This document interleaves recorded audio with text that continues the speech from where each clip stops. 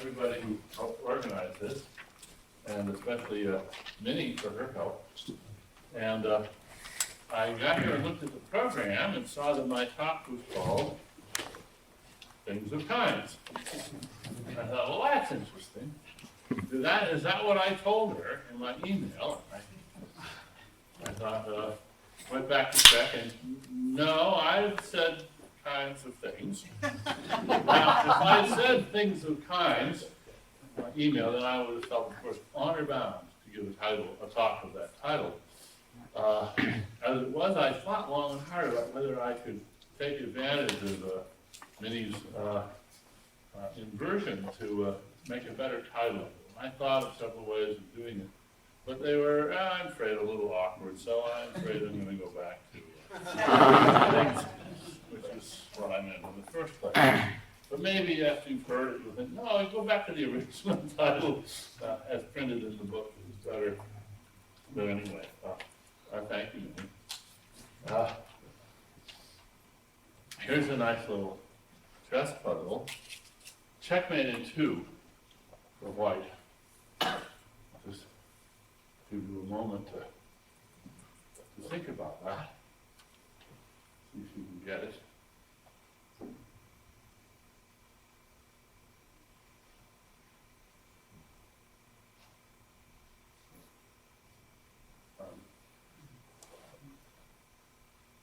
Everybody got it? I don't want to rush it. What's interesting about it, of course, aside from the fact it's a cute little chess puzzle, is that it shows that what I thought was known about chess just isn't always true. Namely, you can't checkmate with a lone knight and a king. Because here's the case where you checkmate with a lone knight and a king. You can't in general do it, but here's a special circumstance which can arise in the game. It's possible. This fact is, I call, a higher order truth of chess. Namely, that the proof that you can never checkmate with a lone knight and a king is false. That's a higher order truth of chess. Now let's consider Schmess, which is the game that you play when you put an M before the E in chess. And it's simply the game that you get by allowing the king to move 2 spaces, diagonally or in any direction. I just made it up, and I don't know if anybody's ever played it, and I have no idea whether it's worth playing. Probably isn't. Probably much worse than chess. Doesn't matter. It's not worth our attention. But it should be quite obvious that there are exactly as many higher order a priori truths of Schmess as there are of chess, named an infinity of them. And they would be roughly as difficult to discover and to prove as the higher order truths of chess. Now, there are people who have, even some people, I guess, who've made their living working out the truths of chess. And certainly it's been a big avocation for many people. But I don't believe anybody yet has spent more than 5 minutes or so trying to work out the truths, the a priori truths, the higher order truths of Schmess. I use this as an example in a paper of mine called The Higher Order Truths About Schmess, which is my own salvo at analytic metaphysics. And in particular, it's available on my website. It was published in Topoi. In particular, it's my advice to graduate students about how to avoid the trap of getting into an artifactual philosophical area, which they shouldn't really want to do. My guiding inspiration here is what you might call Hebb's other rule, the late great Donald Hebb, in addition to Hebb's learning rules, he once said, "If it isn't worth doing, it's worth doing well." And I think we have to admit that there are a lot of philosophers who do very well what they're doing. They're extremely clever and bright, technically proficient, rigorous, but they're engaged in an enterprise that is just not worth doing. It's Schmetz, the higher order truths of Schmetz. So that's why I love the first chapter of Ladyman and Roth's book, which pretty well articulates that position very well, I think. I want to turn to actually a point that is it Jenann, is that how you pronounce it? Jenann. That Jenann made about metaphysics as anthropology. Because this is closely related to something I've been thinking a long time, and I want to just explore it a little bit. And actually, Dawn and James discuss this exploration of mine in the opening going of their book. Patrick Hayes, an artificial intelligence, many years ago, set out in a paper he called the Naive Physics Manifesto. It was a report on his attempt to axiomatize naive physics of liquids. In the naive physics of liquids, pipettes are impossible. Hey, come on, it's intuitive. The bottom of the straw is wide open, and the stuff should just flow out. And siphons are impossible. But mopping up liquid with a towel is possible, and so forth. So he thought, let's see if he could axiomatize the naive physics, the naive false physics of liquids, just because he thought that would be a good thing for a robot to know, so it could behave like us. And be surprised to find counterintuitive some of these things. Well, it turned out to be very hard, and he didn't succeed. He made some really interesting stabs at it. But what I wanted to point out about that enterprise of his was that it was what we might call sophisticated naive physics. It was sophisticated because he knew it was false. He had no illusions about the truth of the theory he was trying to axiomatize. It was an exercise that he had some independent reasons for conducting, but he was under no illusions that if he succeeded, he'd have the truth about anything. No. It was a kind of axiomatic anthropology. You see what the folk think about something, and to manifest it, and then you see if you can turn that into a formal sound, not sound, but consistent theory. And in fact, it's not only a kind of axiomatic anthropology, it's a kind of axiomatic auto-anthropology, in that you use yourself as an informant. Now, I want to consider the idea that analytic metaphysics is naive physics. Precisely in the sense that they think they're getting at the truth. They don't recognize that what they're doing is a kind of anthropology where they are studying a group of informants, which is typically a group of sort of middle-aged Anglophone philosophers, and trying to take the manifold of intuitions they provoke in each other and massage it into a consistent, and ideally it would be an axiomatized theory. So it's sort of a prioristic, axiomatic auto-anthropology. That's what, now I've suggested to a number of analytic metaphysicians that, first of all, I understand this project I've just described. I understand axiomatic auto-anthropology. And I want to know, can they tell me how their intellectual endeavors, how their discipline is distinguished from that? Is there some feature of it which shows that that's not exactly what they're doing? Haven't I just, by the back door, in effect, described their whole enterprise? So far, I haven't heard any good answers to that question. But now, I want to suggest that they're not completely engaged in a nonsensical endeavor, or they don't have to be, because that practice of now sophisticated,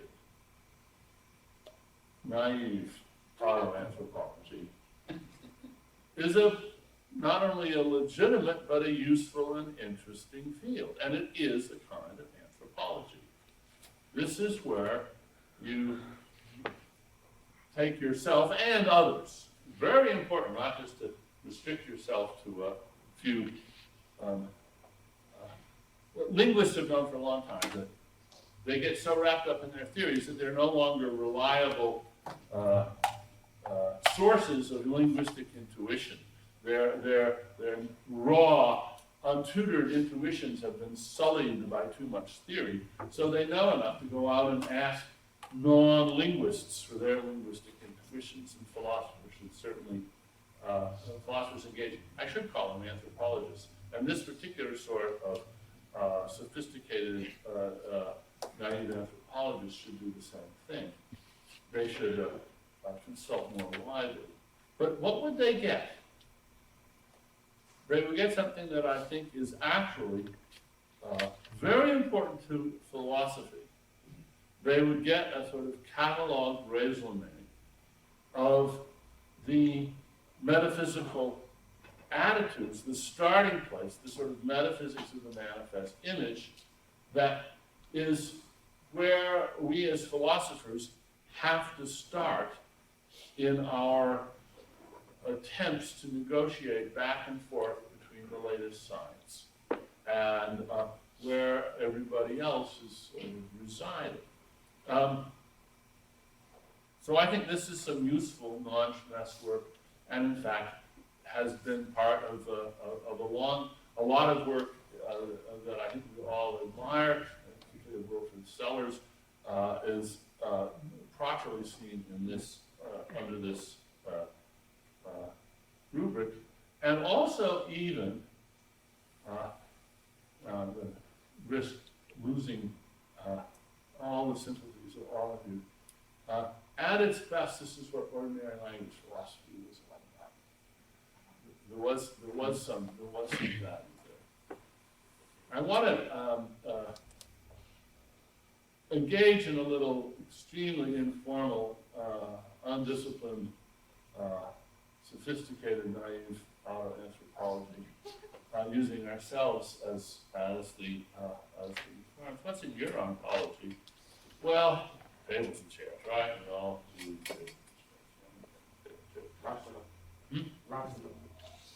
There's lots of them. There's lots of them, yeah. But how about, these are two lines examples, how about sakes? As in for Pete's sake and for the sake of the nation. Are there sakes? Or are there dints? Quine suggested that here we're misled by grammar. We've got these nouns. We sort of think wherever there's a noun, there's a thing. And so, do you quantify, Quine's answer, do you quantify over sakes and dints? No, they're sort of fused into their idioms. So we don't have any dints. So maybe you would all agree. We might have a show of hands. How many do you think there are sakes? Not a hand. Well, how about voices? Now, this is the case that I spent some time on way back in, I got it was 40 years ago, in Content and Consciousness, where this was my maiden effort at breaking some of the dichotomies of metaphysics and suggesting, look, there doesn't seem to be anything deeply puzzling about voices. We don't need to invent a voice-throat problem to go along with the mind-body problem. But if you stop and ask yourself just exactly what a voice is it an event, a process, a thing, a pattern of sounds? It turns out it doesn't fit in any super category at all. Well, it is sort of all by itself as a whatever it is. Are they things? What kind of things of voice? It doesn't fit any category, and I don't think we want to have any voiceology. It's not clear how it would play in science anywhere. No. But it certainly... Come on, people do it for birds. They study bird songs. They certainly do. Oh, wait, I'm just getting warmed up here. Voice. Wait till you see some of the other ontological categories. But my point was just to sort of shape people's confidence in the whole ontological enterprise by pointing out that something as non-mysterious as a voice, nevertheless, could raise lots of what were probably artifactual problems for somebody who sat down with a knife and fork and trying to say, all right, I'm going to figure out what a voice is, and say in ontologically pristine and precise terms exactly what category thing there, or prove that there aren't any voices. I guess around the same time, David and Stephanie published their famous Holes dialogue, which has been oft reprinted and used, and it's a delightful exercise, and it sort of makes lots of trouble for the persnickety, sort of Quinian, who's not quite sure how to treat holes, whether they're real or not, and if they're real, what are they made of, and so forth. In the same vein, how about cahoots? Are there cahoots? Or how about smithereens? So it looks like we have some cases that are not really very serious, but again, they're like dints and sakes. There are these terms, and they have a certain role to play. Haircuts. What's a haircut? No idea.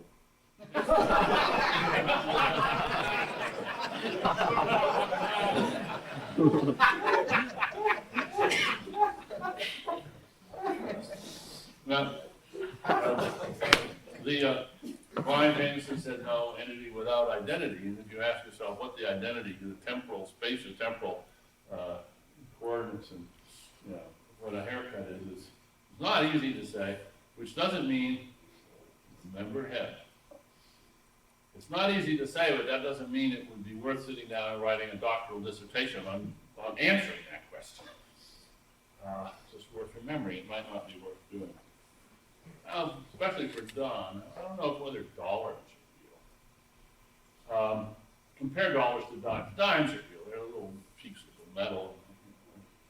But dollars are a different thing altogether. Dollar bills and dollars, are dollars real? Do they have a place in your ontology? Well, I don't know. I'm sort of curious to know what Don says about that. And of course, famous numbers. Still about the numbers. But the reason that I got interested was mainly I wanted to talk about beliefs and desires, intention and stance. And one of the examples that I used to illustrate this or to compare with whether centers of gravity. And I was delighted to find that I had philosophers saying that the trouble with this analogy was that it was so obvious that centers of gravity aren't real, too. Centers of gravity are real. And so they nicely balanced out. It's obvious to different philosophers what the ontological status of centers of gravity are. And I wanted to make it sort of a little bit harder question by saying, well, whatever centers of gravity, whether they're real or not, they are, as far as I can see, in the same metaphysical category as Dennett's lost sock center. Dennett's lost sock center is the center of the smallest sphere that can be inscribed around all the socks I've ever lost. Now, I take it that that is a precisely defined concept of exactly zero utility. But utility is not the same as reality. So if the center of gravity of that chair is real, then so is Dennett's lost sock center. One of them is an interesting and useful concept. One of them isn't, but their ontological status, it would seem to me, would have to be the same. Although I'd be interested to see somebody who can show otherwise. Well, some other things that are interesting, whether games. What about Schmetz? Is it real, or is it just a figment of my imagination? How much does a game have to be played? There are just as many truths about Schmetz as there are about chess. So we get into the whole issue of fictional objects and so forth. Then there's things that we got games and championships. What kind of a thing is a championship or an opportunity? It turns out that ordinary language is just brimming with categories of, as it were, nouns that we very unproblematically talk about. I mean, use, and we don't talk about them. We use, not mention them, to talk about all sorts of things. And the ontology at issue is curiously unexamined, but there to be examined. I chose opportunities because John McCarthy founder of the AI Lab at Stanford and one of my friends and in some sense heroes, we devoted a good week talking about whether if we change the ontology of certain artificial intelligence programs to include opportunities as a major category, whether this would help solve the frame problem. And it's not an idle suggestion. It is a deep and interesting suggestion. And the use of the term ontology in computer science and artificial intelligence is one of the most interesting and potentially fruitful uses of that term that I've encountered. It's one of the things that makes me think that maybe there's a role for ontology coming through computer science if we have it properly designed. Mistakes, another nice category. What about songs? We're getting to birdsong. Finally, and the difference, for instance, between songs and tunes. There's a mountain of copyright law about this, and about what constitutes a tune and what doesn't. And of course, it's vexed and contextual bound and so forth. But these are issues that are serious substantive issues in the manifest image in the world we live in. And the question is whether we need to have any kind of a theory, an ontology, that explains the status of things like songs and tunes and games and opportunities. They're certainly not going to fit in any easy way into physics. And then there's words, which is the one that I've been thinking about the most recently. So, how many of you think words exist?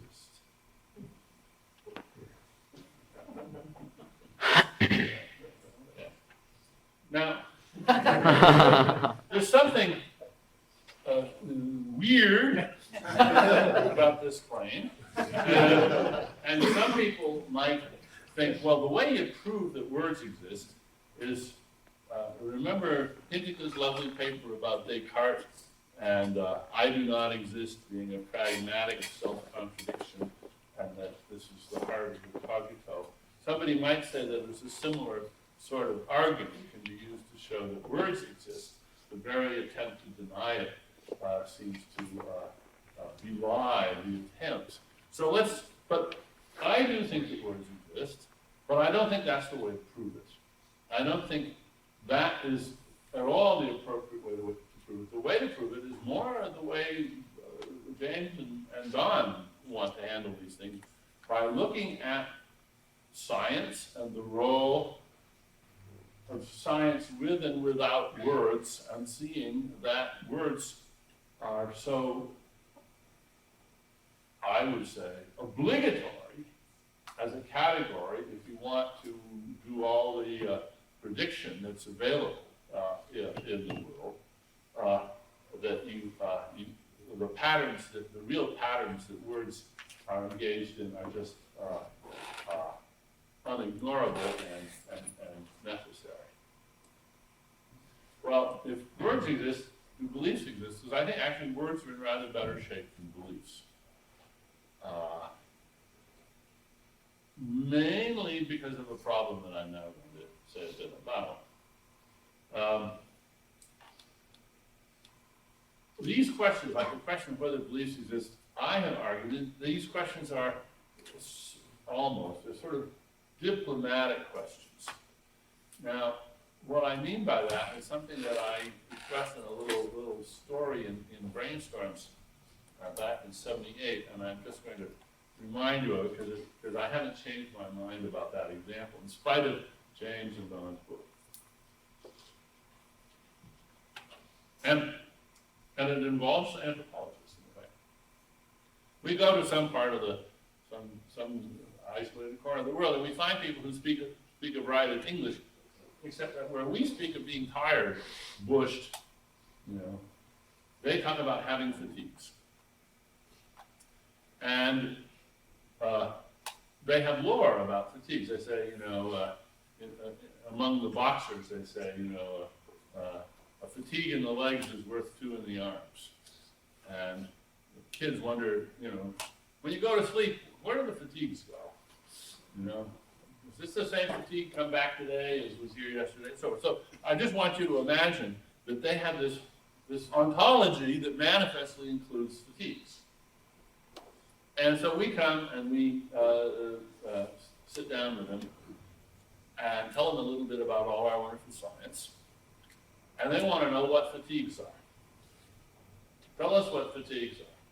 Notice this is like saying, well, what are colors? Or, you know, for that matter, what are words? What are fatigues? And we sort of cough and sputter and say, well, there aren't really fatigues. And they laugh at us and they say, you don't know fatigues. Run around the block. You'll know fatigues. You know, I can feel it. I can recognize them. They are as real can be. So then we might sputter and cough and then go into some bizarrely gerrymandered identification of fatigues as some sort of weird state of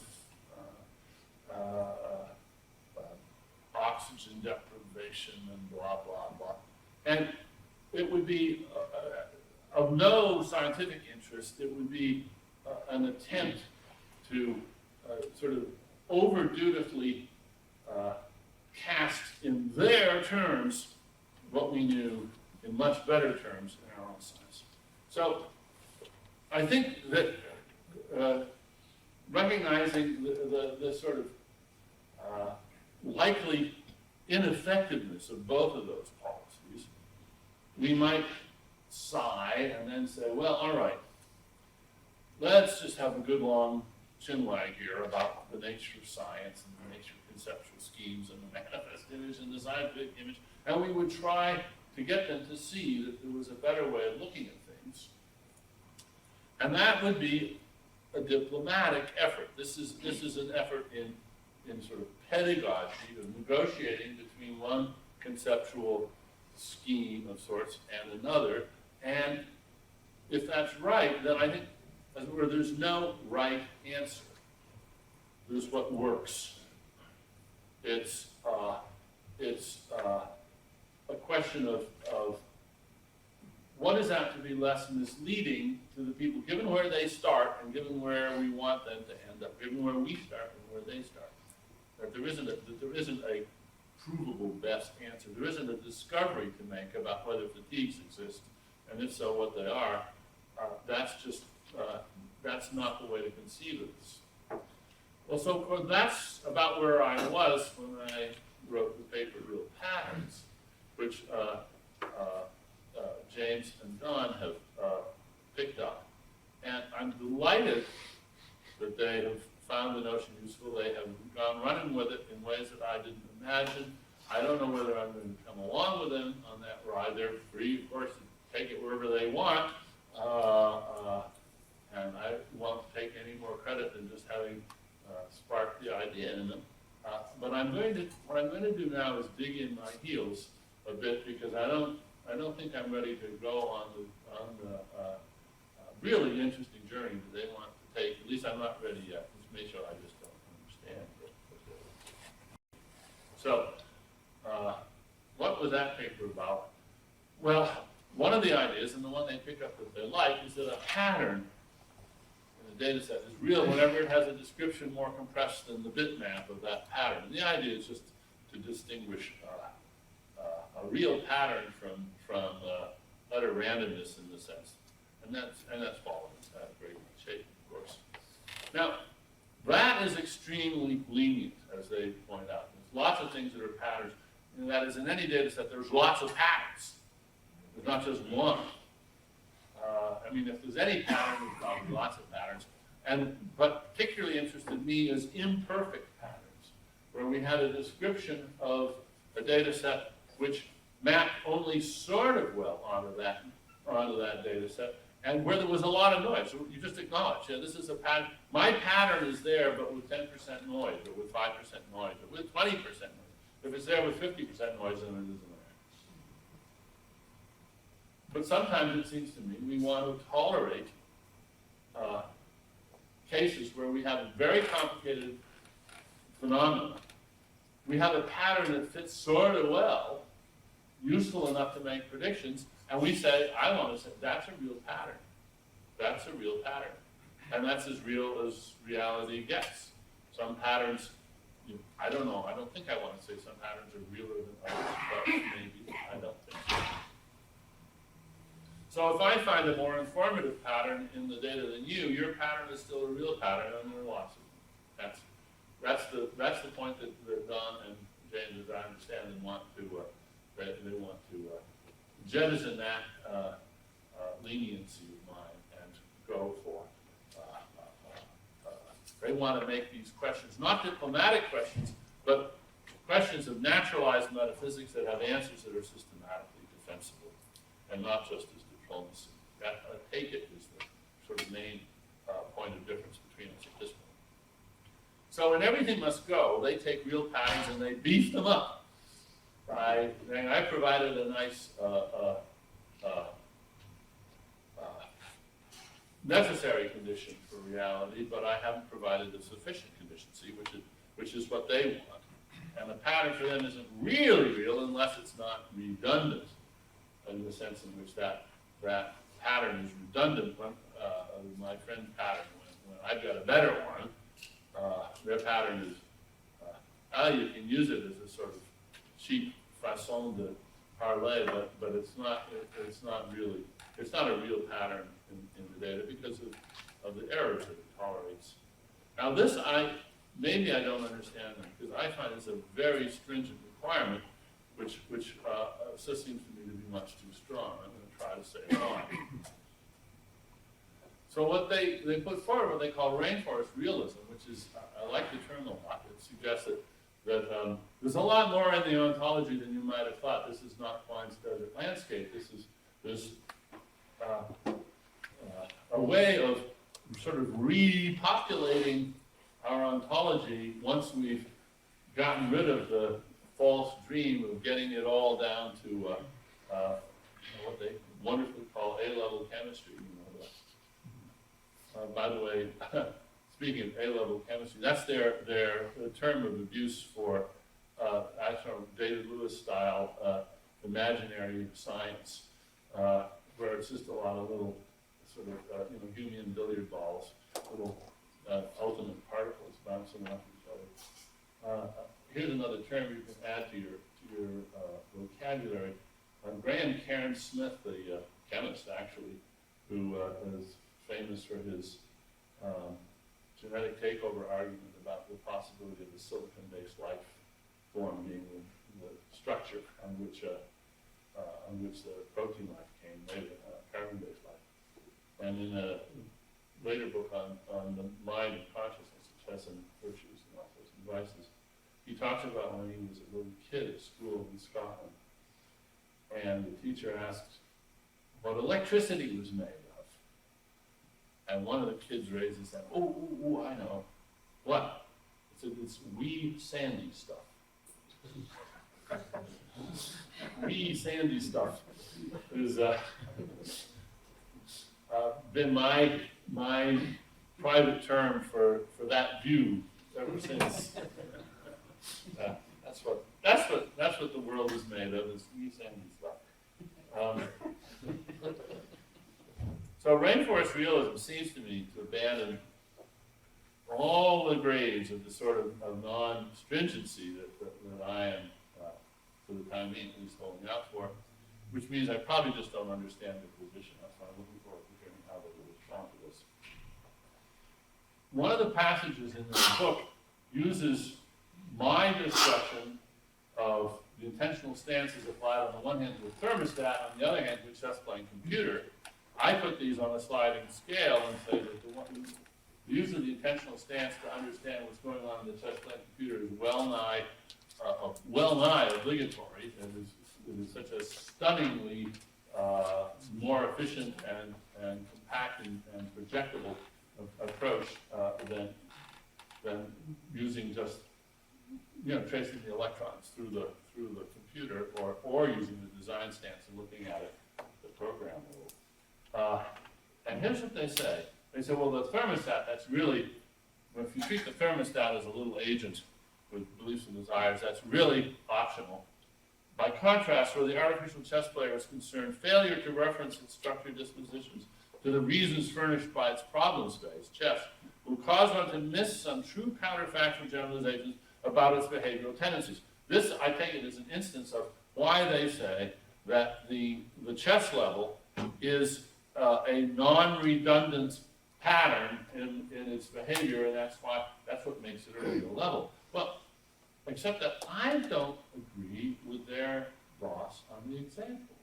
I don't think it is non-redundant. I think it's just much, much more efficient than the program level, which is actually the better pattern in the chess program. Because at the program level, you will predict not only the rational moves by the chess player, but also the sub-rational moves where the program is only an approximation of course, of ideal chess. Now, in order to put this in a little wider context, I think it belongs there, but maybe this is just my egocentricity showing something. I want to put it in the context of what I've been recently arguing this year about Darwin and evolution and about Turing. Here's my favorite ever passage describing Darwin from Robert Beverly Mackenzie. In the theory with which we have to deal, absolute ignorance. I love the AI. It's the art of uncertainty. So that we may enunciate as the fundamental principle of the whole system, that in order to make a perfect and beautiful machine, it is not requisite to know how to make it. This proposition will be found on careful examination to express in condensed form the essential purport of the theory, and to express in a few words all Mr. Darwin's meaning, who, by a strange inversion of reasoning, seems to think absolute ignorance fully qualified to take the place of absolute wisdom in all the achievements of creative skill. Bingo, he's got it. That's it. That's exactly right. That is what Darwin's theory says, and it is a strange inversion of reasoning. That's why creationists and intelligent design people have so much trouble with it. Now, I want to show the lovely parallel between that and Turing's strange inversion.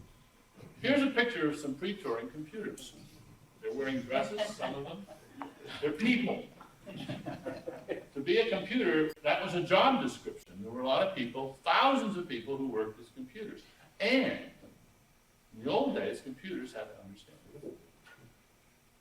Most of them were math majors, people like that, unemployed mathematicians or math teachers, people like that. They had to appreciate the reasons for what they're doing. And Turing recognized that this was not necessary. That was his strange inversion. So let's compare them. There's Darwin. By the way, the cats are in the original in Mackenzie's. It was in high outrage. So there it is in cats. But now let's look at Turing. In order to be a perfect and beautiful computing machine, it is not requisite to know what arithmetic is. The two of them together are basically the same strange inversion. They are both pointing out, I think for the first time in human history, that there is such a thing as competence without comprehension. That was what was so offensive to Mackenzie. And after all, our whole educational system seems to be geared to the idea that the reason we want our students to comprehend is that competence flows from comprehension. And in most regards, of course, that's good and right. You want them, don't just teach them by rote, get them to understand it. Then they'll have the comprehension from which the competence will flow naturally. And what both Darwin and Turing do is they simply throw that out. That is a strange inversion. They say, no, we can have competence, staggering competence, without comprehension at all. How does it go? And of course, the upshot of this is that understanding, intentionality, mind consciousness, is an effect, not a cause. It is not the source of all the competence. It is a product of all that competence. Now, Don mentioned my attempt to contribute to cognitive ethology yesterday. And one of the things that is very noticeable, if you look at the people looking attribute much more understanding to the agent than need be. They think of the animal as sort of understanding, like those computers in regresses, understanding the routines that they engage in. And there's a reason for this, and the reason is that we do not have, in the manifest, in the ordinary language, a familiar concept of semi-understood quasi-representations. To say nothing of any semi-demi-understood pseudo. But this is what Turing provides in spades. Lots, whole panoplies of concepts of semi-understood quasi-pseudo any-demi representations. And that is how computer science has provided us with the tremendous boost that it has. Recently, I've been talking about this as the sorta operator. The CPU sorta understands add and subtract. In what sense? Well, when the add instruction gets into the instruction register, the thing adds. And when the subtract instruction gets there, it subtracts and so forth. The operating system sort of understands where to file away the result from the accumulator.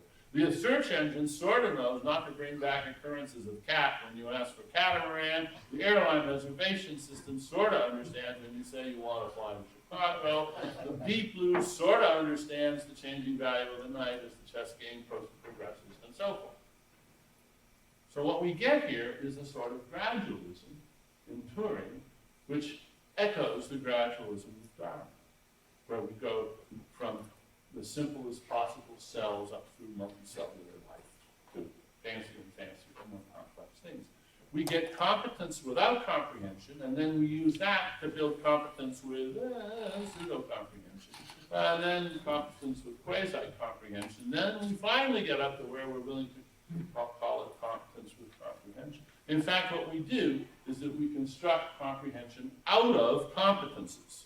A bag of tricks, a whole lot of hemi, semi, demi comprehending sub-agents, put them all together and you get comprehension.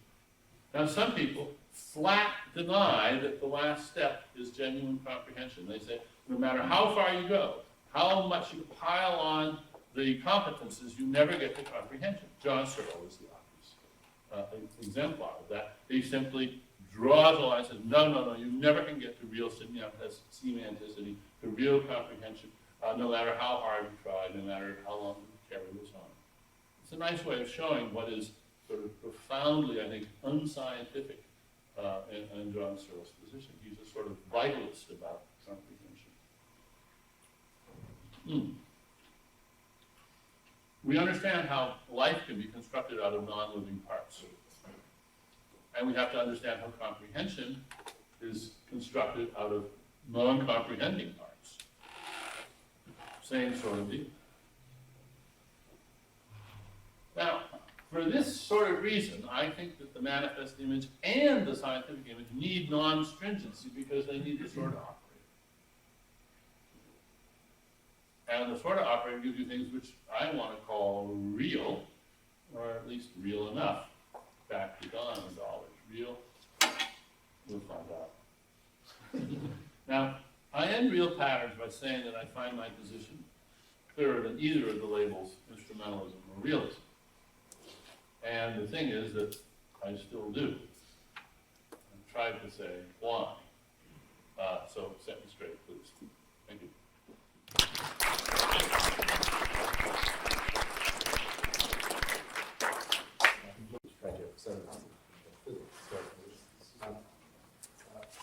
I'm not in any way opposed to metaphysics as a discipline when it's done properly.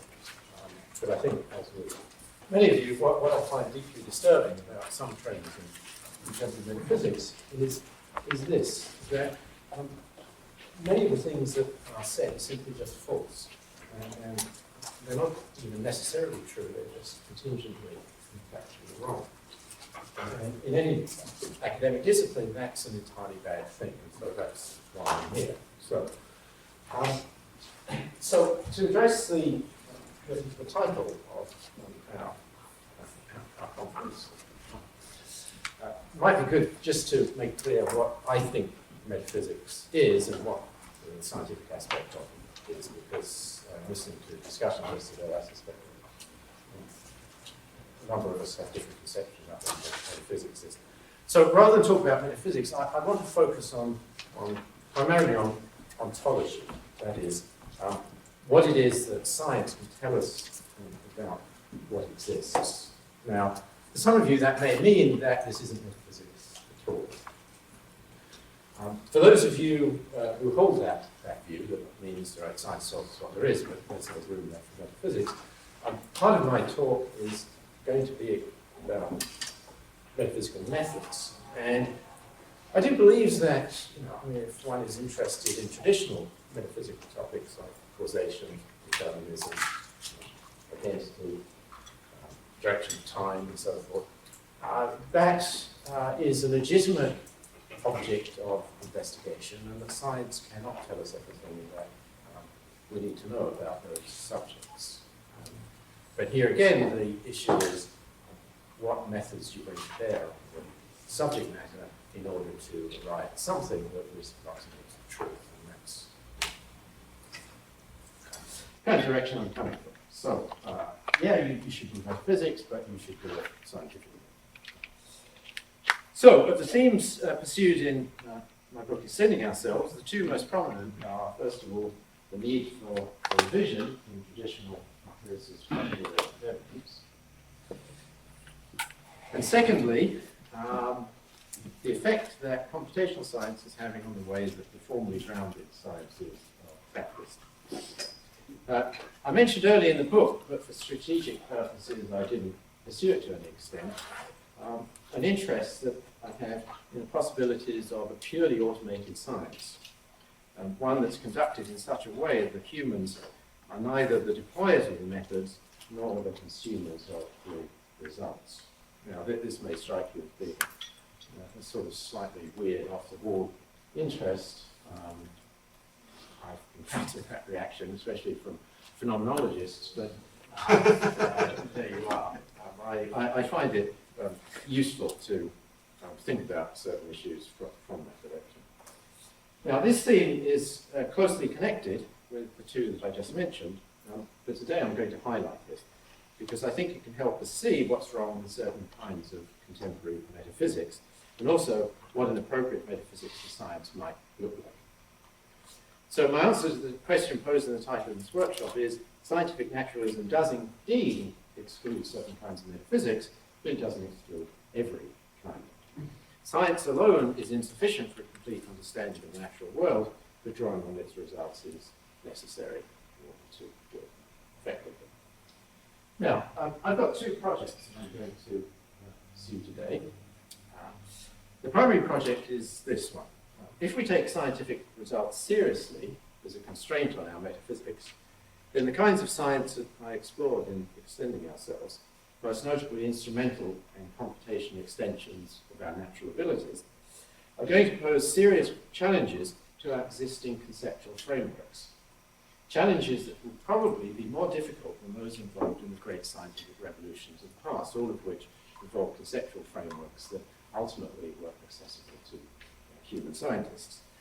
The goal has to be to provide some account of how we can meet these challenges in developing a scientifically informed metaphysics. Now, in pursuing this goal, I'm going to adapt one of the features of the constitutive a priori that was presented in Michael Friedman's book, The Dynamics of Reason. I don't suggest that the examples I'll give fit the whole of Friedman's scheme. Indeed, it's clear that they don't, but the motivation, I hope, is similar to part of what Michael Friedman was trying to get at vis-a-vis an account of a certain sort of a priori. Now, that discussion will naturally lead to a second project, which is this.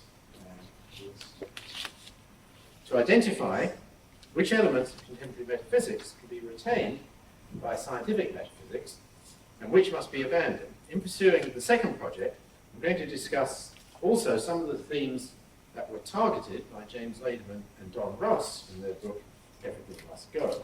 Now, I provided a critical assessment, I thought fairly sympathetic to their book in a review that's forthcoming in meta-science. And so here, what I'm going to do, rather than getting into the detail, I'm going to just emphasize some of the commonalities in our arguments, most notably why certain kinds of analytic metaphysics are using effective methods. Now, whereas they have as particular targets the reliance on an ontology of individuals and mereology, because it's scarcely possible, I think, to separate epistemological issues from metaphysical issues, I'm going to spend myself time on some of the epistemological underpinnings of analytic metaphysics, most notably the reliance on intuitions and a priori propositions, not in Friedman's sense, but in a different sense. This, I think, is appropriate because since science provides the epistemological basis for a scientific metaphysics, that can serve as a sensible alternative to these effective epistemological methods, analytic metaphysics. So here's the background. First, a brief synopsis of a couple of themes that were subtexts in extending ourselves, and which need to be brought out more explicitly here. Once we delegate significant parts of computationally based science to non-human executors in computational neuroscience, complexity theory, condensed metaphysics, and many other domains, we shall with increasing frequency require novel conceptual frameworks to first employ those techniques in the most effective possible ways, and secondly, to understand the results that are emerging from their deployment.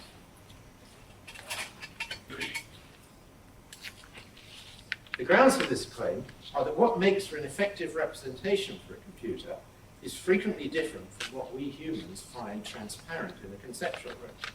Here are two examples.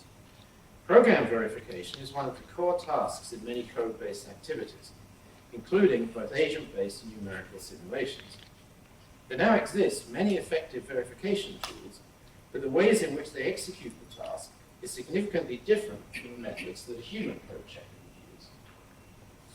For example, dynamic type checking of code in languages such as Objective-C and Perl requires that the program be executed on a concrete machine so that runtime errors can be detected. Although the types used are syntactic, this processing cannot be done atemporally in the way that static type checking is done.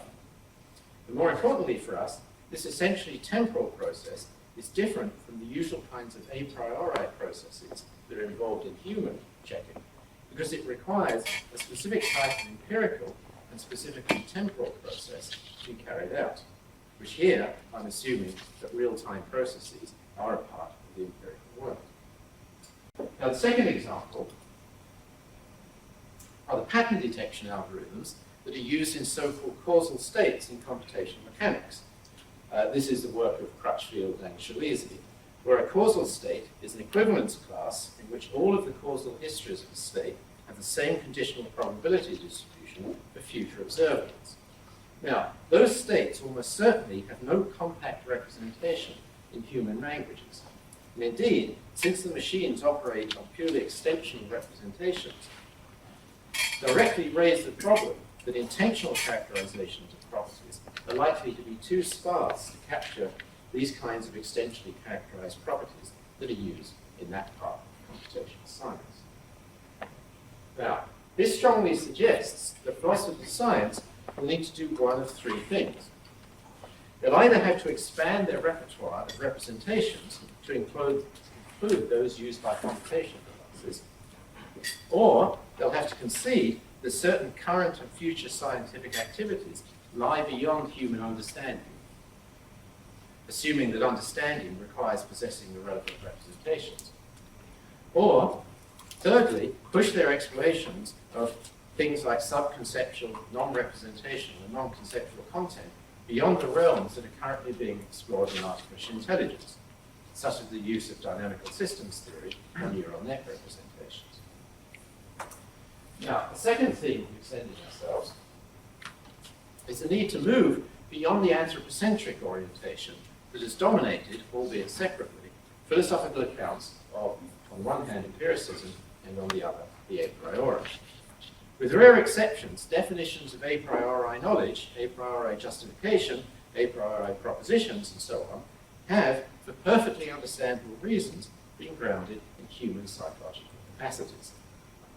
A clear exception to this orientation is Friedman's account of the a priori, in particular the constitutive a priori. Moreover, the constitutive function of the constitutive a priori principles carries a heavy representational content. And finally, Friedman's account of the rationality of transitions from one basis to another carries morals for the kinds of transitions from anthropocentric to non-anthropocentric conceptual frameworks in which I'm interested.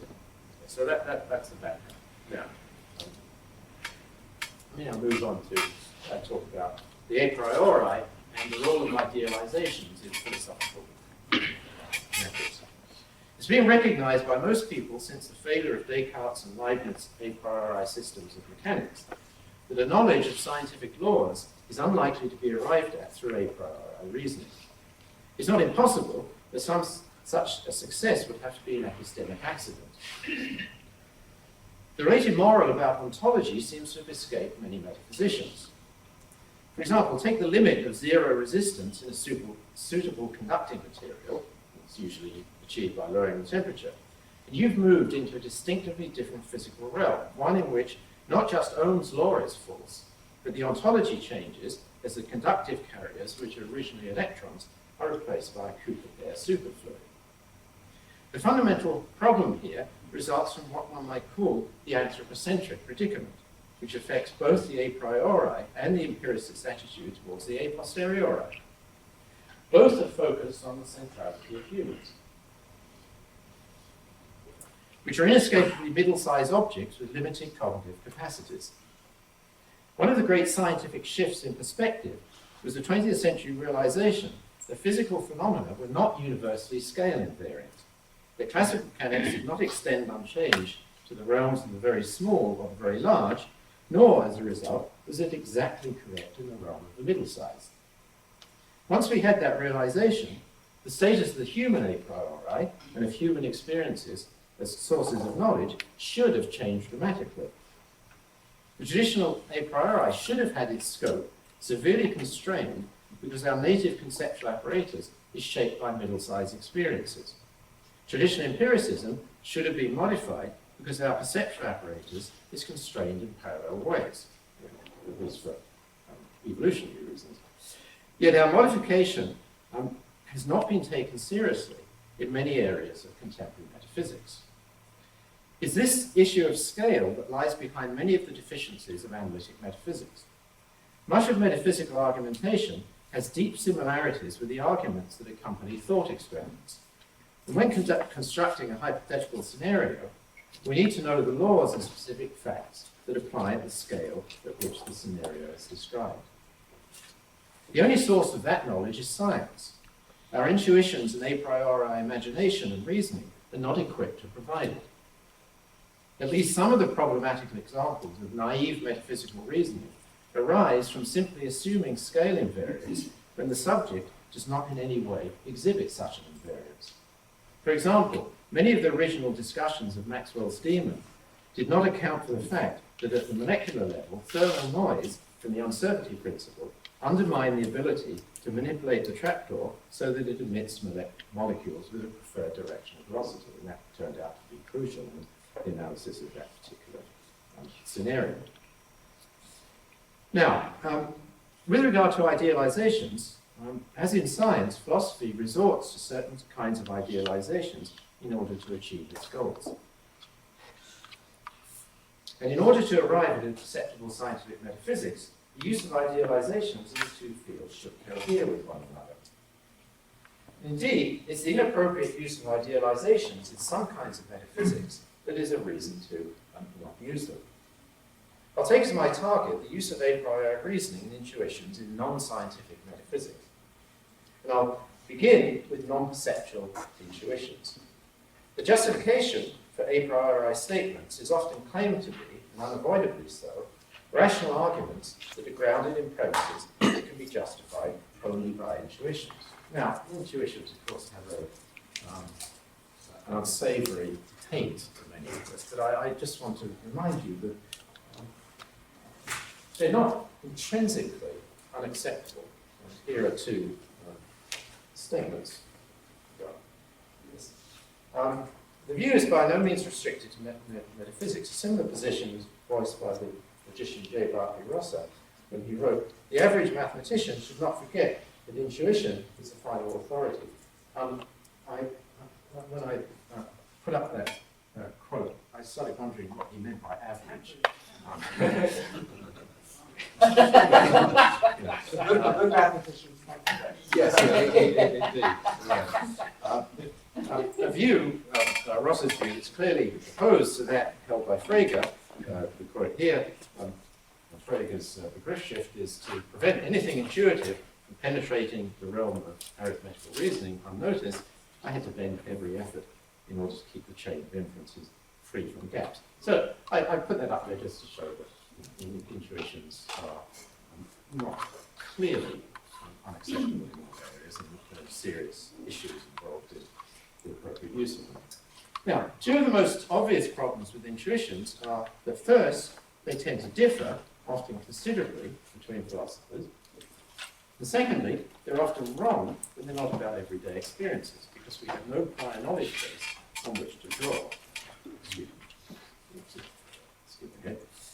Intuitions, like other epistemic methods, are not uniformly reliable, and any metaphysics that results in their being reliable across all cases of a priori knowledge is inherently suspect. For example, intuitions about probability are notoriously shaky for most people.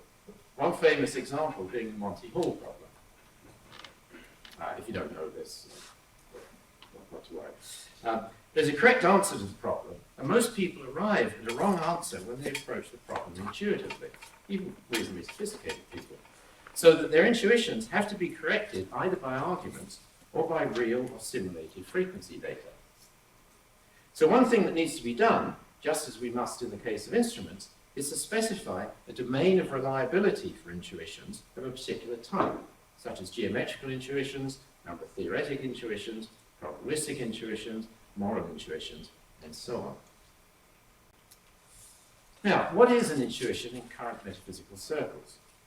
It's not usually an intuition in the technical sense of philosophy. It is an item of immediate knowledge that needs and has no inferential process to justify its acceptance. The sense in which many contemporary metaphysicians use the term intuition is to refer to a psychological entity, a belief state that's accompanied by a felt sense of certainty. Sometimes this can be the starting point for a process of reflective equilibrium, but more often it's simply a non-negotiable item. We immediately see here one difference between a scientific ontology and one derived through appeals to intuition. The former, the scientific ontology, is revisable as a result, usually indirectly, of empirical investigation. The latter is not. Intuition does play a role in science, but it's always, at least outside the realm of thought experiment, subject to empirical correction. For example, Bayesian statistics allows intuitions to ground prior probability distributions, but requires that the posteriors eventually be corrected by conditioning on empirical data. Now, I'm now going to just use as examples a couple of analytic metaphysicians. I've chosen these because I've learned from them. I did not use these people because I think there's something distracting about them. There are analytic metaphysicians out there whose work I find deeply disturbing. These people are not. So I mean no disrespect towards the people. I'm going to use an example just because, but I'm using them because I think they exemplify certain trends which need to be corrected. So consider the following claim by George Beeler. Having insisted that a collective long-term cognitive effort by humans allows an approximation to the ideal cognitive conditions that are required for a strong modal tie of intuitions to the truth. So what Beeler is doing is saying, yes, we have to recognize that individual intuitions are fallible, need correction, but if you look at collective intuitions over a long period of time, you'll find that they start converging towards what he thinks is the metaphysical truth. So here's the quote, the first part of the quote from Beeler. Some people might accept that the strong modal tie thesis about intuitions is non-empirical, but hold that it does nothing to clarify the relation between science and philosophy as is practiced by human beings. So the point is, there's this worry that the idealization built in there is too strong and takes us away from what we can actually do. After all, these theses yield only the possibility of autonomous, authoritative philosophical knowledge on the part of creatures whose cognitive conditions are suitably good. What could this possibly have to do with the question of the relation between science and philosophy as actually practiced by us? Well, that's a good question. So here's Wheeler's answer. The answer is this. The investigation of the key concepts, intuition, evidence, concept, perception, possession, establish the possibility of autonomous, authoritative philosophical knowledge on the part of creatures, and here's the important part, in these ideal cognitive conditions. The same concepts, the very same concepts, however, are essential to characterizing our own psychological and epistemic situation. Here's another important feature. Indeed, those of any epistemic agent.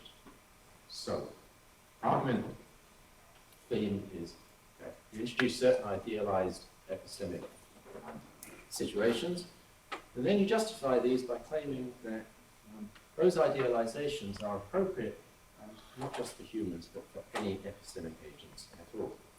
Now, leaving aside the endorsement of intuitions as a core philosophical content, this does go some way to depsychologizing the a priori by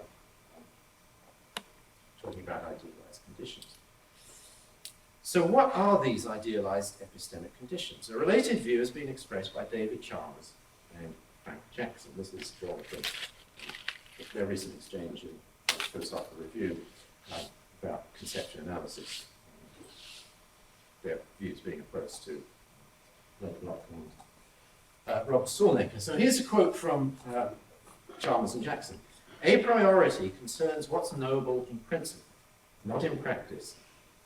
And in assessing a priority, we idealize away from contingent cognitive limitations concerning memory, attention, reasoning, and the like. That's something that we should pay close attention to. Now, a commonality between knowledge gained through scientific instruments and through computational science is a frequent need to rely on knowledge of how the instruments, either detection instruments or computers together with their algorithms, work. Now, what I called epistemic opacity in extending ourselves turns out, I think, to be a version of the problem of scientific realism. Scientific realism usually poses a problem about justifying knowledge concerning unobservable entities that are accessible only through the use of scientific instruments. The knowledge of how instruments themselves work, including computers, also generally falls into the realm of the unobservable, or at least the theoretical. Moreover, the use of scientific realism has been associated with problems resulting from spatial scales. The realms of the very small and the very far away are central examples. I'm going to come back to Chalmers and Jackson in just a minute. This is something that builds up to the response of them. For computational purposes, the relevant scale is time.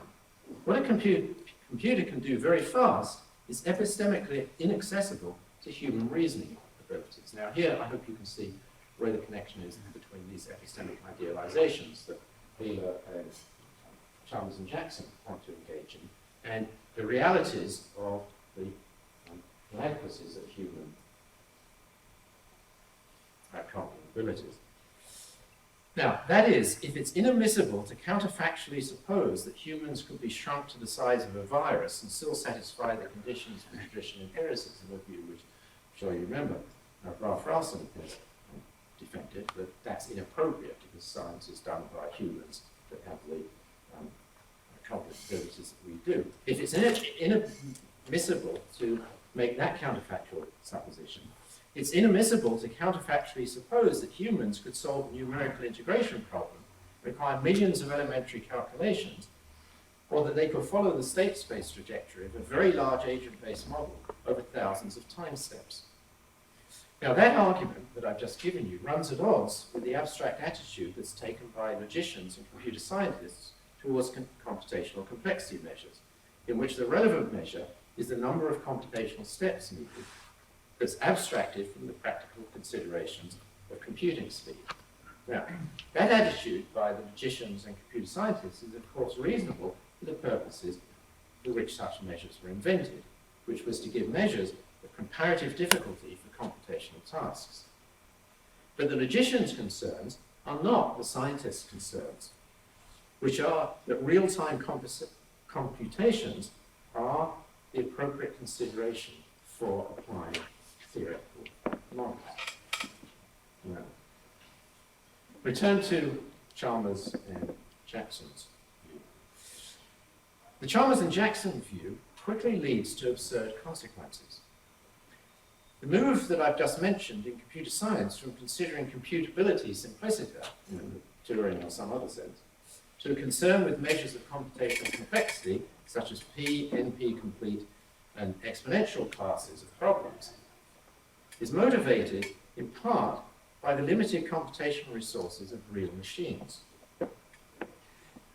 In the realm of idealizing human abilities, if we were allowed to abstract completely from our limited abilities, the response, which I have to say I heard from a faculty member at a prominent philosophy department, the response that God can solve it would always be available. Now, instead of taking bounded human cognitive capacities and idealizing them, I think the appropriate move is to consider instrumental extensions of our human abilities and the representation apparatuses that we need to make effective use of them. So the contrast I want to make is between the kind of position that those analytic metaphysicians that David Kreutzmann want to take. Take human cognitive abilities, idealize them quite radically, and say that's the appropriate epistemological position for doing metaphysics, whereas I think that you should stay with the abilities that we have and then look at the various ways in which they can be enhanced. I hope in ways that we can still have genuine access to the results of those methods. Now, one of the most important moves in the history of the formal sciences was the de-psychologizing of the conceptual apparatuses that are used in science and mathematics, moving them from the mental realm to linguistic frameworks. There has, as we know, been something of a return to psychologism in recent times. Most notably, I think, in the tradition that evolved from Horan's epistemology naturalized. And I should say here that when one is talking about naturalized metaphysics, I want myself to distance what I'm doing from that tradition in naturalized epistemology. I think that term, valuable as it might have been, has far too much of a psychological content for my taste. Now, once we've allowed the a priori to no longer be tied to the psychological realm, even in an idealized sense, one reason for pursuing a scientifically informed metaphysics flows from the weakness of the unaided human imagination. Given that a considerable part of metaphysics requires considering non-actual possibilities, excuse me, any source that aids the construction of possibilities that have not yet been conceived should be welcomed. It might be thought that science is restricted to development only of non-logical possibilities, but that's not correct. Because much theoretical and mathematical science involves the exploration of highly idealized models that are not, and in some cases could not be, realized in our world, that sort of activity broadens, at least modestly, the set of possibilities that we can represent. In addition, the ability to exploit worlds with different laws has greatly increased with the easy availability of computer simulations. Very little of the logical space that's associated with dynamical systems theory over the last 3 decades would have been occupied without those computational methods. To take just one example, explorations of models of deterministic and quantum chaos have greatly increased our understanding of what the consequences of a deterministic position actually are. So, I think after that somewhat discursive rendering, I think we arrive at the second model for naturalized metaphysics, which is that all methods have their domains of applicability and associated probabilities of error. And given an application that falls into the domains of 2 methods, so let's see one example here is unaided human intuition and detailed scientific theorizing, you should choose the method with the lower probability of epistemic error. And that certainly allows room for some domain of appropriateness of the sort of appeal to intuitions that analytic metaphysicians make. But I think it's very, very constrained. Many of the problems that arise from analytic metaphysics is in not recognizing the appropriate scope of those examples. Okay, so that. And, yeah, okay, so that's, sorry, I got one slide. Okay. So, last section of the paper, where I want to, having addressed some of the concerns about analytic metaphysics, now talk about issues connected with Friedman's account of the priority. Now, in order to avoid attempting to describe the indescribable, one of my central concerns has to be to capture what we can maintain across the transition from anthropocentric to non-anthropocentric representations of science. That is, what is going to happen once we start delegating many of our theoretical tasks to computation devices, which, as I described earlier, frequently use quite different conceptual or at least representational apparatuses than we are ordinarily familiar with. Such a radical transition might immediately bring to mind issues of incommensurability, but we can avoid such problems, at least initially, by confining our attention to purely formal representation apparatuses, since they have the possibility of acting invariantly on either side of the anthropocentric, non-anthropocentric divide. In the more specific realm of computational science, traditional computational algorithms can be recognized on either side of the divide by humans and by machines in a way that's reminiscent of the original motivation for structural realism, which was to capture mathematical representations that preserved across radical theory change. As a further restriction, I'm going to include, at least initially, only direct formal representations, where a direct formal representation is one that uses no intermediate model between the formal representation and the system that it represents. Now that contrast can be seen when you compare computer simulations that use a traditional scientific model, such as a differential equation model, and the simulation has to, at the least, turn that into a discrete model and then use numerical methods to apply it. So contrast that with simulations that are based on cellular automata in which the computations are applied directly to the representation itself. I'll give you an example of that in just a minute. Now, in a number of publications, Michael Friedman has argued for the importance of constitutive a priori principles in science. And we've had a lot of discussion of that, but let me just remind you of the main elements of this. These principles are necessary preconditions for the representation and solution of problems. And although they play a number of roles, all of which are deeply interesting, the aspect that I'm going to focus on here is their representational features. There are four components to Friedman's scheme. These are, first of all, the formal mathematical framework, for example, the role that Euclidean geometry played in the Newtonian framework. Certain fundamental scientific principles that constitute coordinating definitions, for example, Newton's laws of motion. Third, empirical principles, such as Newton's law of universal gravitation. And fourthly, philosophical frameworks that constitute the base of communicative rationality.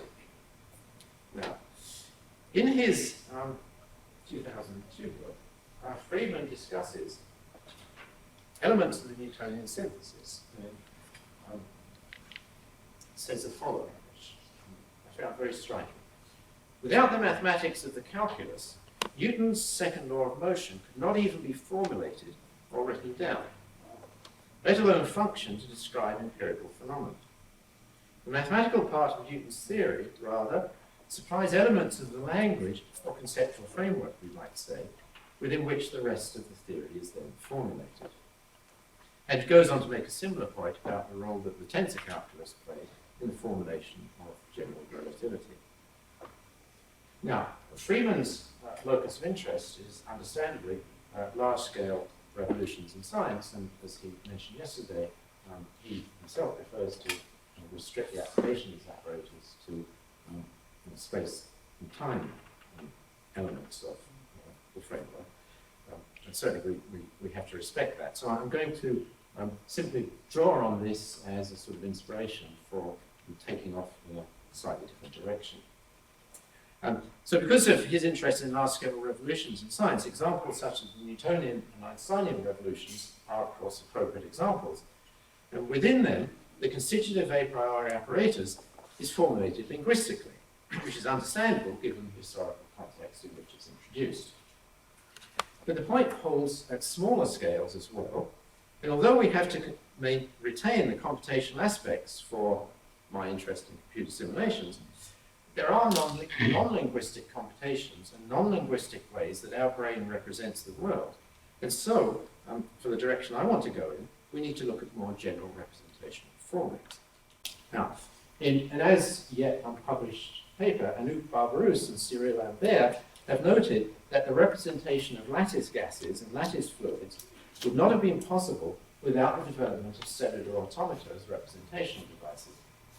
Because the representations of cellular automata are non-linguistic, this means that the issues explored by Friedman perhaps can be extended to non-linguistic frameworks of that kind. It's true that one can represent a Turing machine using a two-dimensional cellular automata, so that binary language is representable on such a cellular automata, but the binary states of the cells do not themselves count as a language. Rather, the states of the cellular automata that are used in representation of lattice gases represent the state of the system directly. So I think these representation schemas and the basic issue, without those representational devices, you could not even begin to frame the theoretical apparatus with which you want to represent the systems, and carries over from linguistic to, in some cases, non-linguistic examples. Now, one of the important features of Friedman's position is the way that it accommodates changes in constitutive a priori principles. This is in contrast to the traditional account of a priori principles as being fixed. Now, in a different way, the account that I gave in extending ourselves of the moving boundary between the realm of the observable and the realm of the unobservable is designed to capture the fact that our scientific ontology is discovered by progressive expansions of the realm in which science has contact with what exists, rather than drawing, as the traditional empiricists did, a fixed line that is grounded in human perceptual abilities. So what I want to suggest is that there's a second dimension to the dynamics of representation, a dimension along which the representational apparatus is progressively expanded in ways that, analogous to breaking the ties to human cognition in the perceptual realm, they're no longer tied to human cognitive capacities. Now, Friedman was understandably concerned with the question of whether a rational evaluation of revolutionary transitions in science was possible. The famous problem of incommensurability is, of course, associated with scientific revolution. But it's a more pervasive problem than that. The problem reappears at different scales when new conceptual frameworks have to be introduced in order to effectively represent the phenomena at a new level of theoretical representation. And I'll just mention off to the side that this is precisely the issue that's involved in some forms of emergent phenomena in which a reconceptualization of the ontology is required in order to effectively predict and represent the phenomena, for example, in condensed matter physics, as opposed to high-energy physics. Smaller scale theories can be incompatible with larger scale theories. Smaller scale theories can be as incompatible with larger scale theories as can different theories on either side of a revolutionary divide. Okay. So now let me just finish with a problem.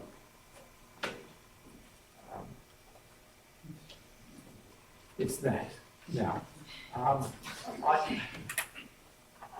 there are people in this room who have far more expertise in intentionality than I do. But I'll just explain why I sort of raised this at the end as a sort of issue.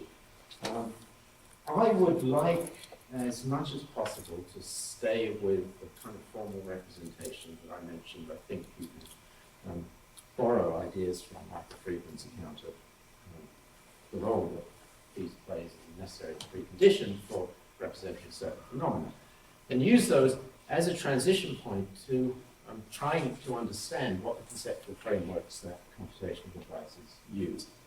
Now, there is, as I mentioned during my talk, there's some body of work emerging on non-conceptual content and related areas. Some of this is fairly successful in robotics. Whether it's extendable to higher cognitive functions and sophisticated representations that we find in physics of the kind that we would like to have for metaphysics, I really do not know. There's also the separate issue, and I mean, Ron Geary here is somebody who would defend that view, that you can't even satisfactorily represent the modeling relation without bringing in cognitive agent, and that cognitive agent almost certainly is going to have some sort of intentional interpretation of the apparatus. So I just state this as there's a whole range of problems here with which one is going to have to grapple. I don't in any way pretend that they're easy or even that they might be successful, but one has to think about them, I think, in order to try and understand where things are going in these sciences that are now dominated with these kind of computational methods. Okay, so I'll stop there and go sit down. Discussion between Mark Wilson and myself. So my title is, it's about Wandering Significant, Mark Wilson's large book, published in 2006, and my small book, Dynamics of Reason, published in 2001. He sent me a draft of a book that beats my book all to hell. That's a draft. That's a draft. Okay, so as you know, Mark and I have much in common.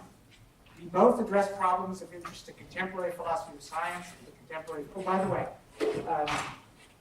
there's a handout. I think everyone has it. It's 2 pages. One has quotations on it, one side, on one side and the reverse side, and the other one is a picture. 2 pictures, actually. One is Mark's picture on top and my picture below it. So mostly I'm not going to save time, I'm not going to read the quotations. So I have them here for you. Okay, we both address problems of interest to contemporary philosophy of science and to contemporary philosophy more generally, at least we hope, by presenting detailed accounts of particular episodes from the history of the mathematical sciences. Moreover, we both concentrate on events at the end of the 19th and beginning of the 20th centuries, where episodes in the development of the mathematical sciences were intimately entangled with key developments in late 19th century scientific philosophy, involving such figures as Helmholtz, Mach, Maxwell, Poincaré, Hertz, and Duhem, among others.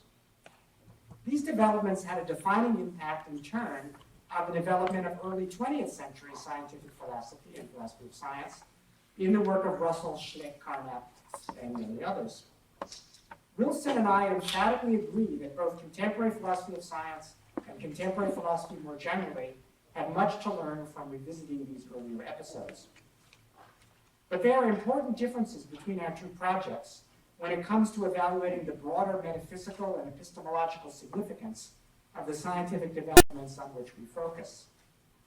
I place my historical narrative within an explicitly Kantian philosophical tradition, operating with a conception of scientific objectivity and rationality, emphasizing intersubjective agreement among rational human knowers, rather than a notion of correspondence between our scientific representations and a mind-independent external world.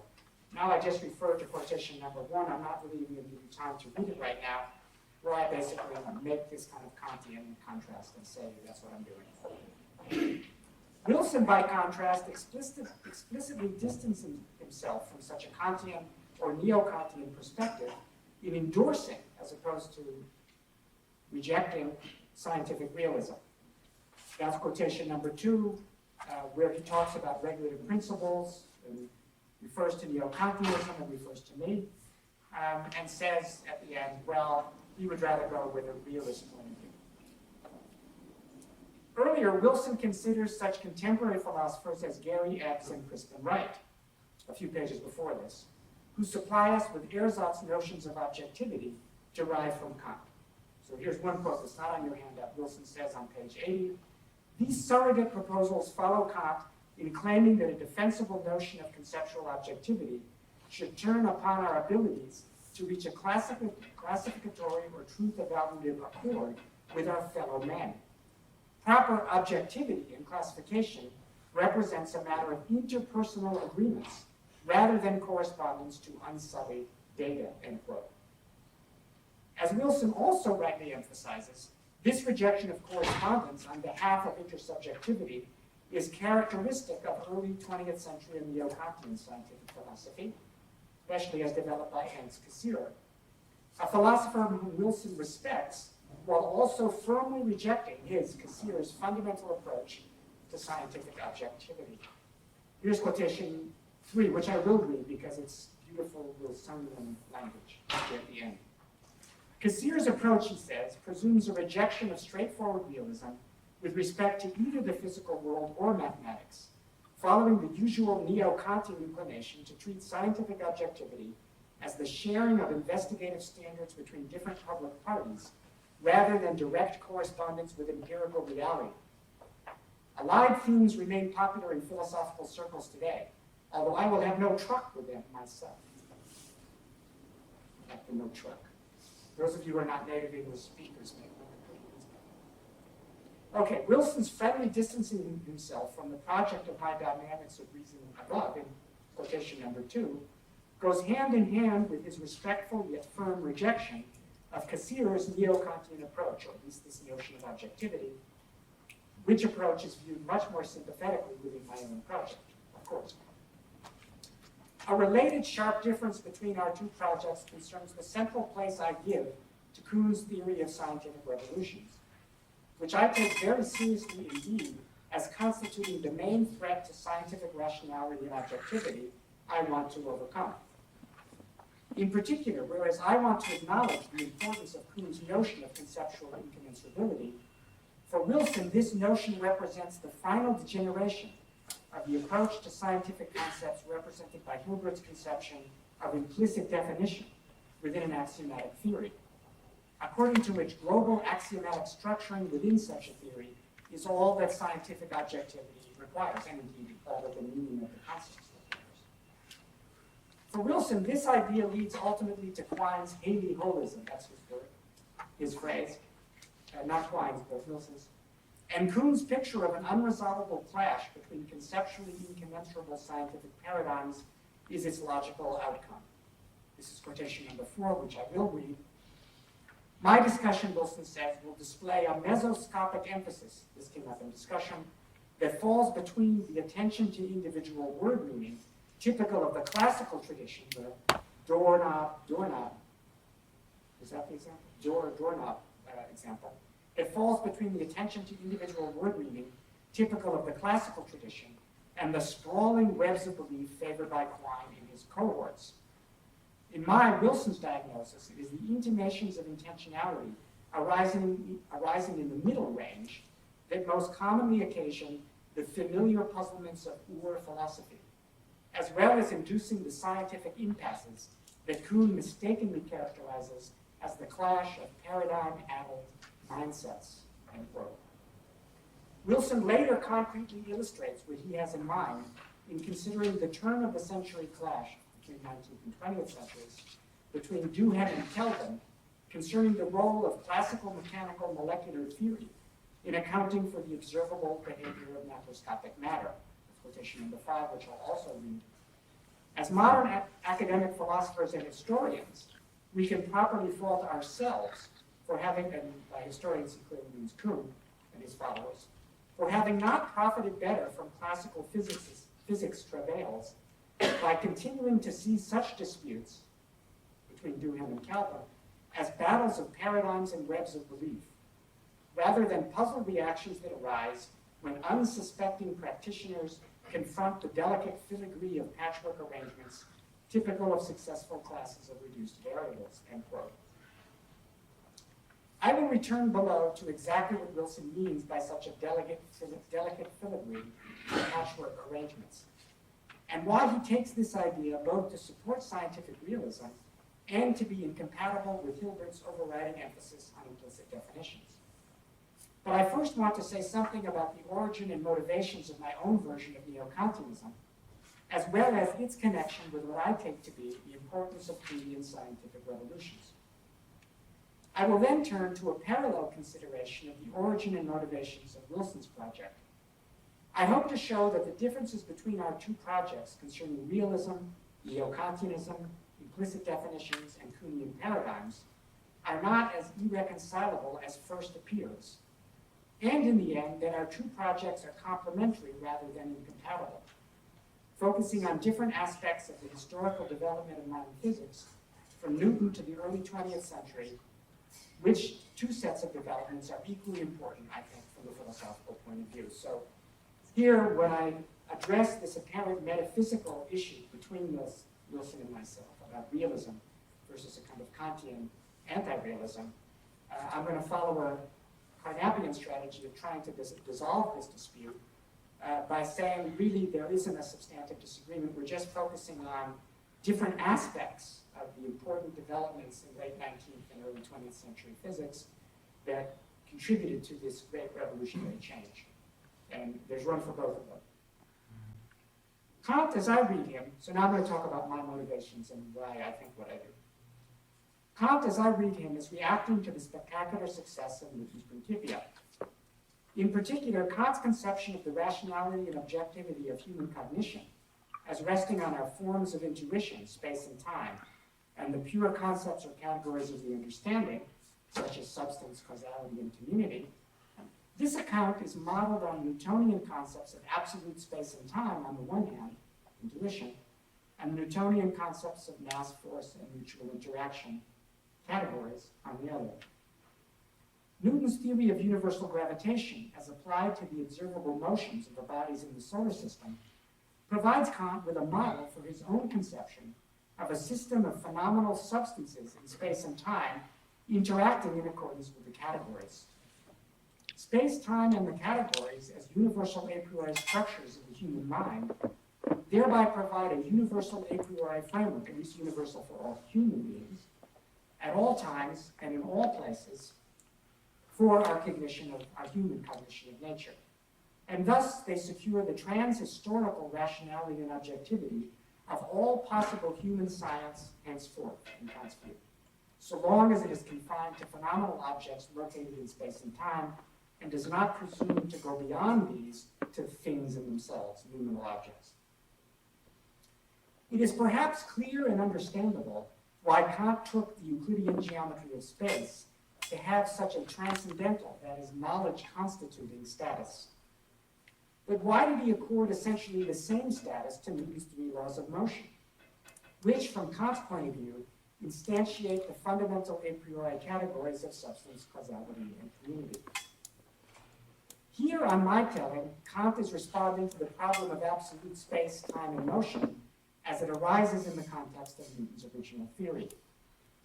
Rather than taking absolute space, time, and motion to be already well defined by the explanations in Newton's famous Scholium, defined prior to the laws of motion, which then express facts, as it were, on Newton's way of thinking, about a concept of true or absolute motion that is already in place.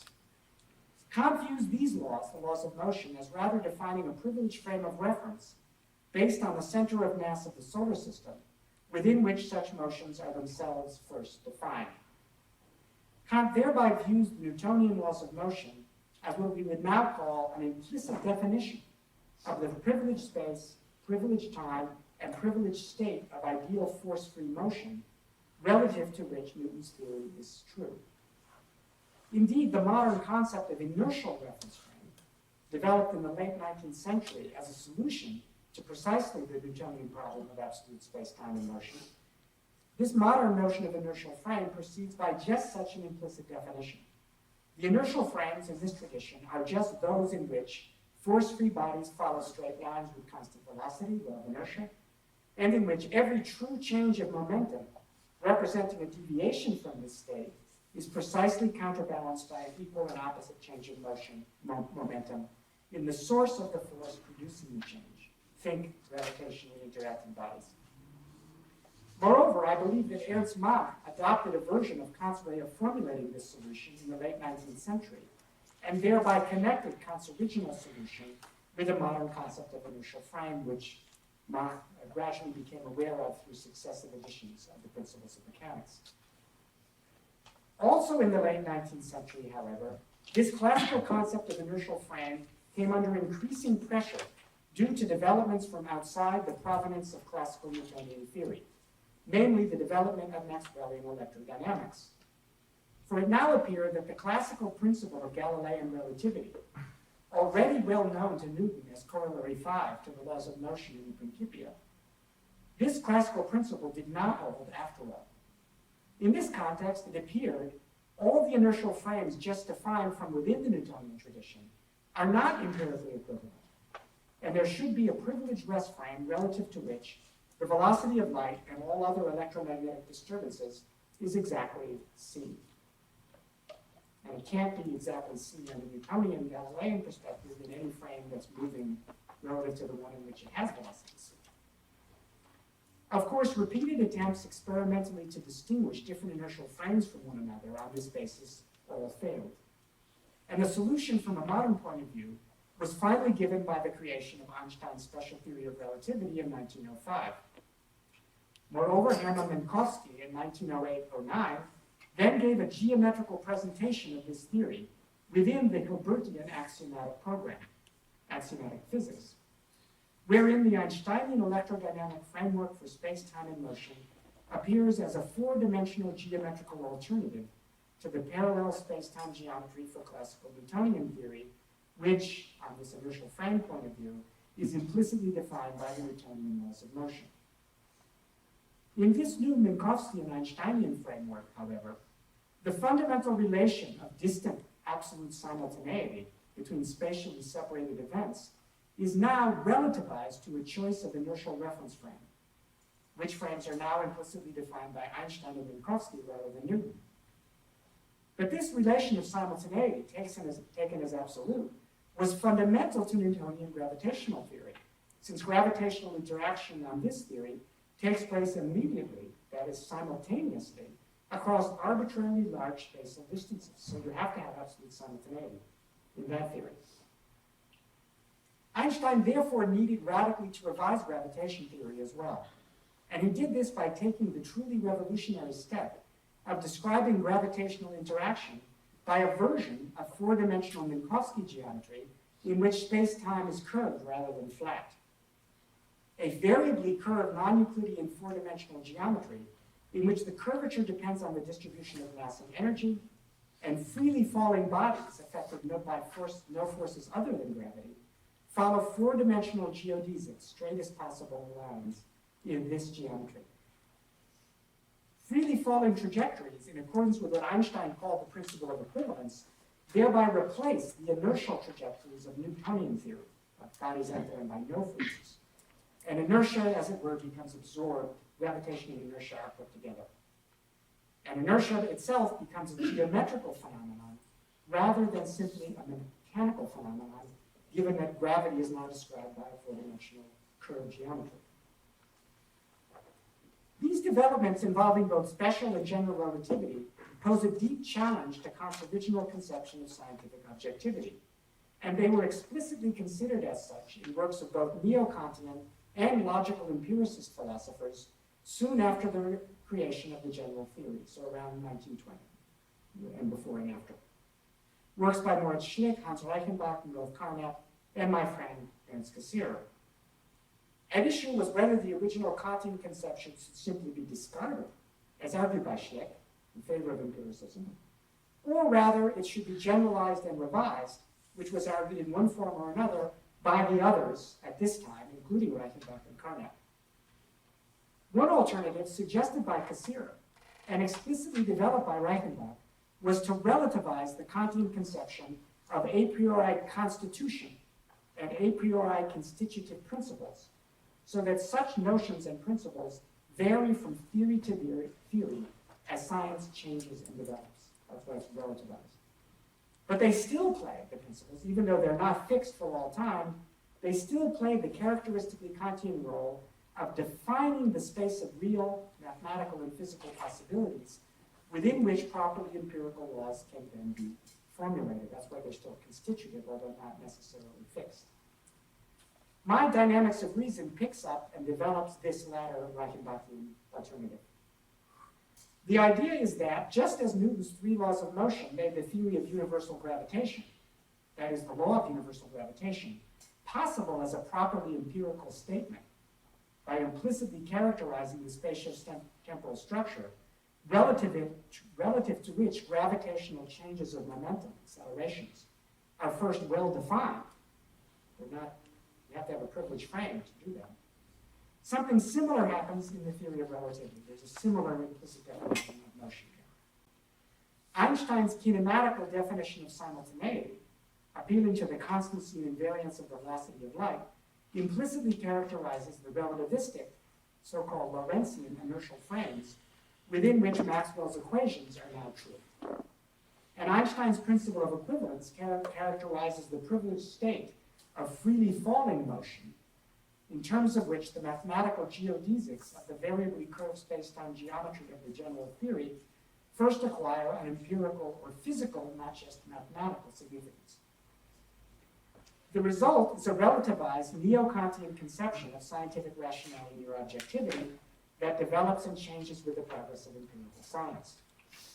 But this, as I've also argued, is very similar to the relativization of objectivity to paradigms during Kuhnian scientific revolutions.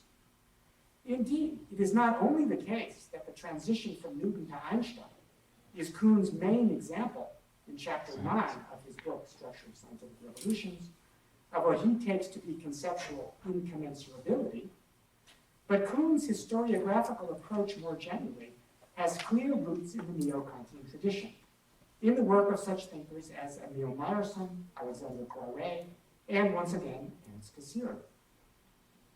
It is no surprise, therefore, that Kuhn took to characterizing his conception as what he called Kantianism with movable categories. And very late in his career, he also recognized its kinship with the relativized a priori found in early logical empiricism. On this basis, I have reinterpreted the problem of Kuhnian conceptual incommensurability in more Kantian terms. The problem is that Einsteinian relativity articulates a radically different space of conceptual possibilities, both mathematical and physical, that were simply impossible relative to Newtonian theory. Things became possible that were not possible.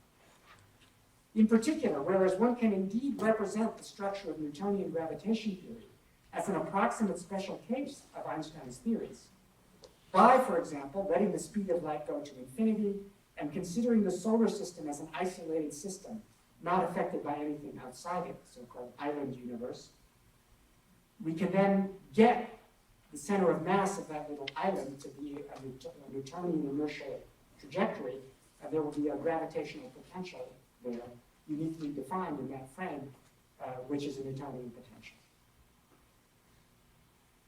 So we can do that. We can embed the Newtonian theory as a special case of Einstein's. Nevertheless, the possibility defining constitutive principles of Newton's theory in such a limiting argument, the laws of motion, come out as mere empirical conditions holding in a parochial approximate limit, namely in this limit of this special situation. And therefore, they no longer appear as constitutive, as possibility defined. They're just empirical things that happen to hold if you have a little region that's enough like that. So we can thereby uniquely define Newtonian inertial frames and gravitational potential, as I suggested, but only relative to a now entirely contingent distribution of matter. So it's not, in any sense, constitutively a priori when you take it to be a limitless way. In that sense, the possibilities are radically changing. The problem then becomes explaining how a new space of conceptual possibilities can rationally evolve from an old one. And I have addressed this problem in turn by a historical narrative depicting the various and intricate ways in which the mathematical and physical developments leading from Newton to Einstein were inextricably entangled with a parallel set of developments within scientific philosophy, principally involving Mach, Helmholtz, and Poincaré, as you now know. All of whom, in one way or another, continue the original Kantian legacy in a revised form and explicitly do so. The upshot of this narrative, by an argument that is too long to summarize here, is that a cutting-edge turn-of-the-century classical physicist, such as Henri Poincaré, had very good reasons in his own terms for taking Einstein's expansion of the classical space of conceptual possibilities seriously, for accepting it, that is, as itself really possible. This is how, beginning with Kant, that went by very quickly, okay, there'll be time for discussion. This is how, beginning with Kant and his relation to Newton, I have been first led to the importance of Hilbert-style implicit definitions in explaining how our fundamental mechanical concepts of space, time, and motion acquire their empirical meaning, then to the relativized a priori and its connection with Kuhn's theory of scientific revolutions, and finally to a solution to the reinterpreted problem of conceptual incommensurability, which emphasizes the mediating role of scientific philosophy. Enough about me. Let's hear about Mark. Mark Wilson's philosophical journey began when he was a student of Hilary Putnam's at Harvard in the late 1960s and early 1970s. He was attracted to the new theory of reference articulated by Kripke and Putnam, and promulgated in Putnam's The Meaning of Meaning in 1974, and by the robust scientific realism within which Putnam at that time placed this theory. Wilson was convinced early on, however, that this new theory of reference was much too simple-minded in such pronouncements as water refers to H2O, for example, and that more generally our ordinary terms of macroscopic conceptual classification relate to the physical world in a much more complicated fashion than that. Wilson's voracious reading in the history of physics and mathematics, engineering, the theory of differential equations, as you know by now, and virtually every other subject concerned with how the physical world and language actually work, including the theory of color and paint manufacture, and you name it, then propelled him on an incredibly detailed and breathtakingly original investigation of these matters of word-world relations. The first fruit was his great paper, Predicate Means Property, in 1982. The latest is Wandering Significance, appearing, as I said, in 2006. Here, in Wandering Significance, Wilson sums up his relationship with Putnam in quotation number 6, which is too long for me to read or for you to read. But notice at the end, he doesn't like the water equals H2O by baptizing this liquid, whatever it is. Liquid, he says, after all, behaves even more irregularly in its predicative fixity than water. In any case, the supportive fabric of facade I shall defend displays rather different characteristics than any scheme that Putnam contemplates, and certainly not the simple theory of reference scheme. In short, Wilson accepts Putnam's early scientific realism and related project of delineating the actual word-world correlations exhibited in our linguistic behavior, especially our scientific linguistic behavior, but he replaces the simple-minded correlational mechanisms envisioned by Kripke and Putnam with what Wilson calls the supportive fabric of facade. Wilson focuses on predicates of macroscopic physical classification, concepts such as force, hardness, rigidity, and redness, all of which have been taken to be problematic in various ways since the birth of classical physics in the 17th century. Red, of course, was problematic because it was a secondary quality. Continuous macroscopic bodies, as opposed to the point particles or point masses of traditional Newtonian mechanics, became subject to mathematical physical treatment during the 18th and 19th centuries, principally through the mathematical theory of partial differential equations. This theory then led to some of the most beautiful and important developments in 19th century mathematics. Fourier series, complex analysis, Riemann surfaces, Stern-Liouville existence and uniqueness theory, which in turn, these developments eventually led to the development of modern set theory as the overarching framework within which solutions to such equations can be rigorously established and investigated. So that's why for Mark, unlike someone like Klein, set theory is important because it gives you the existence and uniqueness theory of partial differential equations, not because it's a general framework for thought. And at the same time, the evolving mathematical theory of partial differential equations played an essential role in the description of macroscopic matter in classical continuum mechanics, where the essentials of Newton's conceptual apparatus were extended to this new realm. Newton basically operated with point mass mechanics, and indeed actual distance. The Newtonian conceptual apparatus, the concept of force in particular, was also essentially extended in different yet related ways in the investigating of so-called constraints, especially the constraint of rigidity by, among others, Heinrich Hertz. Profound conceptual problems accompanied these extensions of the concept of force and other classical concepts, and led to puzzling shifts and anomalies in the behavior of the relevant classical concepts, especially when applied to macroscopic matter, as opposed to point particles. The upshot on Wilson's telling is that the concepts of classical Newtonian mechanics do not form a self-sufficient system when applied to this domain. Aside from the traditional mechanical concepts, force, mass, and so on, alien concepts from outside mechanics proper, concepts belonging to chemistry and thermodynamics, for example, prove to be absolutely indispensable as well. The classical description of macroscopic matter thereby showed itself to be no self-sufficient and self-consistent theory at all, but rather what Wilson very helpfully calls a theory facade, a makeshift patchwork of mathematical descriptive devices sitting on top of the true, as far as we now know, microscopic reality described by quantum theory. Much as the true spherical shape of the Earth can be described by a patchwork or atlas of flat two-dimensional maps related to this true spherical shape by a variety of different mathematical projections. So now see on the page that isn't the quotations, there's a page with the two pictures on it. The top page is Wilson's picture of how the classical facade, the different patches of it, sit on top of the underlying quantum realm. And it is precisely this situation that underlies Wilson's anti-Kuhnian and pro-scientific realist diagnosis of the dispute between Duhem and Kelvin, remarked upon in the quotation, number 5 above here.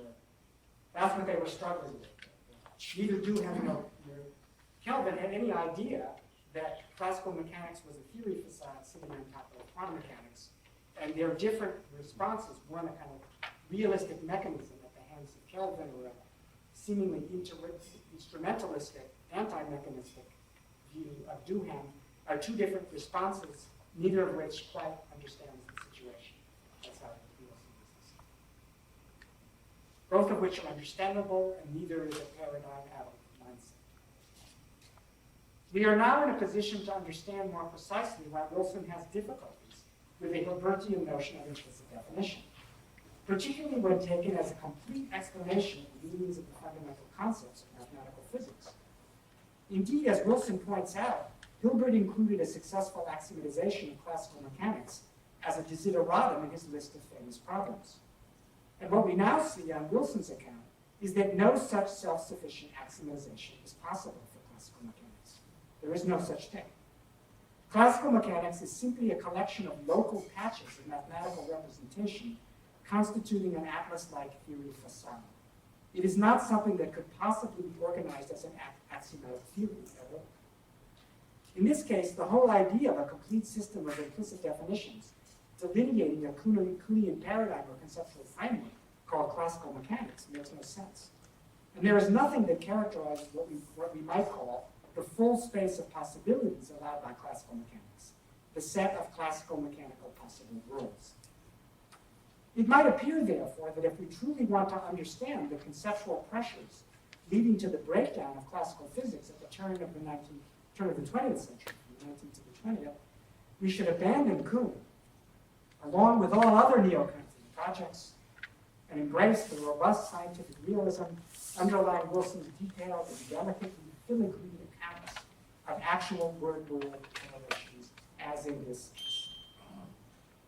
My response to this last suggestion, that is abandoning Kuhn, abandoning all neo-Kantianism, is that the conceptual pressures emphasized in Wilson's account, those having to do with the relationship between classical mechanical molecular theory and the behavior of macroscopic matter are not the only factors leading to the breakdown of classical physics at the turn of the century.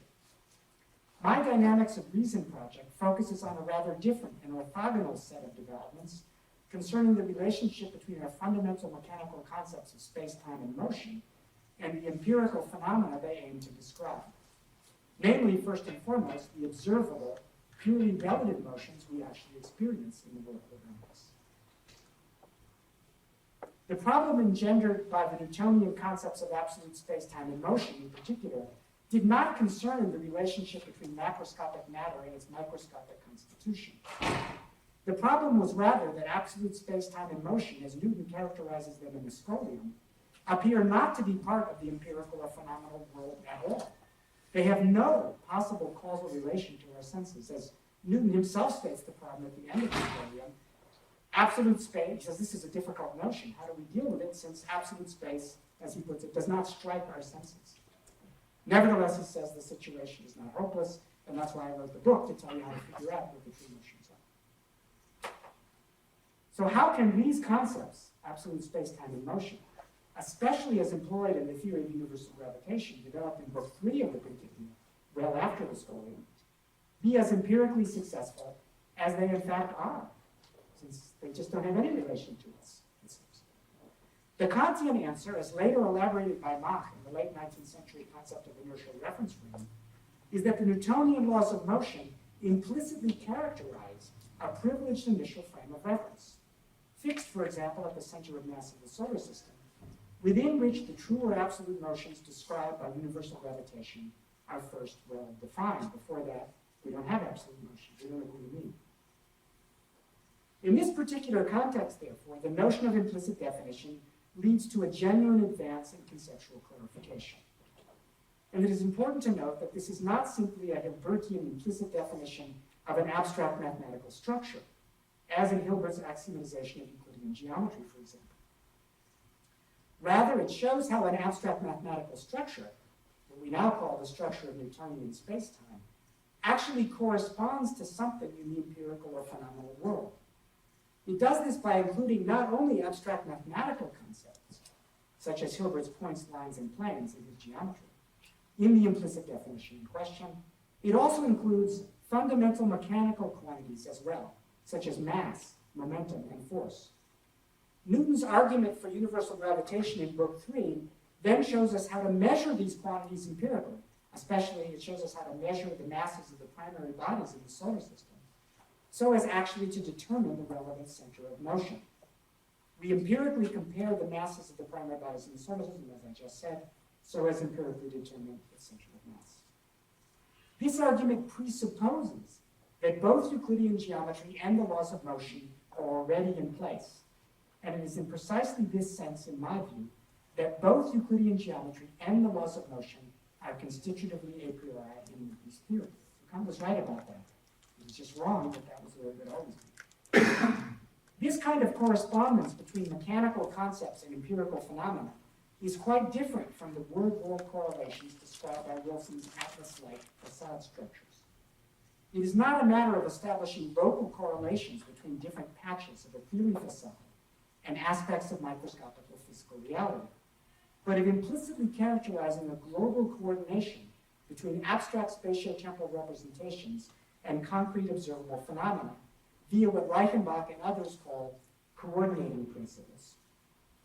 We do this in the case of Newton's original theory via the laws of motion, or in the case of special relativity via what Einstein called the light principle and the principle of relativity, or in the case of general relativity via an axiomatic characterization involving both light propagation and the behavior of freely floating bodies. The problems addressed by these kinds of axiomatic characterizations of spatiotemporal structure via coordinating definitions, principles, which are a kind of implicit definition, these problems are fundamentally different from those addressed by Wilson's atlas-like explanations of the patchwork behavior of microscopic physical concepts. In truth, the great conceptual revolutions leading from classical to 20th century mathematical physics through the extraordinarily rich intervening developments in both mathematics and physics of the 19th century involved both kinds of problems. those involving the most general spatio-temporal form of physical theory, we might say, general mechanics on the one side, and those involving the particular kinds of matter interacting within this form on the other. Physics, both classical and post-classical, is essentially concerned with both problems, and a so far undeveloped area in history and philosophy of science would involve carefully studying the complex interconnections between these two sets of problems. The Newtonian theory of universal gravitation applied to the solar system, for example, can proceed largely independently of the details of matter theory. Once we know the masses of the sun, the planets, and their satellites, together with the gravitational forces acting between them, the problem is essentially solved. And this is why we can present an idealized version of the solar system as a system of point masses. In treating the shape of the Earth, however, or in studying tidal friction, this idealization is no longer adequate. And we now need to take seriously both matter theory and forces other than gravitation. So even though we could use this idealization in Newtonian theory, not everything you want to say about the solar system, or even wants to see, is quite as simple as that. As Wilson explains by contrast, in applying the same Newtonian laws of motion to collisions rather than gravity, very difficult problems in matter theory become immediately unavoidable. For Newton describes the different outcomes of collisions between hard, elastic, and soft bodies, all of which satisfy the conservation of momentum. Newton can distinguish the outcomes in these different cases only by introducing a so-called constant of restitution determined purely empirically. And a genuine theoretical description, as opposed to mere empirical measurement of this constant, of what goes on in such cases, as Wilson also explains, quickly entangles us in one of the most complicated facade structures imaginable. Or this is one of the more complicated in Wilson's book, which has almost everything imaginable. The revolutionary transition from Newton to Einstein also essentially involved matter theory, as well as the first theoretical articulation of a fundamental force of nature other than gravity. For the problems addressed by Einstein's electrodynamics of moving bodies arose squarely within Lorentz's theory of the electron, explicitly developed Lorentz's theory as an answer to the question of how matter and the ether, that is the electromagnetic field, are related within Maxwell's theory. How do you put matter into Maxwell's theory? In precisely this context, moreover, we face very difficult problems concerning whether the electron was to be conceived as a rigid body, an elastic deformable body, or a point source, problems that are naturally grist for Wilson's mill. Nevertheless, Einstein's own approach to electrodynamics involved deliberately bracketing these difficult problems in matter theory. He aimed to construct what he called a principle theory, rather than a constitutive theory. Here the terminology is confusing because it's the principle theory that's about what I call constitutive principles, and it's the constitutive theory that's about the matter that's put into the framework of these principles. So that's principle constitutive theory, that's Einstein's terminology. But Einstein wanted a principle theory at this point that would abstract from these questions about the electron, one that would describe the new spatio-temporal structure required without making premature commitments in microphysics. The idea was to determine the new spatio-temporal symmetries, that is the Lorentz transformations, independently of the rapidly evolving details of matter theory, that is microphysics, and then to use these symmetries to constrain this development of microphysics. That is, use Lorentz invariance as a constraint on our particle physics. Einstein followed a similar approach in the creation of general relativity. In this case, as he explains in his celebrated paper, Geometry and Experience in 1921, the crucial advance was to develop a geometrical interpretation of the gravitational field. And Einstein successfully arrived at this interpretation by applying the principle of equivalence to a uniformly rotating and thus non-inertial frame of reference in the context of special relativity. So that's the bottom picture. Below Mark's picture, you find this picture. So that's my picture. This is Einstein's crucial thought experiment of the uniformly rotating and therefore non-inertial frame in the context of special relativity. So the idea is This frame is uniformly rotating with universal angular velocity, which means that if you look at these linear velocities, they're going to vary as you go out from the center of this thing. And according to special relativity, if you imagine some tiny little rod, rigid rod put here, it's going to experience the Lorentz contraction in the direction of the motion. So the circumference of these circles are going to be contracted, but the radii are not going to be contracted because those are perpendicular to the motion. So the ratio of the circumference to the diameter of the circles, they're all going to be pi. The diameter stays the same, the circle is contracted. And Einstein said, holy cow, in German. That's a non-Euclidean geometry, which I learned about when I studied gaseous theory of surfaces. So that means, since according to the principle of equivalence, gravity is the same as the kind of forces, like centrifugal force, that happens in a non-inertial frame, like a rotating frame. That's what the principle of equivalence says. That means, well, in a rotating frame, that means you have a non-Euclidean geometry. So that means in certain circumstances, the gravitational field is represented by a non-Euclidean geometry. That's how this idea popped into his head.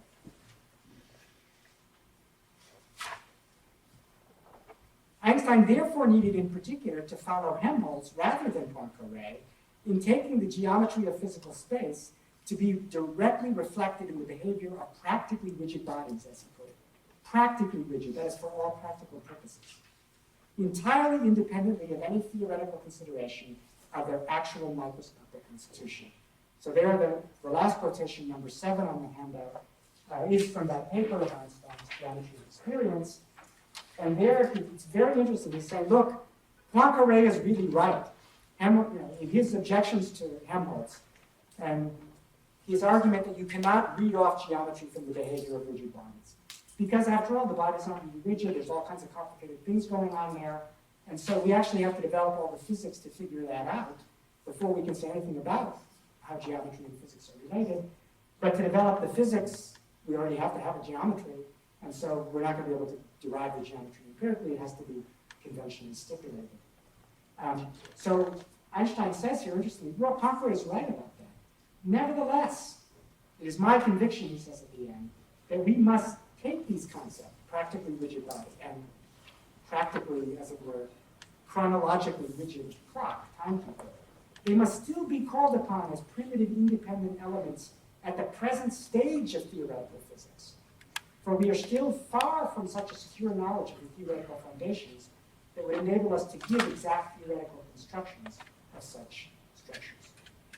So it's a kind of a pragmatic, opportunistic move to take that as primitive, and it gets him to general relativity, which he then wants to use to constrain microphysics. Thus, once again, space-time physics, on Einstein's view, must precede and then constrain the further development of microphysics, and that's indeed his program. At the time, as we know, Einstein was preoccupied with his own attempts at constructing the unified field theory, which he increasingly saw as the only acceptable alternative to the emerging theory of quantum mechanics, and therefore as the only acceptable alternative to Einstein, period, since he didn't accept quantum mechanics as developed by Heisenberg and in trains, Heisenberg and Bohr. That's the Einstein-Podolsky Wilson business.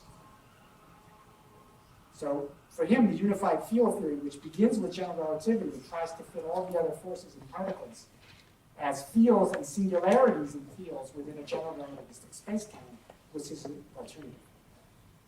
20th century physics, as we know, has followed a quite different path than what Einstein envisioned.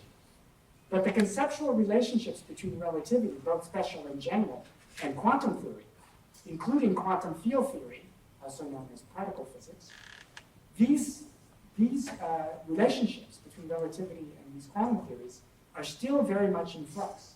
We don't quite understand how they fit together. And one way to approach this situation, I suggest, is through a more careful study of the evolving interrelationships between space-time physics on the one side and matter theory on the other throughout this period, from Newton to Einstein and beyond.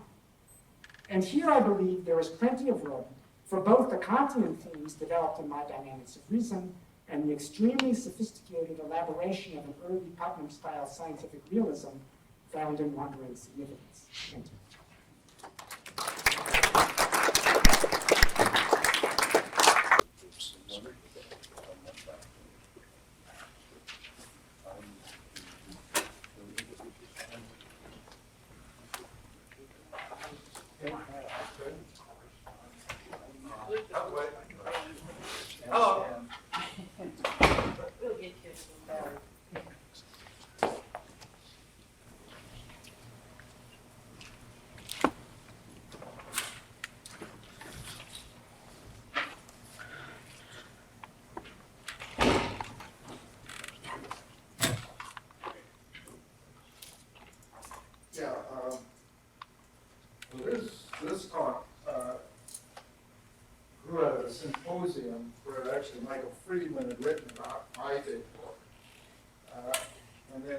answer, I actually, rather than particularly talking about my book, wanted to draw out some sorts of, what the title says. I think, and this is connected with the comment I had with Jenann, that I think that 20th century philosophy of science overemphasized logical structure as opposed to other sorts of inferential reasoning in understanding how science develops. And so really, my underlying moral is, doesn't so much show up in the talk, that to understand what's going on in the development of physics, we need to use a lot more of the incredibly wonderful tools that the modern theory of differential equations has given us to tell you how one kind of equation or way of dealing with a problem relates to another. And there's a lot of beautiful fine-grained structure there, and that's what, and I think the philosophy of science still tended to rely too much on what I call the theory piece in it. So, anyway, these issues sort of came up with Michael, and he's has some things to say from his Neo-Kantian perspective. So, anyway, so now in this sense, both of our, so I'm going to talk a little bit more about Michael's book than mine, but anyway, about a little difference that shows up there. But both of us agree, I guess, sort of very much with what Ladyman and Ross said about that something's really gone dreadfully wrong in contemporary philosophical thinking. And we believe that analytic philosophy should recharge itself by visiting the themes of the scientific philosophy past. Michael, 20th century, well, both of us agree that the late 19th century is a great period, and that's the one I favor over the 20th century. And through the neglect of the original motive, actually what I want to say is we really need to go back and rethink the problems that motivated the great philosopher physicists in the latter part of the 19th century, and which were carried on by the positivists and so forth. But we've forgotten a lot about the actual problems that motivated their thinking, okay? And I think that there's a lot to learn by seeing what science has done since and to revisit those original problems. And that's one of the things I do try to do, among other things, in my book, revisit the problems that bothered Heinrich Hertz and the principles of mechanics. Anyway, there's some disagreements, a lot of disagreement in rhetoric. Michael sort of is a neo-Kantian, and I tend to be a scientific realist of some ill-defined nature. And but these disagreements grow out of somewhat different appraisals of where the true merits of our scientific philosophy heritage lie. So I'm going to try to diagnose this difference, which I think is worth bringing to the fore, so we can. And this is what I said at the outset, that eventually a lot of this revolves around the question of the role of logic when we're thinking about science. Okay, now one of the things I was trying to do in Wandering Significance, since a lot of pages, is criticize a sort of classical thinking about concepts that I think that Bertrand Russell captured quite well in Problems of Philosophy. I think that many of these underlying tenets still dominate philosophy. Okay.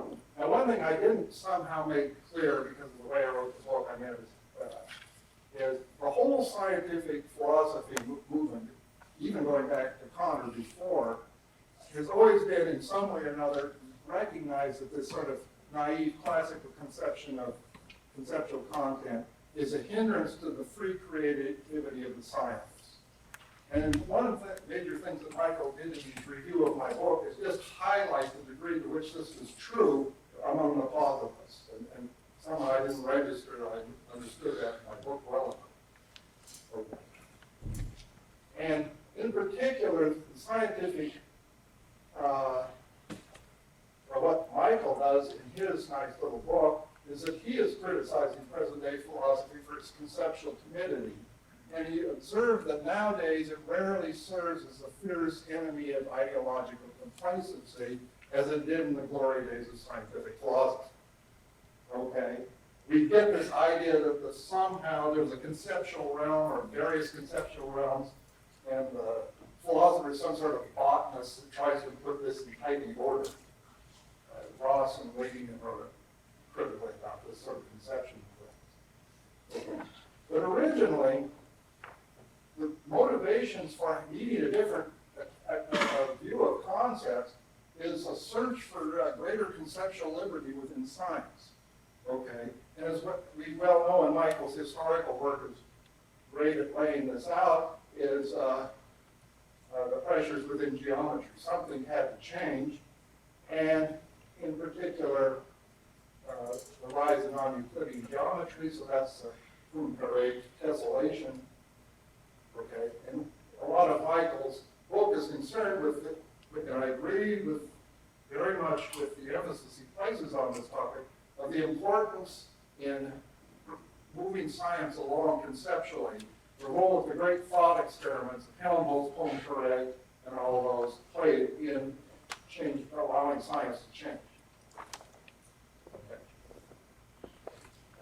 Okay. So the scientific philosophy movement, we do need to understand, arose from a desire to liberate this free creativity of the scientists. That's a common phrase in 19th century literature, from what Gauss called the complaints of the Boethians, right? But now, what does free creativity mean? How do we understand it? How do we justify it? And that sort of takes us into almost philosophy of concepts formation. Okay, well this I'm going to kind of go over because I suppose a lot of us sort of agree this.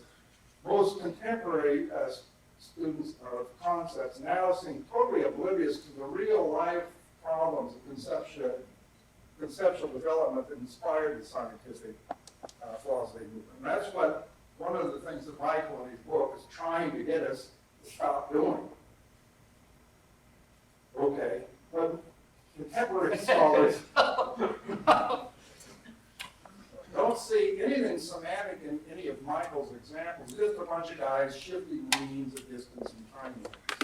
So stuff happens, let's get back to concentrating on dog and doorknob.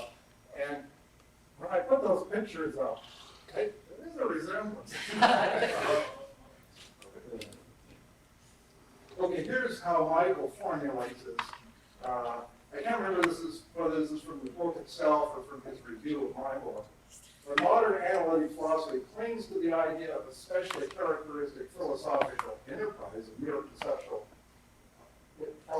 possibilities inherited from the analytic tradition, are completely ignoring the distinctive conception of logic which made this tradition possible in the first place.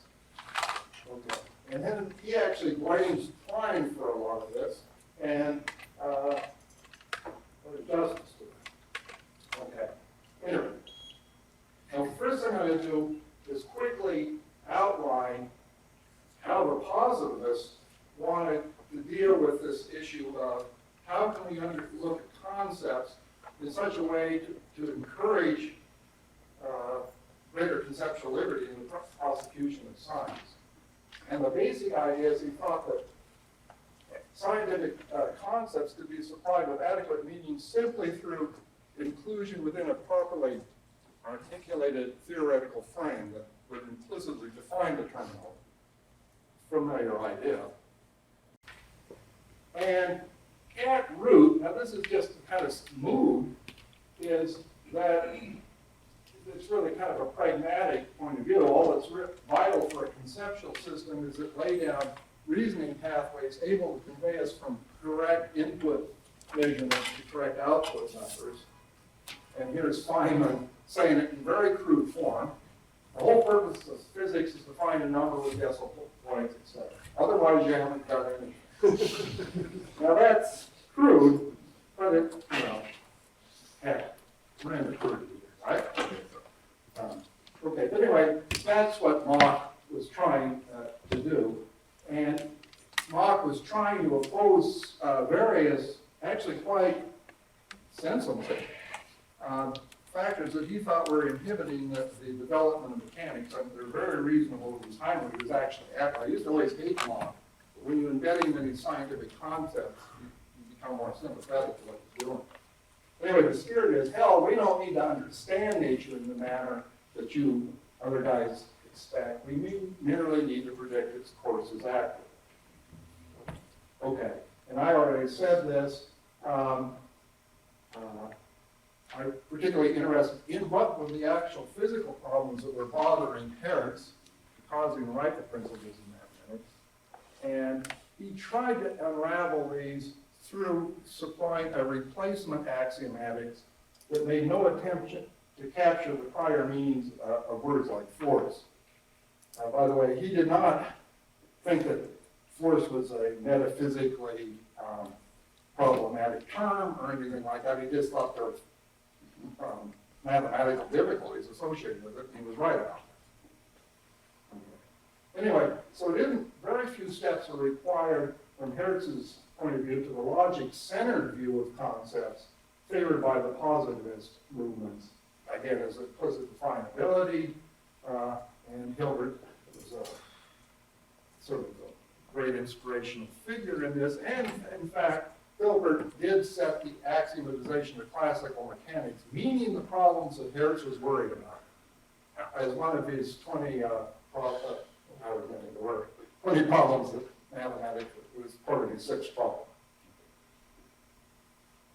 And the sort of picture is that a theoretical term like force gets its meaning through its ties through the theory to measurement or observation. Okay. And this anti-classical approach to conceptual content explains why the positivists came to regard a well-articulated logical structure in the sense of Principia Mathematics as the most fundamental structuring required in this kind of theoretical framework. Okay. In fact, a maximized conceptual liberalism suggests that the sort of logical benchmarks of axiomatic structures should represent the only substantial restrictions upon scientific conceptualization. And set theory, from this point of view, supplies most general procedures for sound concept construction in an anti-classical vein. Okay, and that's essentially the way Carnap looked at it, and why set theory, or set higher order logic, is part of Carnap's theory of adequately liberal concept formation, as I understand it. Now later in the talk, I'm going to try to give you a different picture of the role of set theory in physics. It is not this, that doesn't have this character. Okay. Anyway, there's Michael himself, and so this is in Michael's article about me. He emphasized this history, and this is what he meant by a distinctive view of logic, and you can easily motivate or be tied to a neo-Kantian picture of how reasoning works within science. Many of the positivists made such associations. Some of them didn't. They changed their mind about it, but there's a natural route to doing that.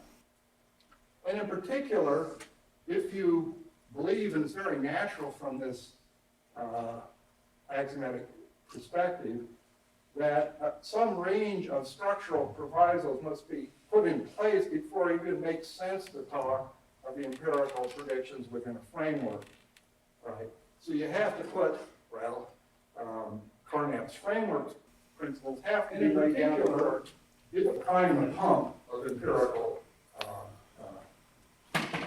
inference. Natural thing to think. And that gives you a notion, this is how you make a bridge to a modified form of Kantianism, is one bridge that get into a relativized a priori that Carnap and Leibniz has substituted for the absolute requirement, constructive requirements of Kant. In many ways, it would still be very Kantian in spirit. Now, however, at first blush, it seems that one could plausibly still hold on to an implicit definability picture of how terms in science get their meaning, but reject any clean sort of relativized a priori on the grounds that developmental pressures in real life science are apt to muddy what qualifies as presupposition and what qualifies as empirical after effect in science. And insofar as I understand it, that point of view is exactly points. You know, very much in agreement with the general picture, except that you start off the engine of science, you may have some meaning postulates, but they get muddied up just because of the pressures, developmental pressures within science. Okay. Now, one of the things, and it's a very important theme in Michael's book, it's an important challenge that sometimes I've noticed talking to other philosophers of science, they don't notice that they have to meet it. They don't like Michael's neo-Kantianism, right? But in support of that is an important sort of observation about what Klein has done that they don't seem to recognize is there, and they've got to answer it somehow. That, in other words, what Michael wants to say in this important subsidiary theme, that when you throw out that notion of semantic prerequisite, as you throw out the analytic synthetic distinction, you relinquish a vital tool you need to understand the peculiar difficulties of real-life conceptual advance. And this is the sort of thing I am concerned with in the book, you know. What is the actual engines that drive conceptual development forward in science? Right? Okay. So Michael says, let's go back to the historical resistance to geometry of the non-Euclidean stride. Okay. Well, those thought experiments that we alluded to, the famous ones about living on, ants living on a globe, and all that sort of thing, played an important role in bridging this gap. Okay.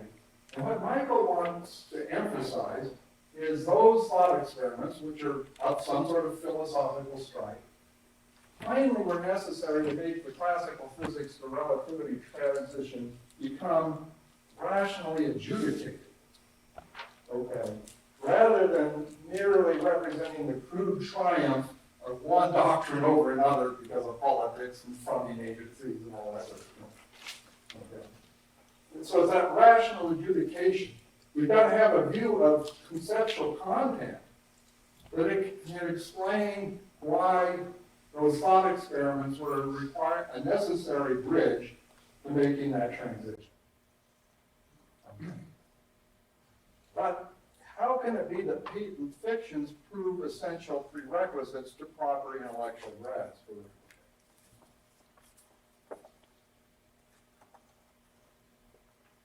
And, well, just a few more details.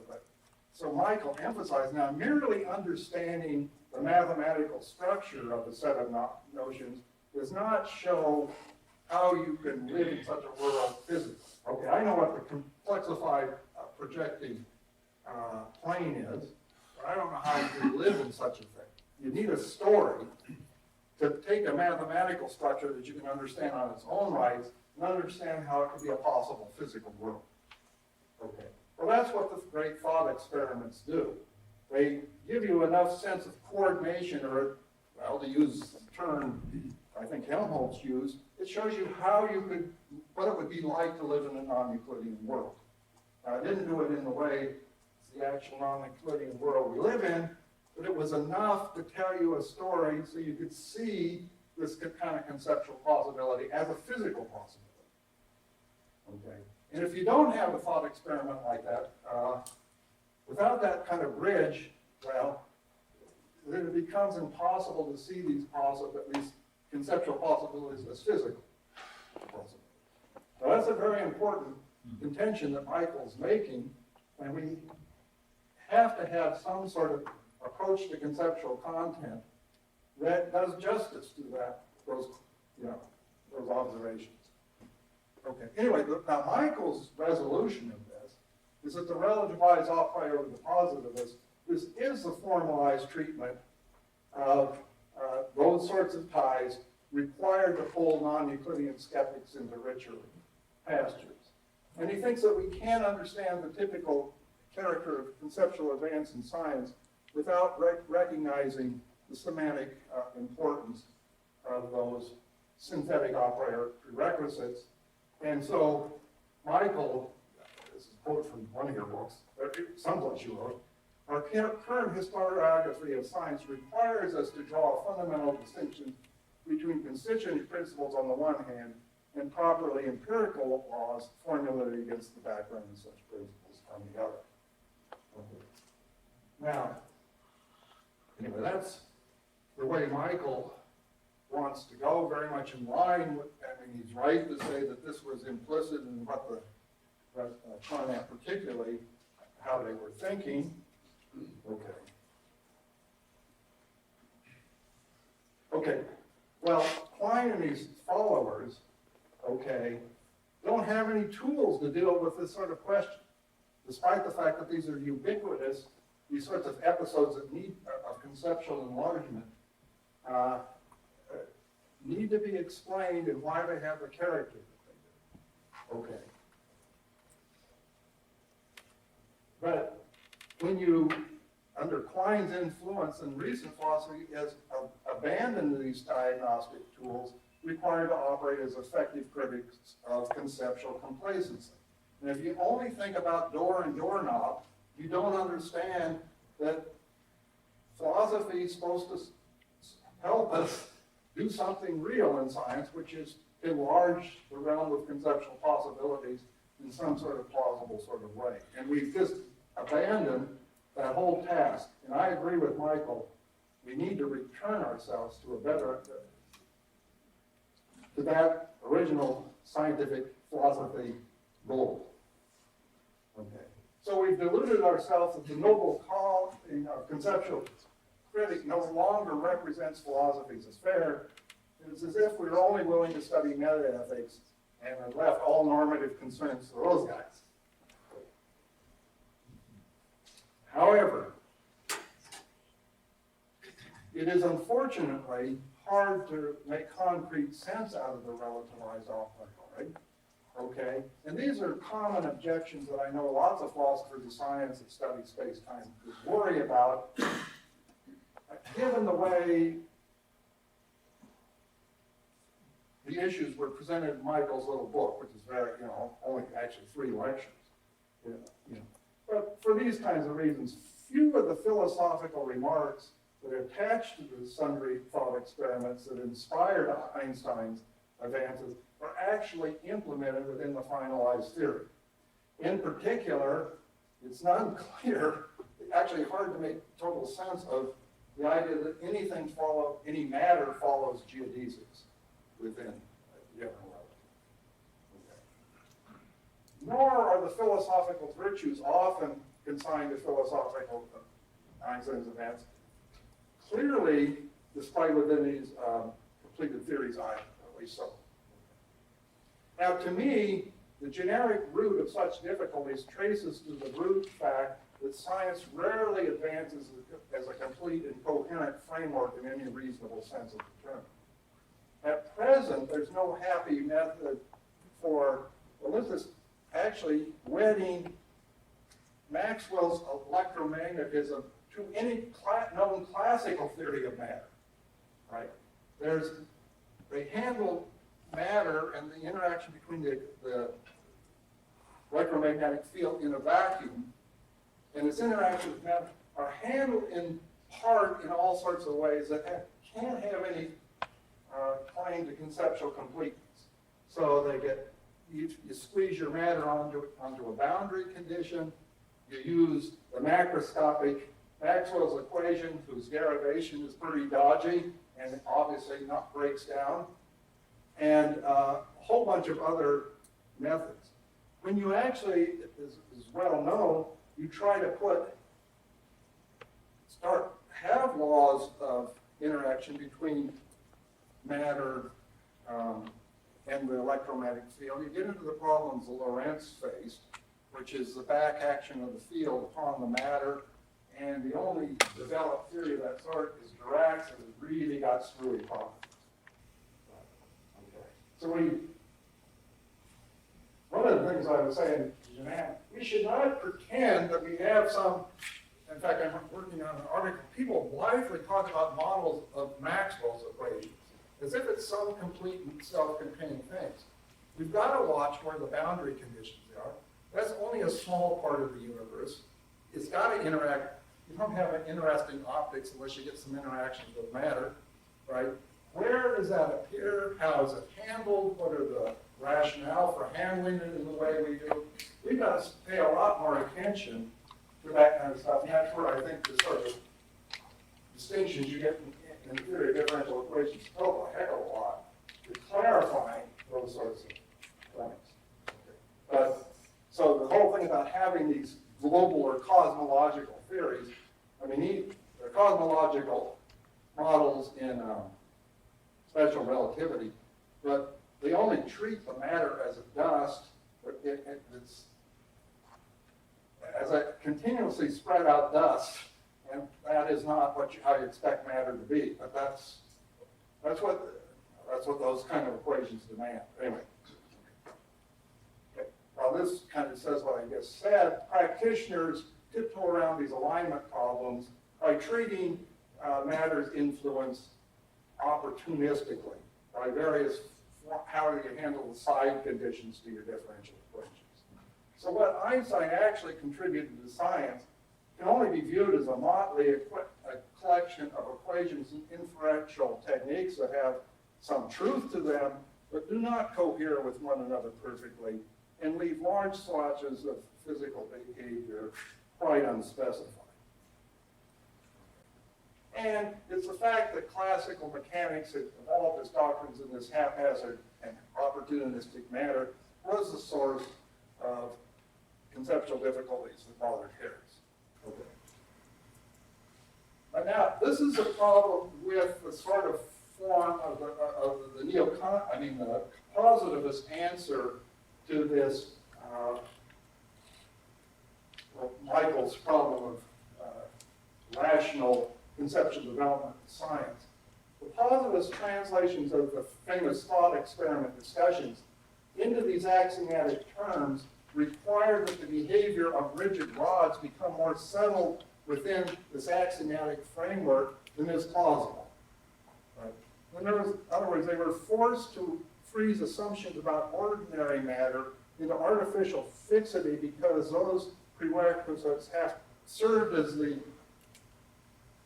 as the stable core around which the theoretical they gave the kind of experimental data that the rest of the theory was supposed to organize. Okay. But just mathematically, when you do that, you lock mathematically within your axiomatics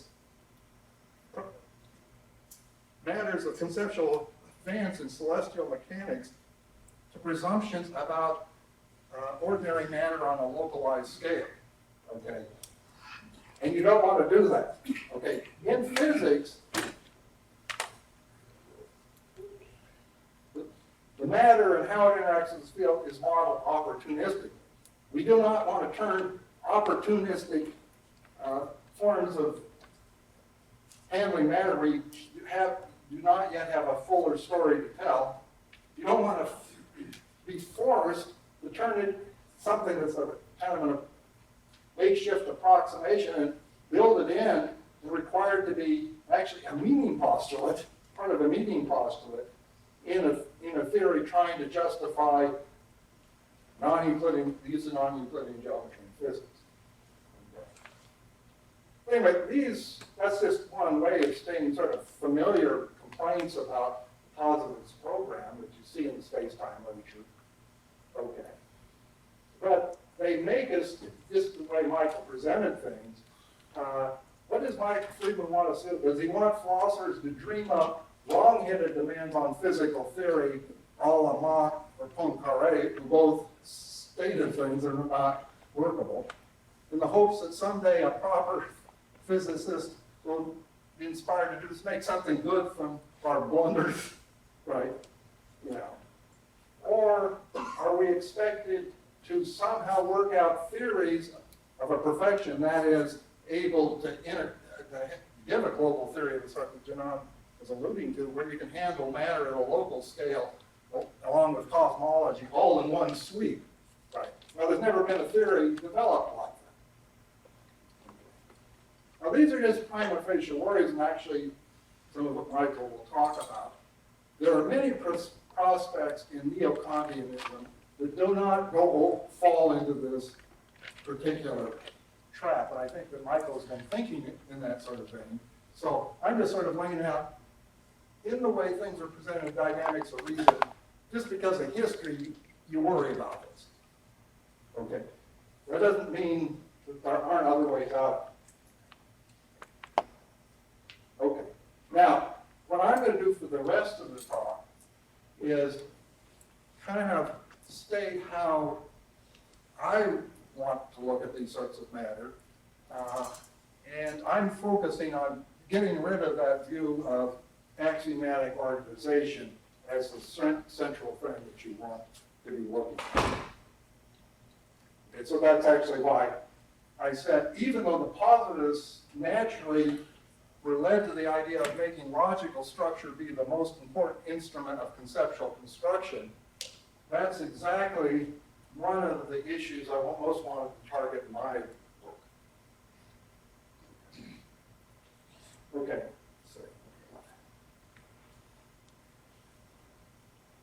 Okay.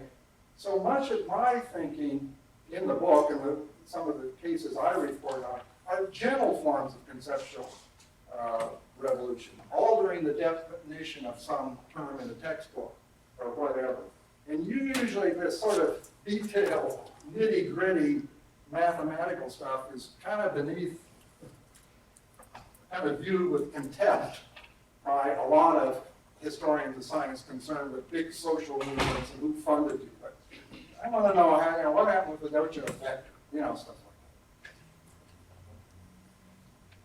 Now, I think, despite the fact that these little shifts can be almost invisible, they exemplify critiques' concepts as meritorious philosophically as those exemplified within these splashier episodes like the rate of thought experiments in geometry. And actually, Hertz's worries about mechanics were eventually resolved by thinking in material science in the 20th century, largely by paying attention, very localized attention to how various terms were used in a localized context, and redefining them locally to fit those contexts. And then you could see the tensions between this application of force and its application over here. So it's actually moving from a solid to a fluid. Usually the notion of force shifts its meaning, its reference. Okay. And that's what was bothering Hertz, actually. Okay. So what we want to do, look at, what I want to emphasize is a huge body of applied mathematics that tries to understand the reliability of localized reasoning techniques. And one of my complaints about people like Nancy Cartwright, they will point to service anomalies in inferential behavior in physics. And they'd say, oh my gosh, there's some funny business going on here. Okay. There are more individuals in the modern university, in departments of applied mathematics, dedicated to studying and figuring out the reasons why you get those surface anomalies than there are philosophers, probably. Okay. And all that work is completely ignored. Okay. It does make these techniques rational, but boy, it's often hard to figure out why. It's incredibly subtle work. Okay. This is the kind of stuff I'd like to bring a little bit more into our sights as philosophers of science. Okay, and it's a fact that the most powerful inferential schemes employed within applied mathematics often prove erratic in their performance. That's why Cauchy was led to worry about how differential equations perform on the complex plane, and also his worries about the derivative. And he was worried about some techniques in common techniques in celestial mechanics, where you develop a series, and sometimes you get wonderful results, and sometimes you get total mush. And the manipulations don't tell you on their face. They don't say I'm good or bad. They just give you numbers, and sometimes those numbers are really good, and sometimes they're awful.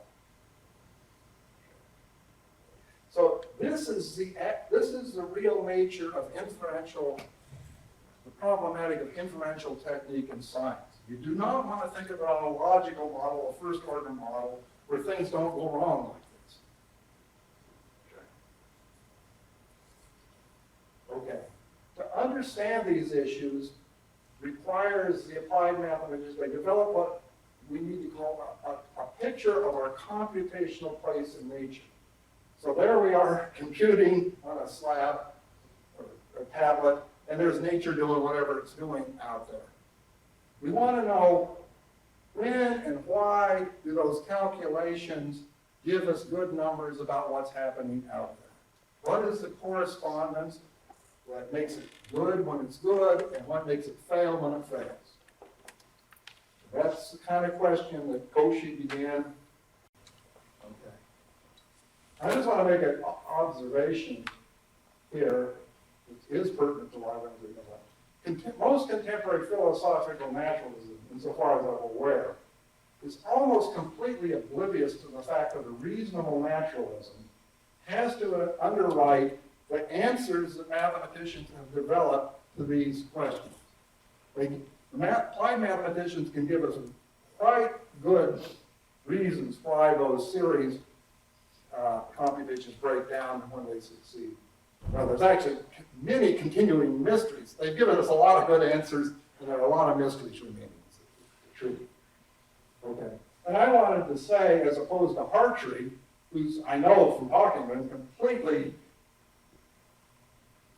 ignores these kind of problems, there are lots of prospects in what Michael is doing that, from a neo-Kantian point of view, can supply better answers. Now, I don't want to particularly go Michael's way myself, but this does need to be understood. And in fact, it should be recognized that many of the great mathematicians of the 19th century who developed some of our most basic understanding of reasoning technique were very attracted to Kant's philosophy, precisely because of this reason. Okay, now, what I want to do is, there's more of this in the book. I'll try to hurry past this sort of stuff. What you need to do to understand your computational place is to have you on one side with your computations and the world out there, and you can build a mathematical model of that interaction. Or not interaction, but parallelism or failure of parallelism. Okay, so you want your reasoning patterns R and the worldly behaviors C, to which the pattern's trying to pull out answers, reliable reasoning pattern trying to get answers. Okay, so I have a picture of Groucho and Harpo from Duck Soup. They're hopefully meant to be a copying relationship. Well, that's actually misleading. Hertz uses that metaphor, but actually, in almost every realistic case, the patterns that the calculations go through and the patterns that the physical system goes through are very different in character. Okay, often so-called structuralists, people who want to be structuralists about mathematics will blithely talk about isomorphisms or partial isomorphisms between mathematical structure and the world. They're usually being very sloppy about what they mean by mathematical structure. If we mean computational pattern, which is what they half the time think they mean, it's just really wrong. In any study of any reliable physical technique will show you that. I'm actually going to talk about the one that most comes closest to exemplifying that isomorphic picture, but most of them don't know. Now, I'll try to get through this quickly. The basic framework that you've got to do, since we really don't, and the only reason to calculate is because we don't know what the world's going to do. Okay, so to make these sort of studies, what you have to do is look at the possible behavior of the world in huge classes that are wide enough to model any feasible manner in which the real world might make the data you have at hand true.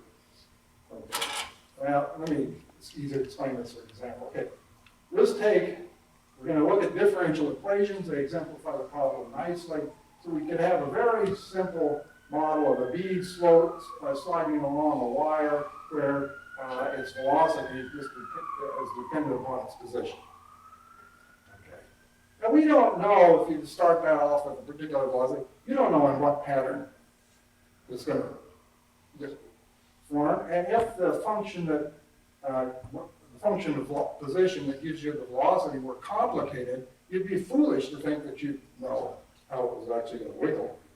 That's what so it could do anything within some class of continuous trajectories. Okay, because our formula only fixes how the bead behaves at an infinitesimal moment. It doesn't tell you how the bead moves over any observable time length or scale. And that's what you want to do. That's what inference is in this context. At least one question you want to answer is, how does it move over some time? Okay, now, this inferential rule is sort of the prototype of a lot of better computer programs for plotting trajectory, is Euler's method. And as I said, I talk about this in my book, this comes closest to implementing that computation in structure pattern matches the pattern in nature. It's still not a perfect match here, and that's what I want to emphasize. Okay, Euler's reasoning rule is pretty simple, very simple. You got your point P, if you have you can calculate what the velocity is supposed to be there. Okay, then take a little time interval, real short, and assume that the bead holds that velocity over that time interval, taking it to point Q. Okay, and then keep going. That's Euler's method. Okay. Now is that, and so we got the real trajectory of the bead, which will be curving. This will be a sort of straight line plot that, depending on how short we make this time scale, should come kind of close to C. If it comes close, that's good. We've got a pretty reliable picture. We've extracted reliable information from our equation. Okay. But I hate PDS in this. Okay, we're missing a delta T there, that's all. Okay. No, Euler's method kind of flies by autopilot over the interval. It says, give me the velocity at P, I'm just going to fly blindly with that velocity to get to Q. Okay, but you know, it's like with airplanes, horrible things can happen in between, right? You can have some little kick in the velocity field on the wire that would kick it off in some completely different direction. Okay. And this isn't an idle worry, right? Many of a computer, a naive plotting procedure on a computer will often just get horrible results, basically for this reason. Okay. There is still a lot of, or some worry that the basic computer plots that people use in chaos theories to get a sense of how differential equations could be, to a large extent, artifacts of the failures of numerical methods, which is how they go. There's been a lot of checking on this, but to show rigorously that the Lorentz attractor is correct is very hard. And these difficulties trace to the fact that finite humans can only inspect how C behaves at staggered delta T intervals. And that leaves a lot of room for the process we're actually studying to do something different than what we get through our inference. So at best, we can hope that our Euler path will become close to the true path if you make your time steps close enough. But that doesn't always happen, and you have to place additional provisos on the equation before you can get that guarantee. Okay.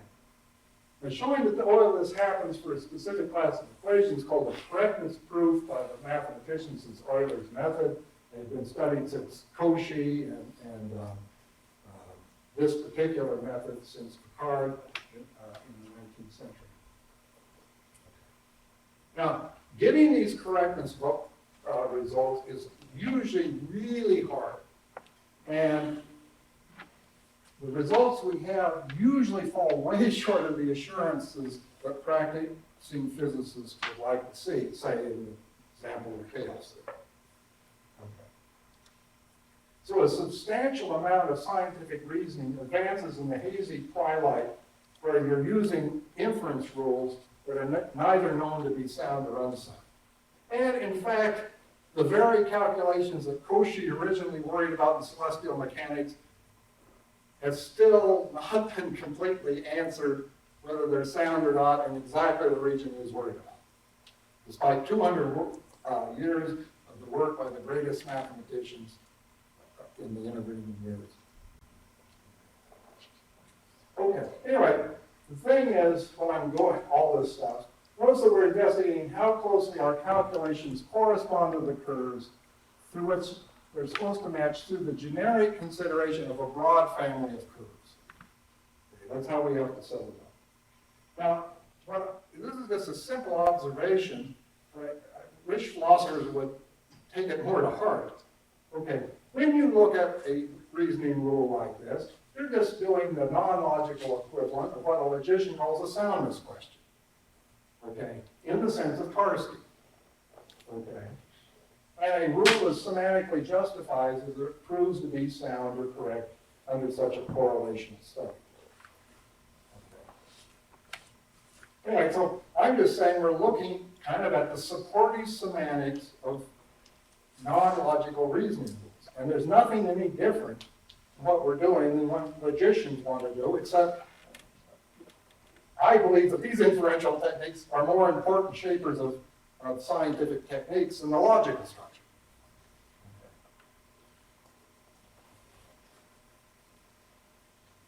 Okay. Now we can go over this rather quickly. Notice in the very nature of this sort of case that the picture you develop of how inferential pattern relates to the world is of what I call a mildly transcendental nature, right? You can't ever be totally sure that, well, the real world is doing things that if you were to accurately track them would require more steps than we could ever. There's always that gappiness. That's what I mean by mildly transcendental. Okay. So let's go back to this claim that the whole purpose of physics is to find a number. Okay. Well, our computational place in nature is you can't always get what you want. So you may want those numbers, but there may be no computational path that will take you forward. And there's a lot of considerations. The brute fact that many natural processes run their courses in manner that lie aslant to any computational route implementable by man or on his swiftest computers. Now they're kind of opening Gödel's proof kind of examples, using the heat equation and so forth, that'll give you those sorts of results. But beyond this trickery of that sort, it's just in the nature of the situation that if she's run by differential equations, we're at quite a computational distance from those processes. Now, here's my comment about naturalism, I guess, pertinent to here. Insofar as I can see, these computation to world arrangements, that's all I am describing, those are physical facts. Those are facts about our placement in the universe. And any reasonable naturalism should want to underwrite in a literal and straightforward manner. Now, here's my defense of how set theory comes into applied mathematics and the study of reasoning.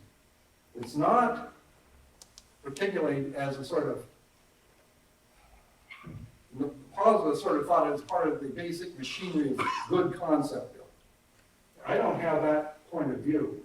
But set theory language is the natural vocabulary for capturing the mildly transcendental relationship that I've just talked about. In other words, in a good case, the Euler calculation in a limit, that's a set theoretic notion, okay, you also need sets and topology, diverges in a limit to the actual physical behavior. But it's infinitary because that's what I meant by mildly transcendental. Okay, I do not understand from this point of view why you want to rewrite physical fact about these correlational effects and get rid of sets as some, like Hartree did, or even worse, these guys that say, I've got an operator called, I want to use it, but I don't believe in it, operator, and they stick that in front of every mathematical statement. And they think they've done something good and in the spirit of naturalism. Naturalism has gone off the rails if you think you've got to think in those veins. You've got to have some sense that these are the facts about the world. And they're mildly transcendental facts, so express them in a language that's appropriate to that situation. I mean, things are so bad with guys like Hartree, I'd rather be a neo-Kantian. Okay, well, I have to go with this. That's bad. Can't even remember how much I got. Okay. Anyway, now one thing, there's a lot of this stuff in the book, my heroes all over Heaviside, that inferential schemes, okay, we have a correlational picture from which we study the validity of inference rules. It's often proved that the inferential rules are pretty good and the picture was wrong. The classic case is Heaviside, but there's modern mathematics, applied mathematics is thoroughly full of these reversals. What we really meant in our equations is something else.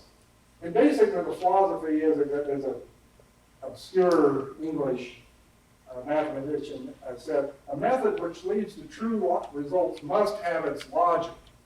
Now, to me, this is the proper expression of scientific realism, not that Richard Boyd, Hillary stuff about reference and so forth. But if you have a reasoning method that works well, there has to be some correlational story that does not, and usually isn't, some sort of naive name to reference sort of relationship. But there has to be a correlational story that allows you to underwrite the soundness of the reasoning technique through its correspondence to the reality of your model. And a lot of times you shift your picture of what's actually going on physically to get this to work. Okay. And in these things, you often say, we didn't change the meaning of any of our terms, we just got its underpinnings right. There's a wonderful quote from Hans Louis, the mathematician, but we'll have to skip that. So these episodes of semantic recalibration do have kind of more of a Neurath sort of character. Okay. But what I want to emphasize, despite the fact that these are little twists and turns, the ability to loosen the shackles of traditional constraints upon scientific conceptual liberty isn't quite as effectively executed by these sorts of shifts. Okay. And I don't think that philosophers have realized the extent to which almost all the classical mechanics, classical electromagnetism, has undergone quite large-scale shifts in their technical understanding, motivated by people like Heaviside.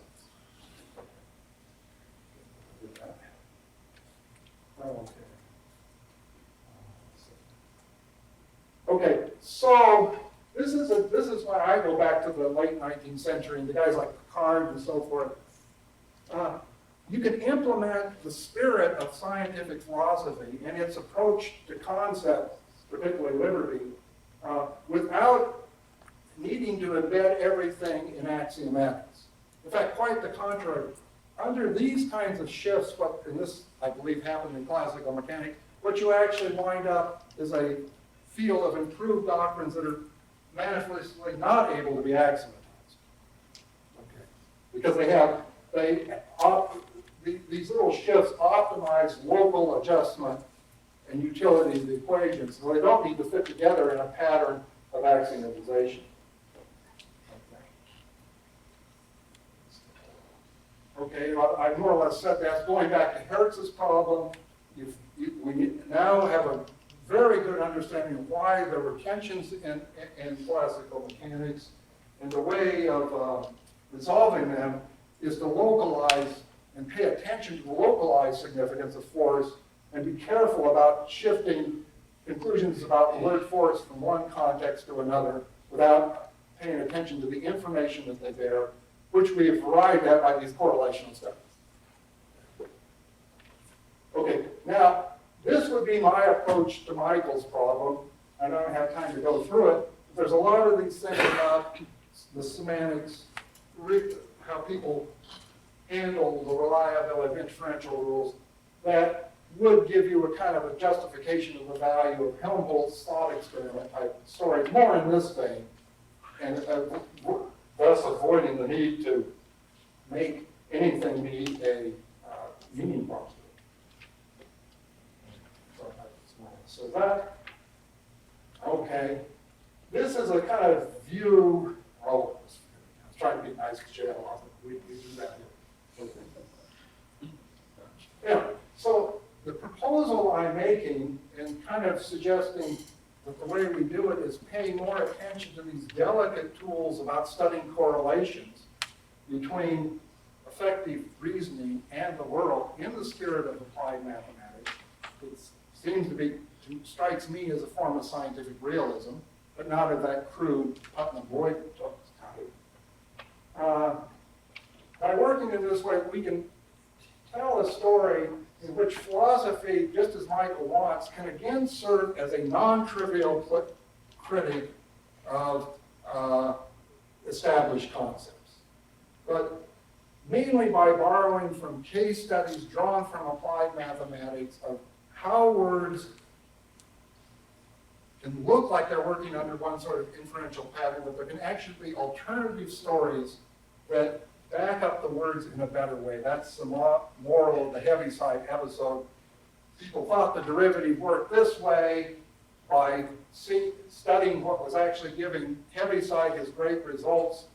You actually see it can work a different sorts of way, and the concepts can have more, kind of mimic one another and how they are semantically supported. If philosophy is more alive to that kind of possibility, it could be helpful to unraveling conceptual difficulties when they arise in all sorts of contexts.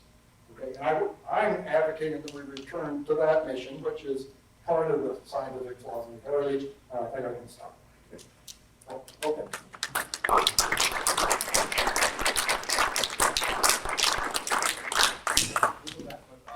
We're going to save some time, so I'll open it up to let the people discuss it, and then we'll open it up to the wider audience.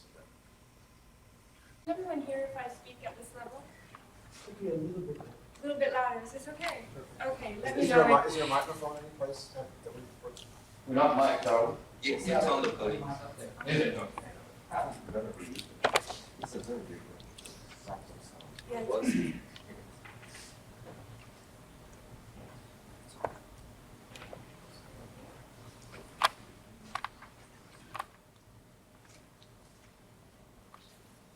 How's that?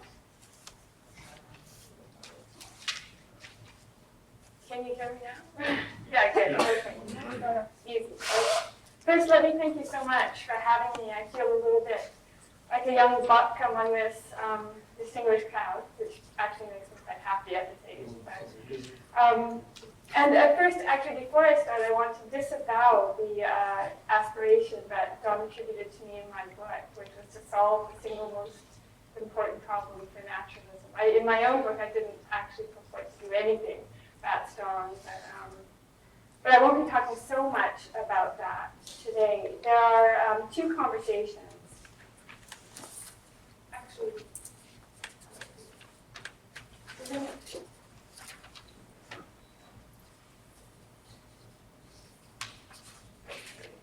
there are two conversations that are carried on largely independent of one another in philosophy. The problem of the possibility of free will in a world governed by physical law, and the nature and status of of causation and the other forms of natural necessity recognized by physical science. So what I'm going to do is try to bring those two conversations together. And I'll be arguing that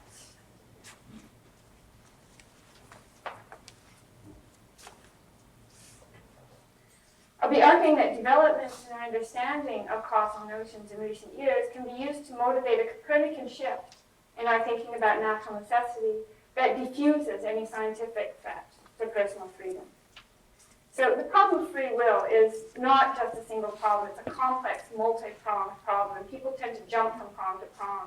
So if you succeed in addressing one prong, people will just sort of move to another prong and insist that the real problem lies there. So there's one particular problem that I want to address here, the specifically scientifically motivated worry that stems from the hypothesis that if the laws of nature are deterministic, and I'm going to suppose for the purposes of this discussion that they are, not because the problem disappears if they aren't, but because it takes a more complicated form that just sort of obscures the issues, clouds the issues. So the worry is that if the laws are deterministic, then we cannot really be free. And the worry that I'm interested in emerges most clearly as an objection to one strategy for arguing that freedom is not incompatible with determinism, by showing that even if the microphysical laws show that our actions can in principle be deduced from initial conditions, our epistemic position licenses us in thinking of ourselves as free. So it's an objection to that form of argument for compatibilism that I want to address. And in the version of the strategy, of this strategy for arguing for compatibilism, worked out by Dennett, the idea is very roughly, but persons and human actions aren't microscopic objects. They're objects that arise at a high level of organization, and even if there's determinism at the micro level, there need not be, and I think Dennett argues there is not determinism at the level at which these objects live. So he argues, as I understand it, that if we actually look at the macroscopic level of description, so parsing events and actions in an everyday way, in a way that's relevant to assessing the causal relations between them, we have something that more or less vindicates the common sense view that although there are influences on actions, human actions do not have deterministic causes. Now, the problem that some people see, and I've heard this objection over and over, both from sort of students, so it's not strictly a philosophical, the product of that kind of overdeveloped philosophical sense, and from philosophers, is that this way of vindicating our homey conception of why we see ourselves as free is that it can seem like a debunking explanation. The sort of explanation that says, look, I can see why people think that they're free. That is why they treat their own actions as though they're undetermined by antecedent events, just as I can see why the Aristotelians thought, looking from their vantage point, that the earth was the center of the universe. But in neither case is it really so. Science, the objection goes, tells us that whether we know it or not, and however things seem from our restricted epistemic vantage point, if we look closely, everything we do, including the brain processes that underwrite decision, are necessitated by deterministic laws from the initial conditions of the universe. So that's how the objection goes. Now, there are other ways of eliciting this form of objection, any way of pointing to facts about our epistemic position to argue that humans can't help but think of themselves as free, is going to be met with the objection that they're confusing epistemic with ontological considerations, as people say, ignorance of the nomological determinants of action does not deliver us from the chains of natural necessity. Those aren't part of the fabric. Those are part of the fabric of reality and have nothing to do with our knowledge of that reality. Now, the first thing to notice about this objection is that it's not just a worry about nomological determination. It's true that in a deterministic universe, actions are predetermined by the initial conditions of the universe, but they're also post-determined and partially determined by concurrent facts from events in neighboring regions of space-time to the price of tea in China. There are all kinds of relations of backwards and sideways determination and partial determination all through space and time. We don't get any special worry about predetermination until we interpret the dynamical laws in a certain way, invest them with a temporal asymmetry, an idea of compulsion borrowed from the notion of cause.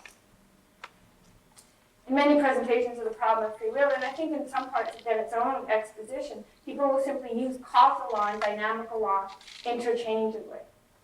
And this idea, so the idea seems to be that there are temporally asymmetric relations of natural necessitation built into the fabric of the universe that produce or generate later events from earlier ones.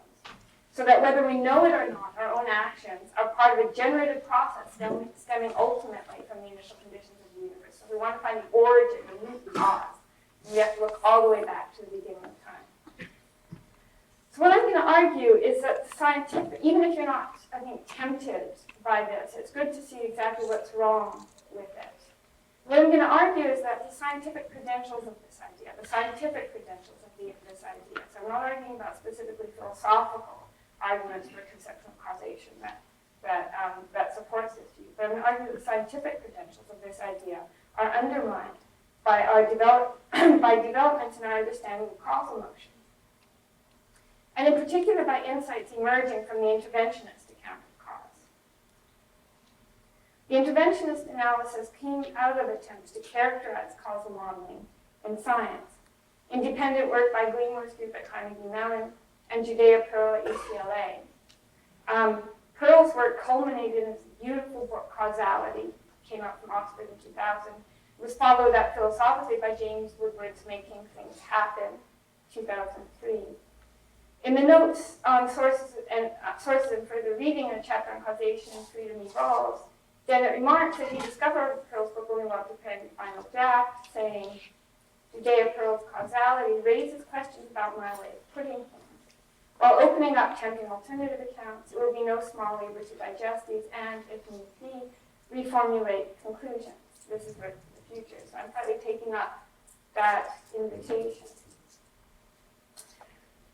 But I actually think that the interventionist analysis holds some deep and important lessons that bear not only on Dennett's case for freedom, but on some of the themes in Wandering Significance. And also everything must go.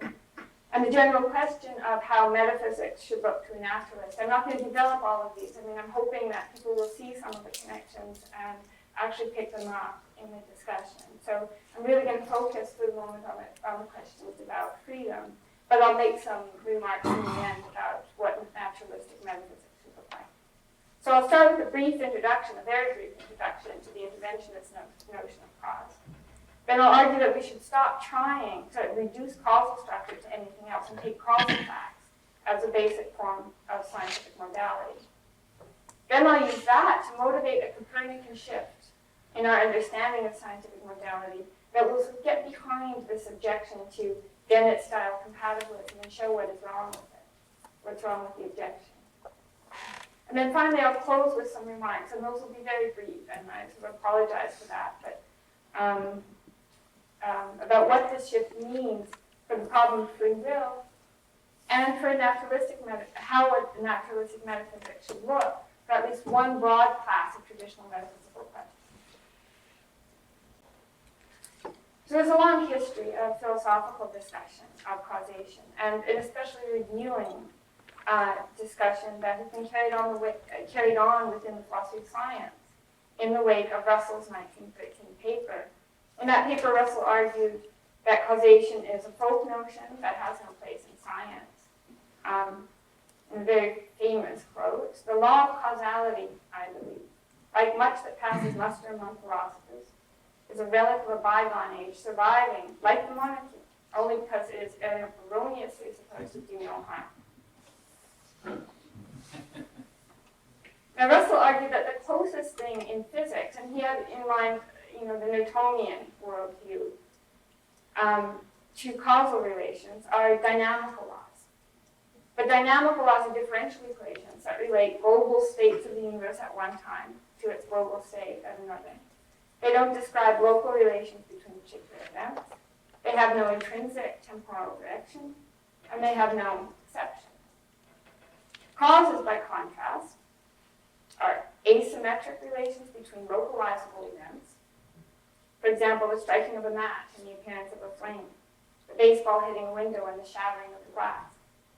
They're more informative than global dynamical relations about what occurs on the local scale, but they depend on background conditions and they're full of exceptions. Now, the difference between these two notions is so great that Russell was recommending that we do away with the notion of cause altogether, at least in scientific contexts, as part of our official ontology, and replace it with that of a dynamical law. Cartwright, in an influential criticism, which was entirely right, and it's widely accepted, was widely sort of received almost immediately as being correct, responded that dynamical laws cannot play the role of causal relations in science because, and in everyday practical reasoning, because specifically causal information is needed to distinguish effective from ineffective strategies for bringing about ends. So, for example, it might be true that as a matter of physical law, because smoking causes bad breath, that there's a strong positive correlation between bad breath and cancer. But it's not true that bad breath causes cancer, and hence it's not true that treating bad breath is an effective strategy for bringing about cancer. And that difference, the difference between being correlated with cancer and being a way of bringing it about, is not one that can be drawn by looking only at the dynamical laws. If one wants to avoid getting cancer, one has to know not simply what cancer is correlated with, but what causes it, what brings it about. And the claim is that's not a distinction that can be drawn just by looking at the dynamical laws. Now this is sort of part of history now, but there are a number of different reactions that one might have to the situation. Attempts to analyze causation, not just in dynamical terms, but bringing in something else have been tried. So probabilistic, counterfactual, and dispositional analyses are still popular. There are views that link causal relations to human manipulability, but these were thought by many to be sort of objectively imprecise and anthropomorphic. But in the last 10 years or so, interventionism has emerged, I think, as an important and clear forerunner in a discussion. It captures what was right with counterfactual and manipulability views while formalizing a scientifically useful notion. It's not without difficulties, but I think it pretty clearly captures the core of the pre-theoretic concept and provides us with the right formal framework for representing causal structure in science. Interventionism does not aim to reduce causal structure or to define it in non-causal terms. It aims for elucidation, clarifying the logic and epistemology of causal claims, telling us how to recognize causal structure and construct causal models. Dynamical equations tell us how the state of the universe at one time depends on its state at another.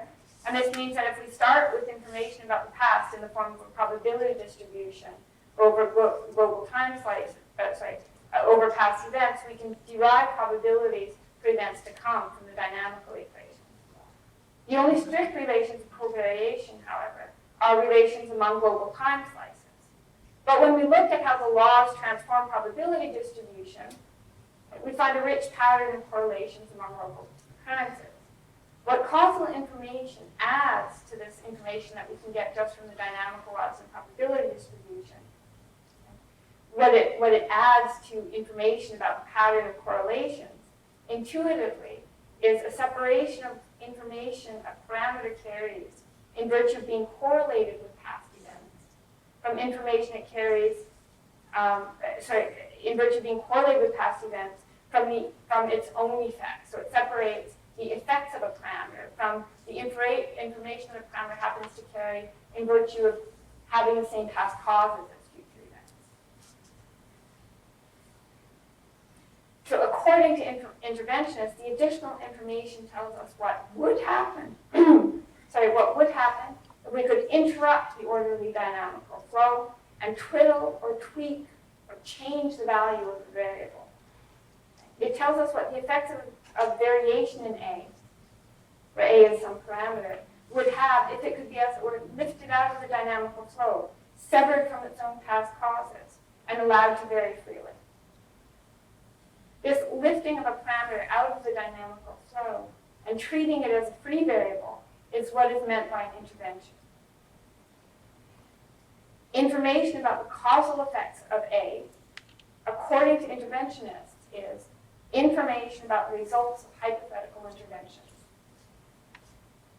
It tells us how future probabilities would be affected by variation in A when A is treated as a free variable. So even though there may be a strong law-like correlation between having breath that smells like cigarettes and developing cancer, bad breath is not regarded as the cause of cancer because the cancer rate would not be altered by giving people mints to improve their breath. Smoking, by contrast, is regarded as a cause of cancer because abolishing smoking, it is believed, would significantly lower the cancer rates. That's what it means to say that bad breath is not, but smoking is a cause of cancer.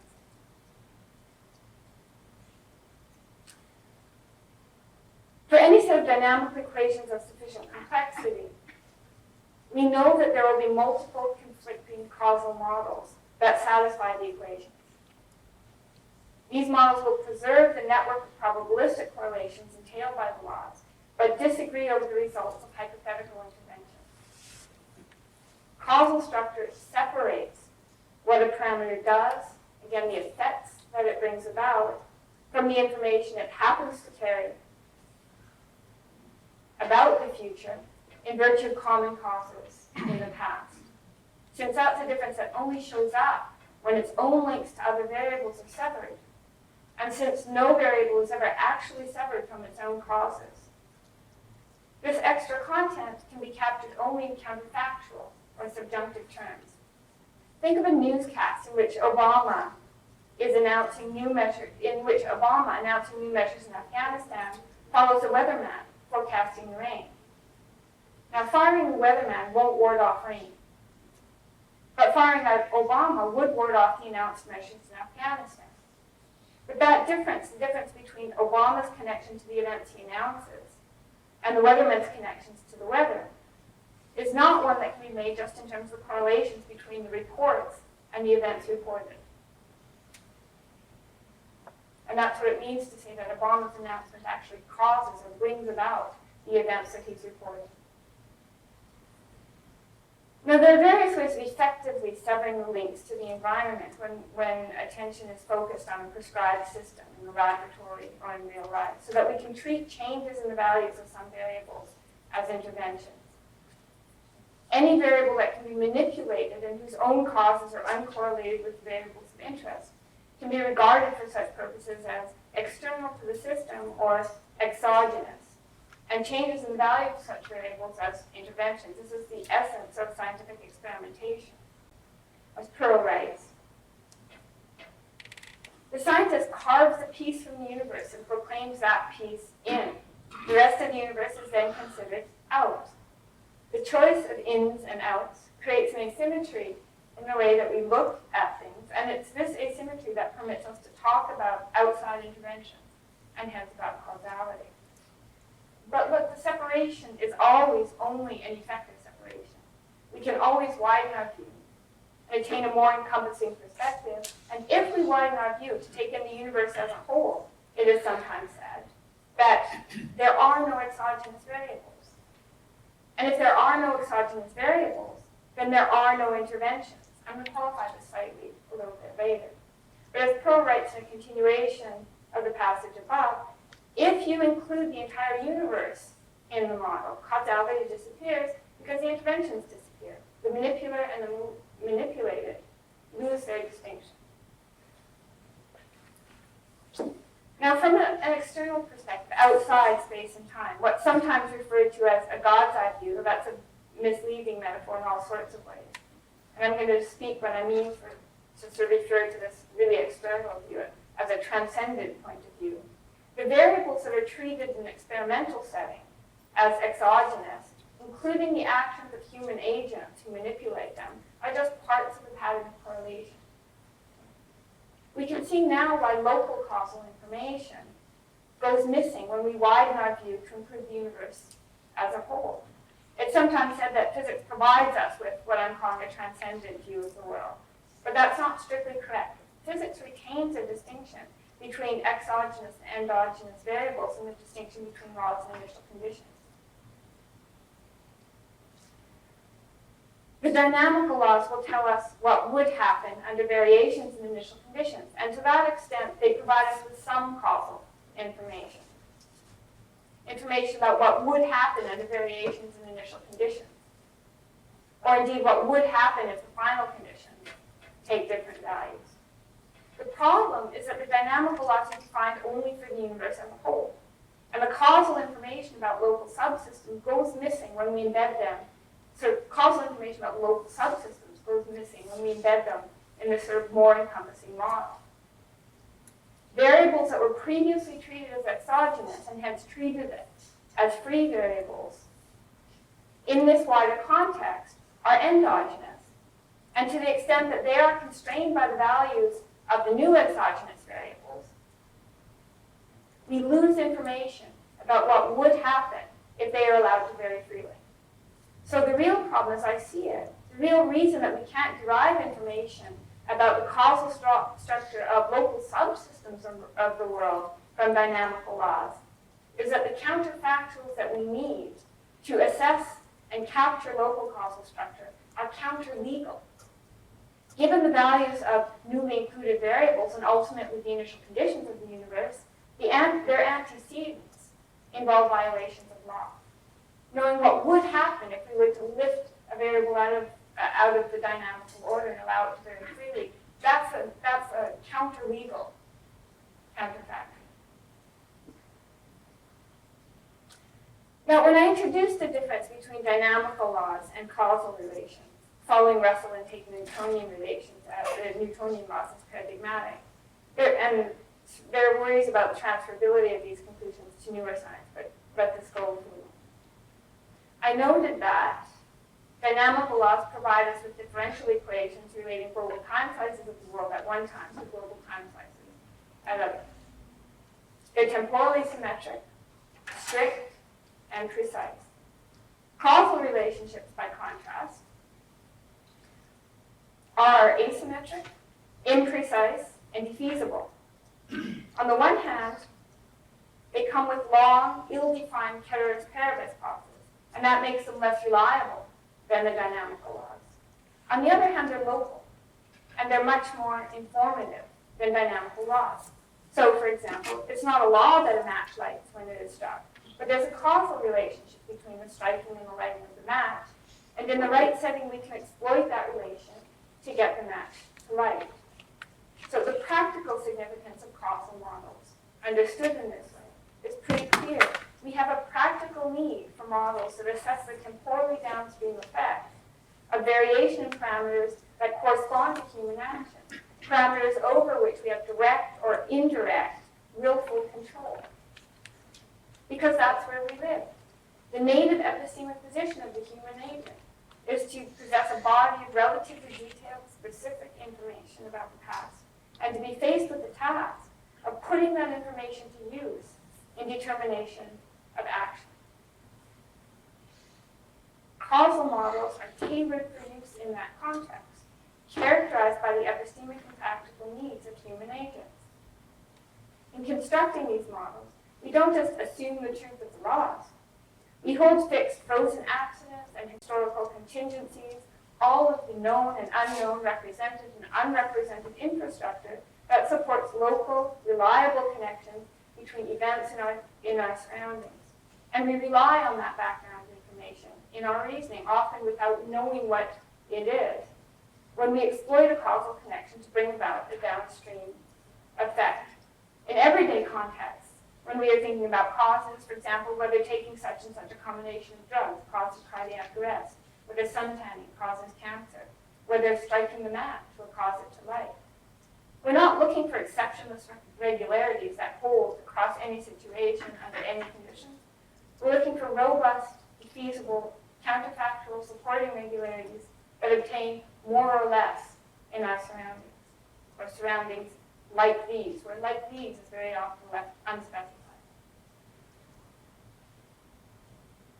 So causal generalizations can't be derived from the global dynamical laws of physics because they draw the lines between fixed and variable structure in a different place.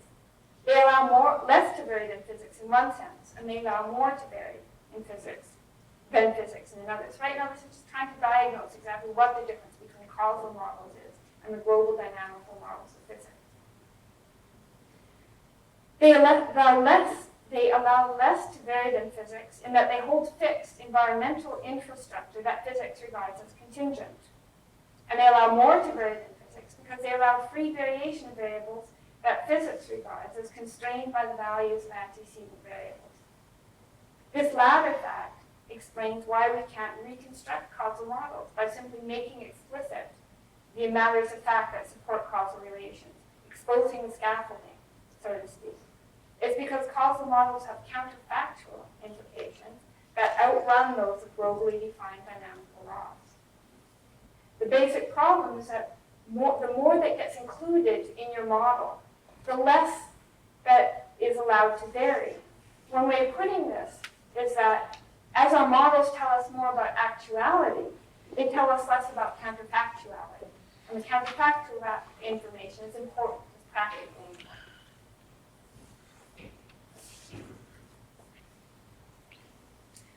There are different reactions that one might have to the situation, or to this diagnosis for the situation. The first is just to reject the extramodal content that one gets from local causal models. Simply deny that there really are facts about what would happen under hypothetical intervention. Now the problem with that is that, and I think this is what was implicit in Cartwright's objection to Russell, the local causal information is indispensable to decision. When I'm deciding how to act, I need to know the downstream effects of the alternatives, even though only one of these will be actualized. I need to know what would happen if I acted under any of the ways that I see as available to me. The second reaction is to assume that that there's a genuine loss of information here. I see no reason not to think this. Science is about studying the modal structure of the world at the local and global level. It's about providing us with the models that we need to guide our interactions with it. And those interactions take place on the local level. In a way, the counterfactual information that the global models give us is degenerate. It's not information that we can use to affect anything. And complete information about that modal structure would tell us what would happen under free variation of any variables, internal or external, early or late in history. The ones that we care about at a personal level are the ones over which we have local control, but there are uses too for more encompassing models. For example, models that examine the effects of variation in interest rates on the economy, or models that examine the effects of ozone depletion on the environment. These help us with design and intervention on a larger scale. They help us assess the possibilities for change and assign responsibility.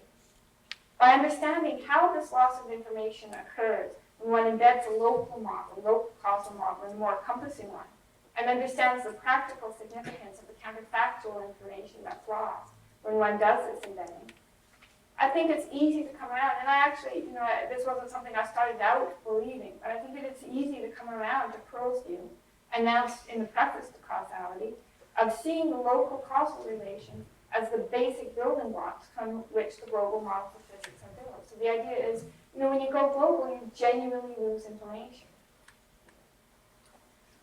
There's no good reason for insisting, I think, that the global models of physics have to fully reflect the world's modal structure. It's a bit of chauvinism, I think, in the philosophy of science, that we think that physics has to be, in that sense, complete. And indeed, it's wrong to foist that idea on practicing physicists. It's only philosophers and cosmologists that insist on treating the world as a seamless unit. Practicing physicists work mostly with local causal models, and they're entirely realistic about the causal structure. And in fact, if you're talking to cosmologists, they can only give a sort of vague metaphorical sense to the distinction between initial conditions and law-like features of the world.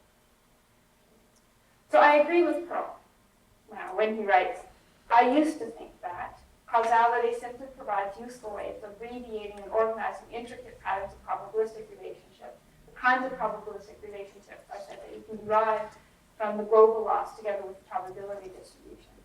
Today, my view is quite different. I now take causal relationships to be the fundamental building blocks, both of physical reality and the human understanding of that reality.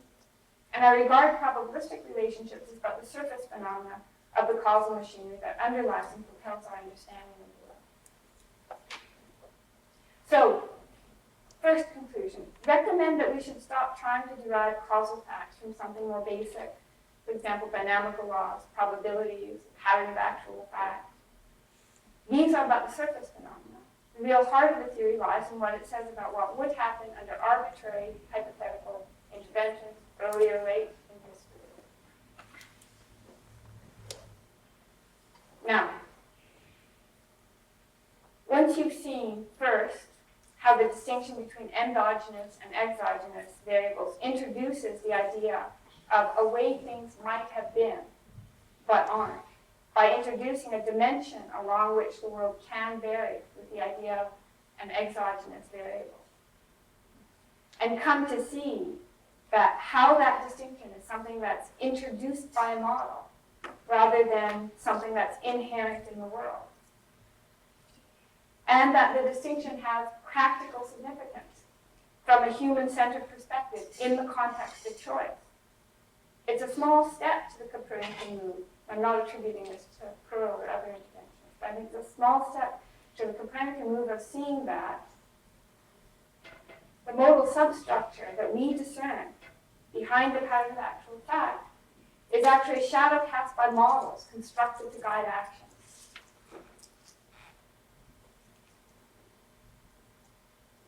Modeling is a human strategy for coping with a quickly changing environment under conditions of restricted information. We construct models that highlight real patterns that we can use to act strategically. In considering what we do, we represent a range of alternative actions and trace out their downstream effects. This process is our most powerful cognitive tool, one that gives us a primary advantage over other kinds of naturally evolved cognitive systems. And the modal content of our models, what it tells us about what would happen under hypothetical intervention, plays its role here in the context of choice. Science is a form of modeling, an extension of this basic human strategy, involving the collectivization and the systematization of information, construction of models of varying scope. And these models all play a role in interaction with the natural environment. Modal thinking is part of practical reasoning, and practical reasoning is part and parcel of the process that leads to human action. The extra layer of representational mediation between stimulus and response gives us a kind of flexibility and foresight that Dennett in his way in his book and I in my way in mine argue hold perhaps our greatest advantage over natural competitors. In a laboratory setting, and the proposal of human science is just an extension of that strategy. In a laboratory setting, we're always dealing with an object system and treating the environment, usually a collection of identified variables whose values we are particularly interested in, and which we have ways of controlling, as exogenous variables. In everyday context, we're dealing with an open environment and treating our own actions as input to it. We model ourselves too, of course, as individuals and as a group, when we take ourselves as objects and look for patterns in the determination of human behavior.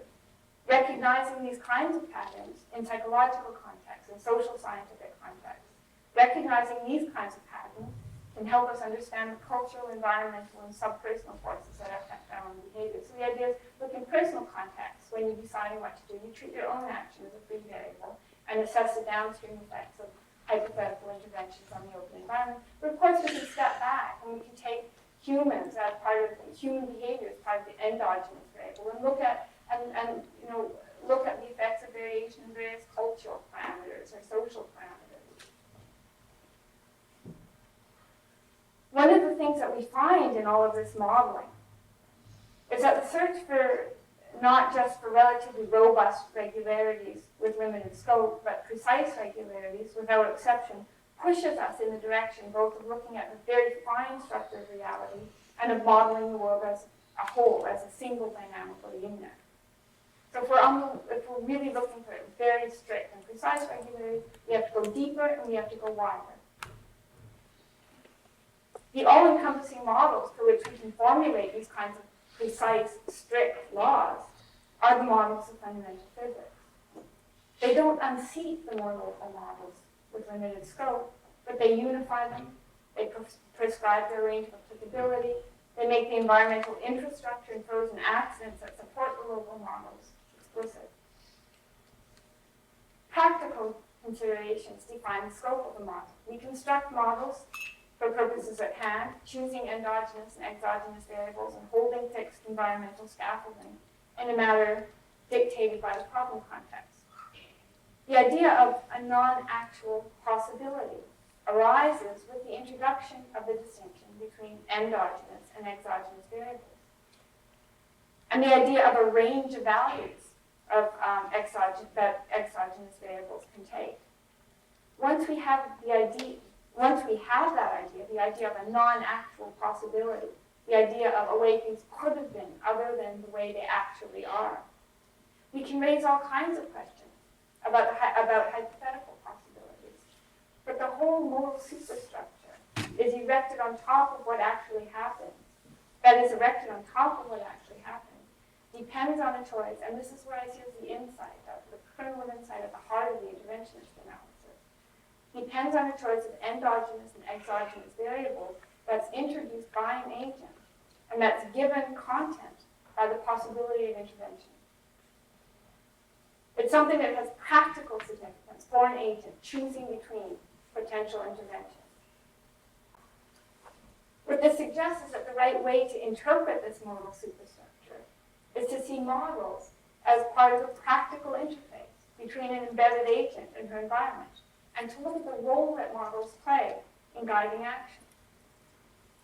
The same can be said, I believe, about loss, probability, disposition, all of the implicitly and explicitly modalized structures that are at the heart and soul of scientific theorizing. The embedded agent sees a world full of possibility and potential. She sees her own contributions to history as undecided, literally undecided, indeterminate until resolved in the course of decision. And the world participates in that undecidedness to the extent that she sees her decisions as interacting dynamically with other variables. She sees a range of possibilities that she might yet actualize, and this idea of a range of possibilities is the origin and ground of all moral thinking. There's nothing deluded about this perspective. Constructing models and tracing out the effects of potential actions is part of the natural history of human beings. Treating one's own actions as free variables in the context of choice is part of the internal logic of decision. How am I doing for time? It's okay. I'll skip it. How much time do I have?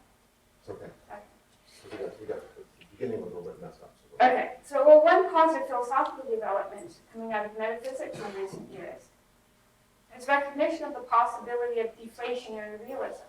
That is an understanding that realism about a class of beliefs, like, for example, modal beliefs, while denying that there's anything in the world to which they correspond from a transcendent perspective, is a stable position, so long as one's account of the role of those beliefs in the life of the embedded agent employs no correspondence-style relations to elements of the mind-independent fabric of the world. So we can be realists about modalities, believing that there are facts about what would, might, or could happen under various conditions, without believing that we need possible worlds or non-actual possibilities available from a transcendent perspective as truth makers. The thing about moral beliefs is not only that such things are not needed, but that if one tries to give a correspondence-style semantics for them, one has a hard time saying why beliefs about the kinds of things that they're supposed to refer to, the kinds of things that are supposed to act as truth makers, should play the practical role of moral beliefs. Why should what's going on in possible worlds, other non-actual possible worlds, concrete or ersatz, make any difference to how I act in the here and now? Models serve not simply as images of the world or tools for prediction, but also as practical interfaces with the environment. The modal content of a model has a different fit with the world from its representational content. It isn't made true by something in the mind-independent fabric of reality. It plays a role in making true something that isn't part of that fabric, namely how I decide to act. Okay, so what does all of this have to do with free will? Well, I would say that a good part of the appearance of conflict between free will and determinism comes from a sort of hyper-objectification of scientific modalities, either in their causal form or in the form of natural law. This comes out clearly in the form of objection that I cited at the beginning to Dennett's form of compatibilism. The idea behind the objection seems to be that relations of natural necessitation are built into the fabric of reality and revealed to us by physics. And this tendency towards hyper-objectification of physical modality is part of the tendency prevalent both in the philosophical and the scientific community to think that physics presents us with a truly transcendent picture of reality, what Bernard Williams calls an absolute conception of the world, an all-inclusive picture of the world invariant under the broadest possible class of transformation, thoroughly cleansed of perspective, not shaped by human concern, perceptibility, and so on. And we know this line. This idea, it seems to me, takes physics either a little too seriously or perhaps not seriously enough. It dehumanizes physics. It fails to see what a human activity modeling is, and what a thoroughly human idea, the category of the possible, is. Insofar as it employs modal categories, and it's part and soul of physics, the difference between a catalog and a theory, to use Einstein's phrase, to tell us what the modal structure of reality is. Physics doesn't give us a description of the world as it appears from a transcendent perspective. It gives us a view as it appears from the perspective of an embedded agent with limited vision and limited capacities for control. The distinction between the possible and the actual is rooted in the first personal perspective in which one is faced with a choice of action. The perspective of the willful agent at the moment of choice is the origin and ground of our ideas of possibility. Models are part of the practical interface between an embedded agent and their environment. In the context of choice, her impending actions are left out of the model as something whose values remain to be decided by the process of choice. She sees a range of possibilities that she might yet actualize, and until the decision is made, each of these possibilities and the futures that follow on them are live. This sort of naturalistic account of representational activity that focuses, I think, on the practical, comes very naturally to philosophers accustomed to viewing the human organism in naturalistic terms and seeing cognition, including the fully developed products of our best science, as a strategy for managing behavior. So it comes naturally to someone like Dennett. It comes naturally to someone looking at cognition from the point of view of philosophy of mind, or as a biological phenomenon. But there's a propensity among the wider circle of philosophers, including philosophers of physics, perhaps especially philosophers of physics, to hyper-objectify physics. The tendency to invest these laws and regularities with the force to undermine personal freedom is part of that tendency. It fails to recognize the immanence of possibility. The distinction between the possible and the actual is a thoroughly human distinction, rooted in the human-centered perspective, and indeed the first personal perspective in which one is faced with a choice of actions. This remark of Ramsey's once came to mind when he said, "My action is the ultimate and the only ultimate contingency." The God that, it's the perspective of the willful agent at the moment of choice that is the origin and ground of all of our ideas about possibility. And I would say that there's nothing more human than the idea of possibility. To a truly transcendent thought, and this is the qualification that I mentioned that I would make earlier, there is nothing but the manifold of actual fact, including the real patterns in the manifold, and the embedded, embodied modelers who exploit those patterns in choice. The God that appears more commonly in philosophical discussions, however, is not a truly transcendent figure. It's an anthropomorphized God, conceived in the mold of a human agent, choosing initial conditions of the universe and watching the universe unfold. And it's that kind of metaphor that's used to give content to the distinction between initial conditions and law-like features of the world. It's not an accident that when we talk about the distinction between laws and initial conditions, and hence between what merely is the case and what might have been, we tend to give it content with this kind of metaphor. So quickly now, in conclusion, to draw some lessons for naturalistic metaphysics. There are two kinds of metaphysical questions. Questions that are answered by the first order content of a physical theory, whether the basic particulars, quantities and relations, the structure of space and time, the dynamical laws and probabilities of such of various events. And then there are questions about the nature of fundamental scientific categories like law, probability, non-actual possibility. Authority on the first kind of question, I think, is rightly suited to physics. But there's an important sense in which the second kind of question is meta-scientific. It's part of the first order content of Newtonian mechanics, for example, to tell us what the laws are, what kinds of worlds are physically possible, but it's no part of the first order content of Newtonian mechanics or quantum mechanics or general relativity or any other physical theory to tell us what a law or a possible world is. Those are notions that are used by physics but not generally mentioned. Maudlin has been arguing in recent years that to the extent that physics is our most fundamental account of what there is, and to the extent that there is no physics-independent vantage point from which we survey the contents of reality and give an illuminating account of such notions, these notions that figure as primitives in physical description ought to be accepted as ontological bedrock. Attempts to analyze concepts like law or modality proceed, and I think he's right about this, by at least implicitly offering up an account of what there is, patterns in the human manifold, or particulars and universals, or tropes and property instantiations, or whatever, and then trying to find truth makers for statements of law or physical possibility in these terms. But this is just silly. There is no independent standpoint outside of physics that could furnish us with a kind of side-on view of the relationship between our models and the world outside our models.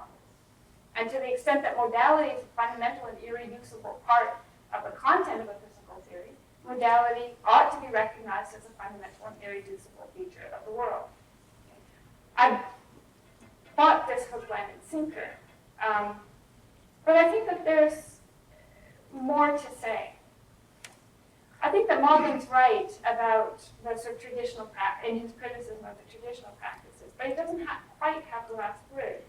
There's a way of addressing these kinds of meta-scientific questions, and indeed I think sort of answering part of the psychological impulse to metaphysics, without presupposing an extra scientific standpoint from which to view the contents of reality and draw truth makers for any putatively truth-bearing claim. There are parts of science that precisely take the interaction between the situated agent and her environment as the object of study. And it is to them that we should look for an interpretation of the structures that are fundamental to physics. If what we want is a side-on view of the relationship between our models and the world outside our models, we shouldn't look for a transcendent standpoint outside of physics. We should look to the human and the cognitive sciences. And I actually see the strategy as implicit in what Dennett is doing, which describe the interaction between the human agent and their environment and examine the role they play in that interaction, the role these fundamental categories play in that interaction. And the question we should raise is not what does some element of theoretical structure represent. That way lies the invention of semantic correspondences. But what does it do? What role does it play in the life of the agent? When one is trying to interpret fundamental scientific structures as a relationship just between a model and the world, one finds oneself reifying modalities, talking about correspondences, searching for truth makers. When we put the agent back in the picture and look at the role that these structures play in her internal life, the expectation of mirror-like correspondences for every element in a model, corresponding element in reality, is quickly defeated. Models are tools. Their job is to facilitate interaction between an embodied agent and an environment. In some cases, the account of use will support a correspondence. So it seems natural to expect ground-level correspondence between representation or maybe local values of a particular fact in a first-order model and something out there in the world. But it won't always support that kind of correspondence. I've been arguing that when it comes to the causal content of a theory, and indeed the modal content that actually rides on the back of the causal content, the full and final account of it is given by the role in decision. What all of this suggests is that when it comes at least to a certain kind of metaphysical question, the kind of question that's not answered by the first order content of the theory, it's anthropology. That may be the real naturalistic alternative to neo-scholastic.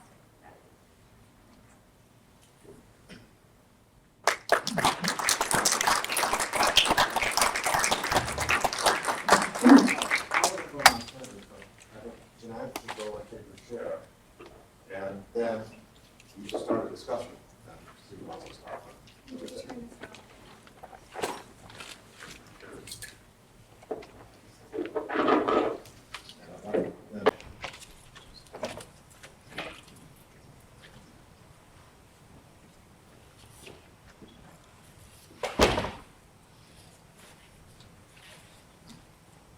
Thanks, Ron. So,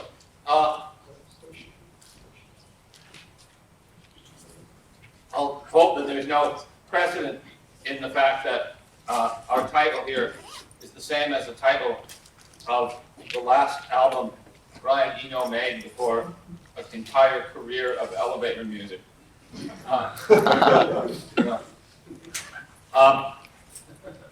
Here's how we're going to go here. We're taking the hostly obligation quite seriously. We're going to talk about everyone's book. That is, everyone sitting at that end of the U there. You say every book must go. Well, not one. No, we certainly won't be saying that. I'm going to do most of the talk, and just towards the end, I'll hand over to James to add a few things.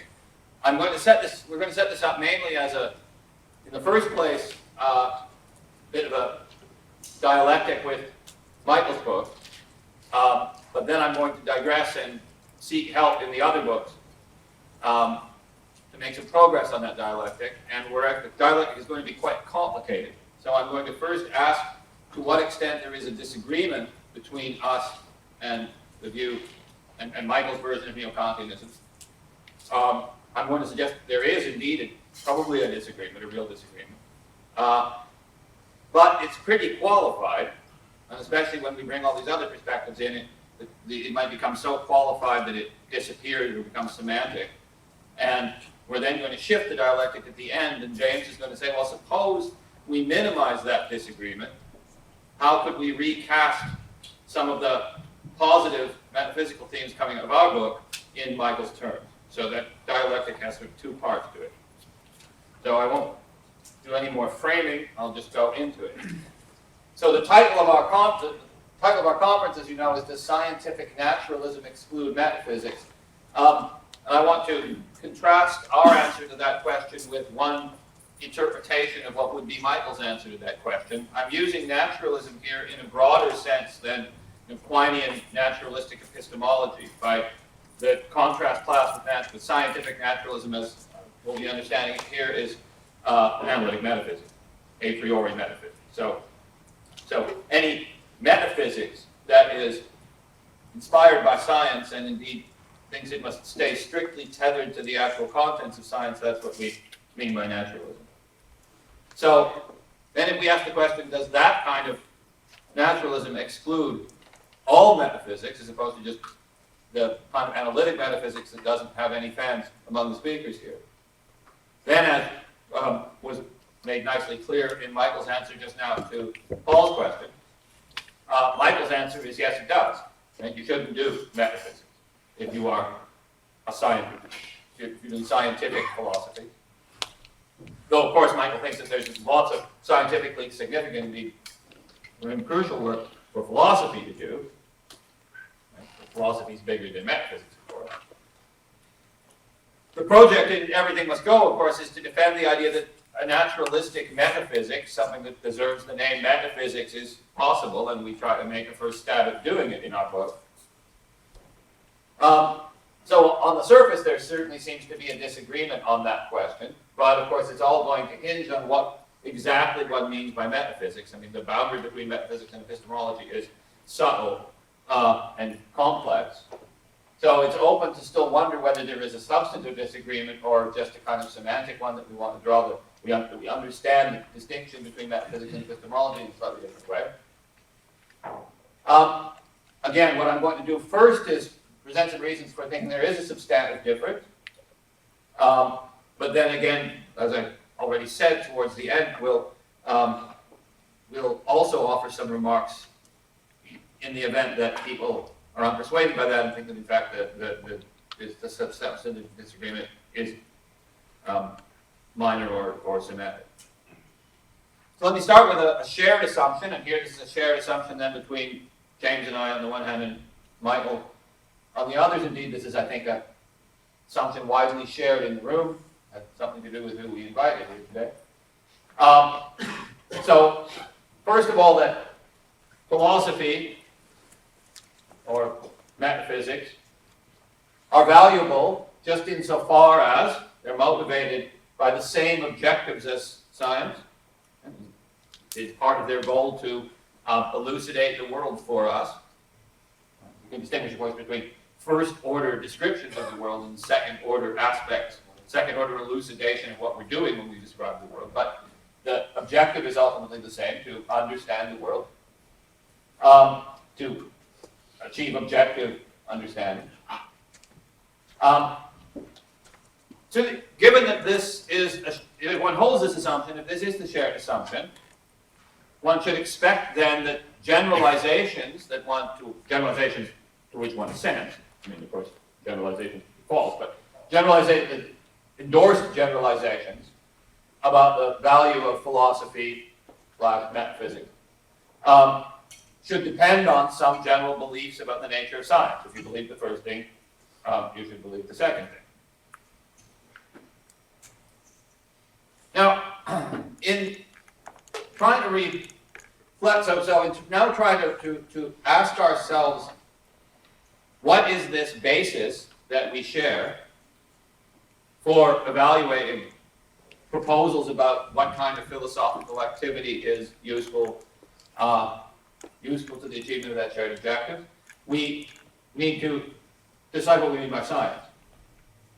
So think of these as different alternative bases for induction, reflection, elaboration. Where do our examples come from?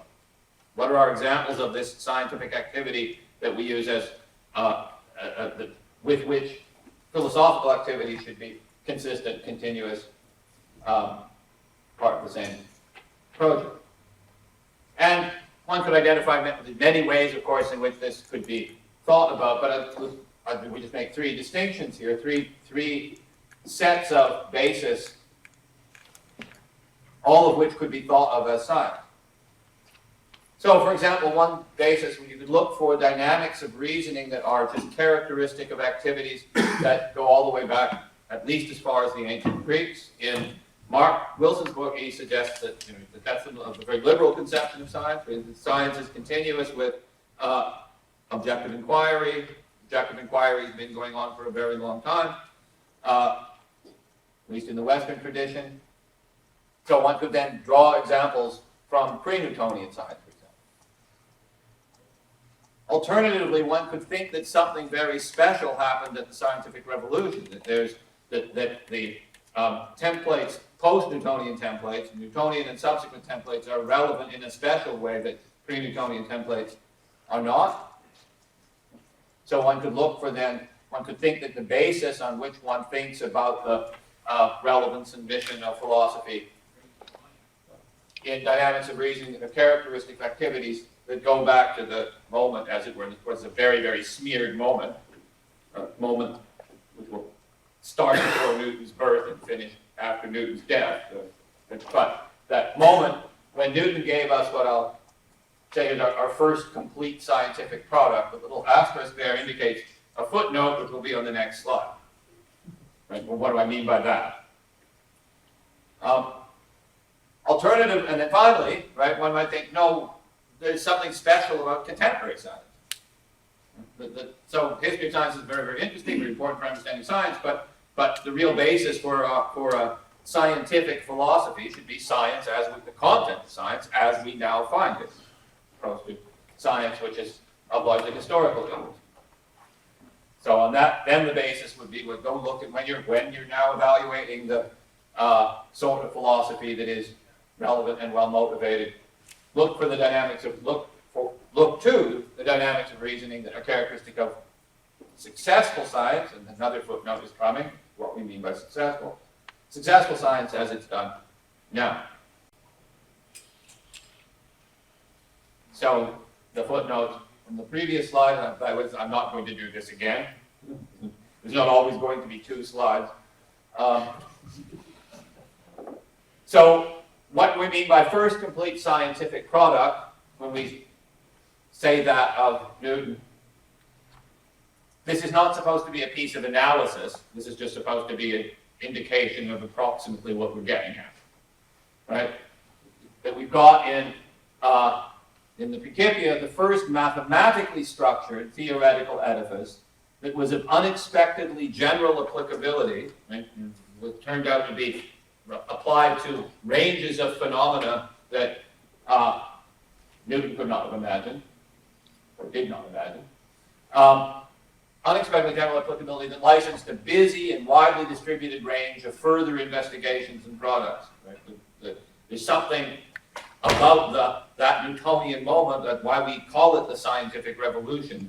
Everything afterwards, so to speak, is different, and it's different. One of the important ways in which it's different is the mathematical structure.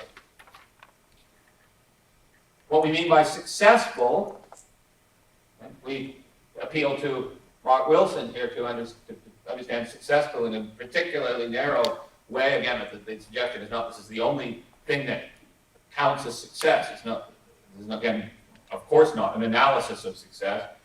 It's just what we're going to use here for how we're going to understand good science.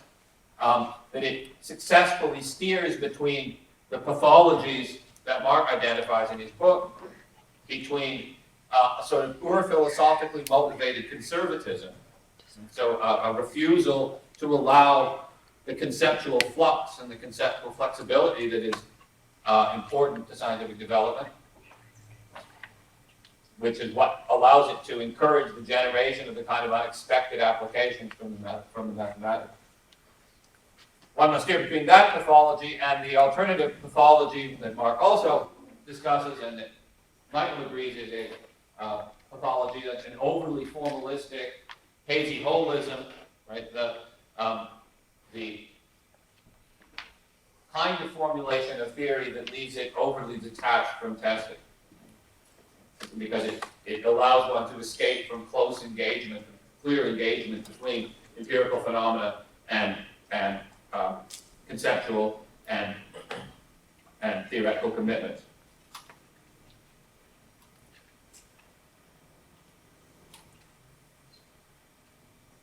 Now, I'll start with some generalizations about these three bases for reflecting on the relationship between science and philosophy. It seems to us, this is an opinionated slide, it seems to us that the first basis, the very liberal conception of the source of the template, the scientific template, our problem is we think it draws emphasis away unduly to an unhelpfully great extent from mathematics. That's one of the crucial things I think is importantly different about science after Newton. And we think that the reason we resist undue de-emphasis on the centrality of mathematics is we think that just makes it difficult to clearly distinguish science from just non-lazy reasoning in general. We don't. Right? There's lots of non-lazy reasoning. It's good reasoning. It's hard reasoning. It's serious reasoning. That would include Plato and Aristotle, literary criticism, and aesthetics, and all sorts of other things, which have lots in common with science, aside from just being non-lazy. But it can obscure the issue and make it very difficult to find. We want to be something a little bit more precise when we say philosophy should be motivated by science and should be consistent in its objective with science. We need something more specific by that than just philosophy should also be non-lazy activity in the sense of literary criticism. I'm really confused by this. Maybe I should get that. I mean, the Greeks invented systematic mathematics and systematic application of mathematics to Right. So that's why all the aspects of the footnotes that the one asterisk were important. Right. It's not just mathematics. So the claim is not that. The claim is not that prior to Newton nobody was applying mathematics to nature. Right.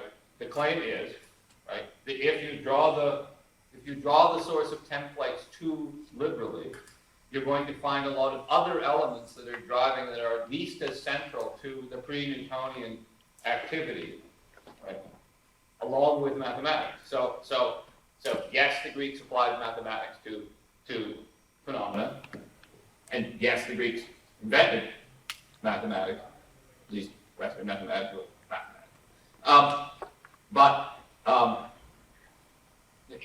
When you're doing criticism of Aristotle, or when you're doing criticism of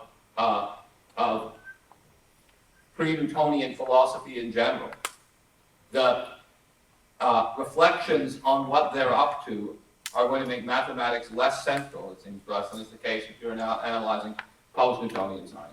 The details of the mathematics and the relationship between the mathematics and the empirical testing become more central. And it seems to us in a qualitatively important way.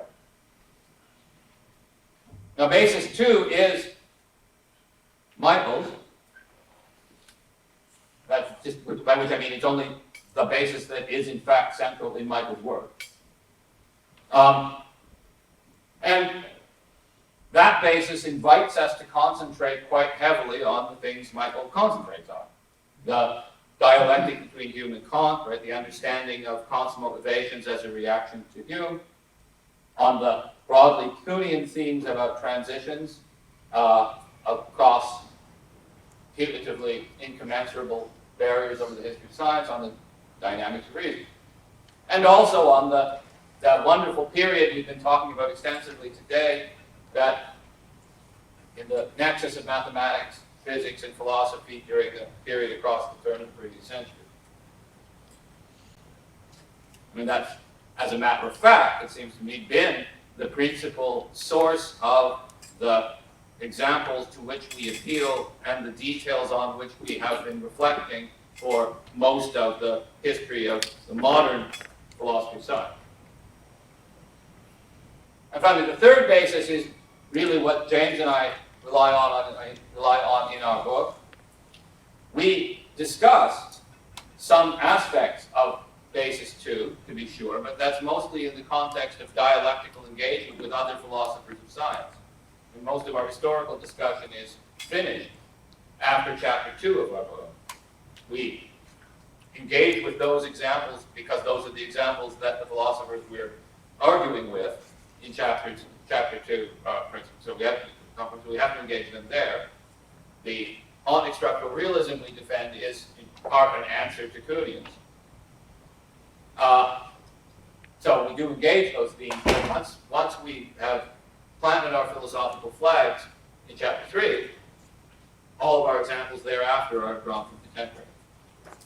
And the characteristics, therefore, that we most strongly emphasize in our discussions of science in our book are those features, are those aspects of contemporary science that seem to us to be most distinctive and important, namely quantum physics.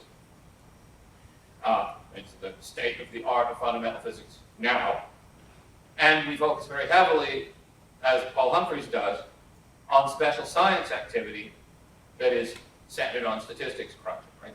There's been, I'm more often than I'm a philosopher, I'm a practicing social scientist, a practicing economist, and in my experience, there's been a revolution in the social sciences, and indeed in many, one could argue in the special sciences generally. It's been a revolution over the past 20, 25 years since we got lots of computing capacity. When I reflect on what our graduate students in economics now study, and I compare that with what graduate students in economics devoted their time to 20 years ago, it's profoundly different. You know, we used to teach our graduate students logic, and we don't anymore. It's not a significant, it's not a big enough importance to be given time in the curriculum, given how much software package they've got. And it's profoundly changed the nature of what we're doing in discipline. That, I think, applies quite generally. I should add, by the way, we're quite explicit about this in the book. When we talk about special sciences, we include in that most of physics. So all the non-fundamental parts of physics.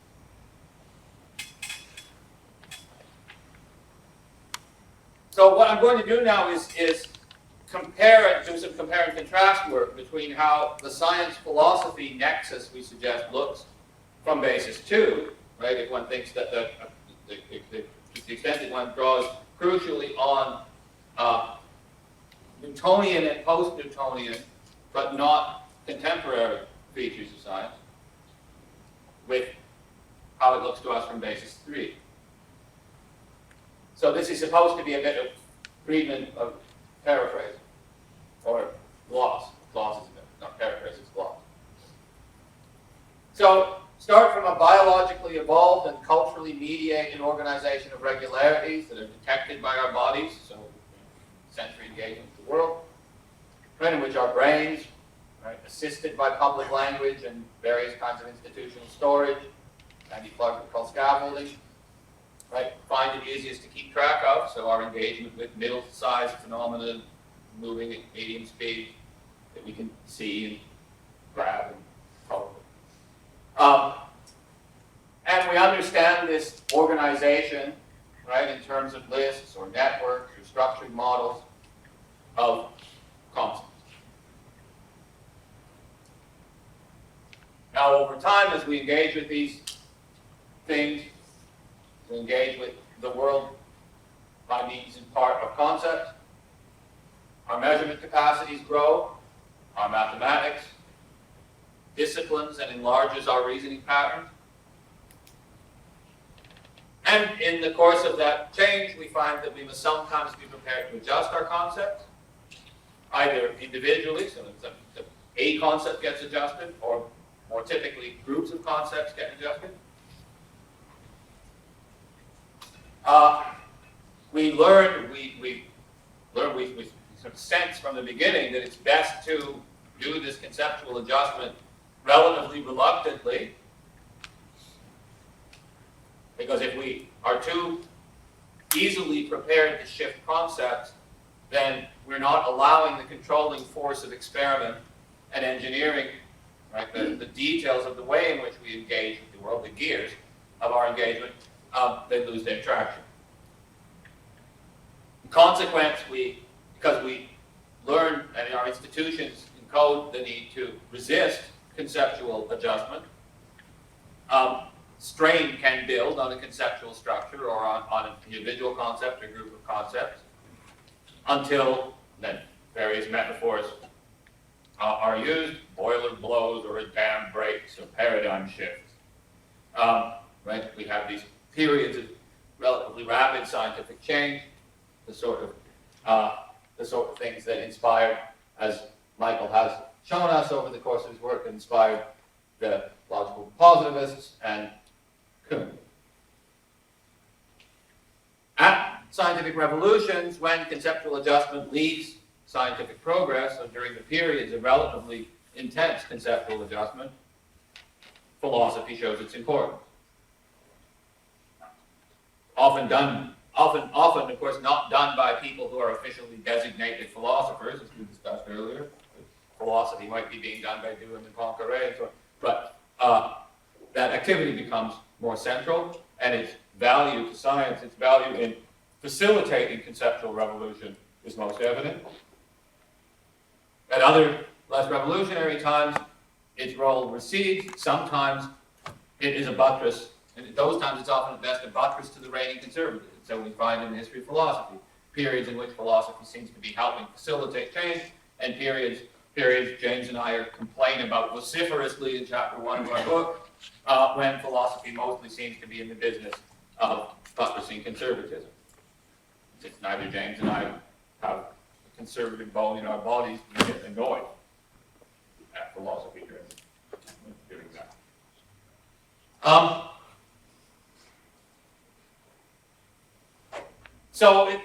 course, from that perspective, we can say a little bit more about why the period at the end of the 19th century, in the late 19th century and the first decades of the 20th century is a kind of golden age, when we're reflecting back on the relationship between philosophy and science. We can see that there were various relatively localized revolutions. They may not, when I say localized, because of course they might not stay localized. The Darwinian revolution we might decide, and already a pretty good argument one could make that it was at least as important as any other, but localized at the time of the shift itself, right? There is one great revolution, at least in the standard basis 2 type reflections, of which Michael is, I think, the leading exemplar. Perhaps the only example.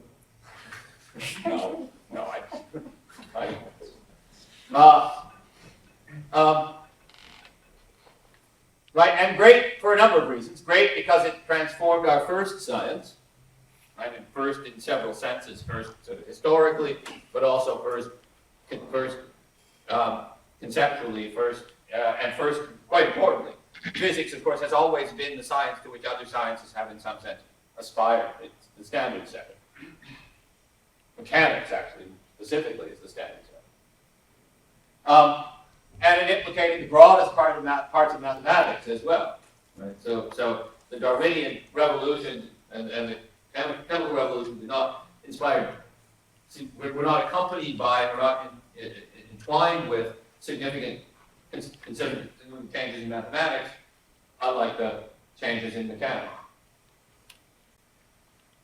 And on this conception, this great revolution is where we find our templates for the best philosophical activity then, right? This has been exemplified by some mathematicians, Humphreys and Hilbert, by the philosopher-scientist, as Michael refers to Einstein on the basis of the fact that Einstein is the only person not usually considered an official philosopher for whom there is a Schlitt volume. And by the philosophers who I think are heroes of all present, all those present whose views I know, Russell, Schlitt, Neurath, Carnap, etc.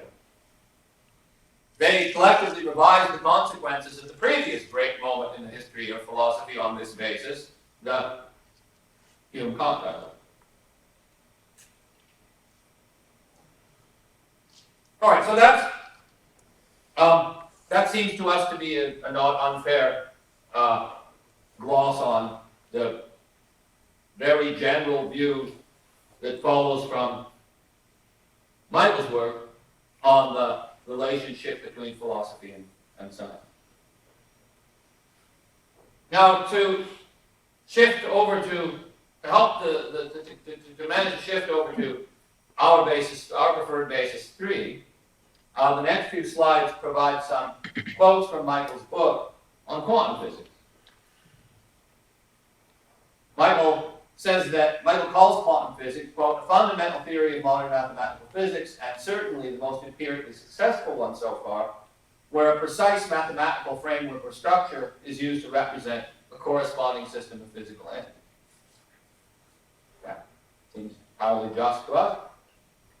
But he says, nevertheless, so despite the fact that it has these properties we would associate with what then ought to be a leading template for reflection for philosophical reflection, a motivator of philosophical activity, right? Our most successful, most empirically successful mathematical physical theory. Nevertheless, says Michael, there remain deep conceptual problems surrounding the foundations of the theory. Now, I'm not going to I don't want to get sidetracked at this point into an argument directly about the nature of the foundations of quantum mechanics, so we're going to say more about that at the very end of the presentation. So I'm going to come back to foundations of quantum mechanics at the end. But just for the moment, interject a critical question, so there's things for us to think about, things for subsequent discussion. It's important to ask just which concepts it is that Michael takes to be problematic. I mean, everybody is familiar with the idea that quantum physics is weird, right? Quantum physics says the world's very, very strange. Right? But that's not necessarily a conceptual problem. The math works just fine. This has yielded new concepts for us, right? Wave-particle duality, entanglement. One can't really think about these concepts non-mathematically, but it's open to ask just how, to the extent one is used to the mathematics, how difficult is it to think with these concepts? Right? Why are they not, in some sense, fine too? Now there are answers to those questions, and we're going to engage with those issues. We're not just waving them aside, but this is an important question that needs to be asked when Michael says what he says in the middle bullet. In fairness, I should remind people or tell people who haven't read Michael's book, the discussion of quantum physics in which these quotes are drawn, and I've got a few more coming, are only like 3 or 4 pages of the book. So, and they're towards the end of the book. This I take is Michael sort of looking forward to other themes that could be developed, greater attention later. So, this isn't, one wouldn't expect all of these issues to be taken up there. These issues in my square bracket. More Michael on quantum physics. Unlike the case of Einstein's appeal to preceding 19th century philosophical debates concerning the problem of absolute versus relative motion and the foundations of geometry, for example, appeals to philosophical ideas in the interpretation of quantum mechanics have not invoked ongoing traditions of meta-scientific reflection that are intimately intertwined with the pre-revolutionary conceptual situation actually addressed by the creation of the new paradigm. This, Michael says, is an unfortunate fact. It's too bad the philosophers didn't make, as he puts it, timely interventions of the right sort. We'll argue why that didn't happen, but it's an unfortunate fact. He wishes the philosophers had been up to the job or had been on duty, right? The unfortunate fact is that quantum mechanics has simply not been integrated with an ongoing scientific tradition at the philosophical level at all. At all. So it's just dangling out there, that I take it as. So it's not just strange, it's not just weird in the everyday sense in which everyone calls it weird. It's really quite deep strangeness about it. And then here is Michael on quantum physics and philosophy. Einstein's work, he says, was intimately involved with the creation of a new tradition of meta-scientific reflection, the logical appearances tradition. So far, however, quantum theory has had no similar impact on the ongoing practice of philosophy as a discipline. We certainly think the second half of that is largely right, at least outside the philosophy of physics. I mean, there's of course, a kind of slightly, largely closed, or pretty closed, philosophy of physics community that thinks obsessively about quantum mechanics. Quantum mechanics has certainly had an impact on them, but they've had relatively little impact on the rest of philosophy. Michael then speculates that perhaps this is why we've had difficulty constructing a grand unified theory, right? Unifying gravitation with quantum theory. Now this seems to us to be a bit of a stretch, right? It's not as if we've lacked concepts or ideas with which to think about what a grand unified theory might be like. Indeed, there's a plethora of proposals out there which are conceptually quite rich. Right? There's string theory and M theory. Well, of course, M theory is just a generalization of string theory, but there's also quite different theoretical ideas, quantum gravity, causal set theory.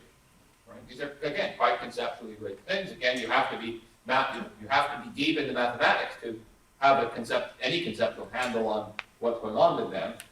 But we haven't just been sort of blankly staring at quantum theory and gravitation and scratching our heads.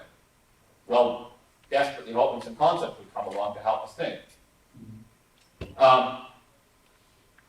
So, I mean, it's possible.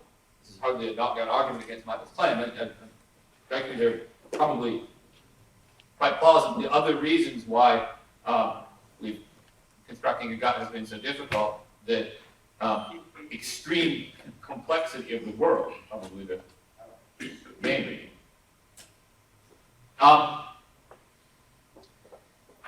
Now the inductive base, so consider what we've got here by way of a picture.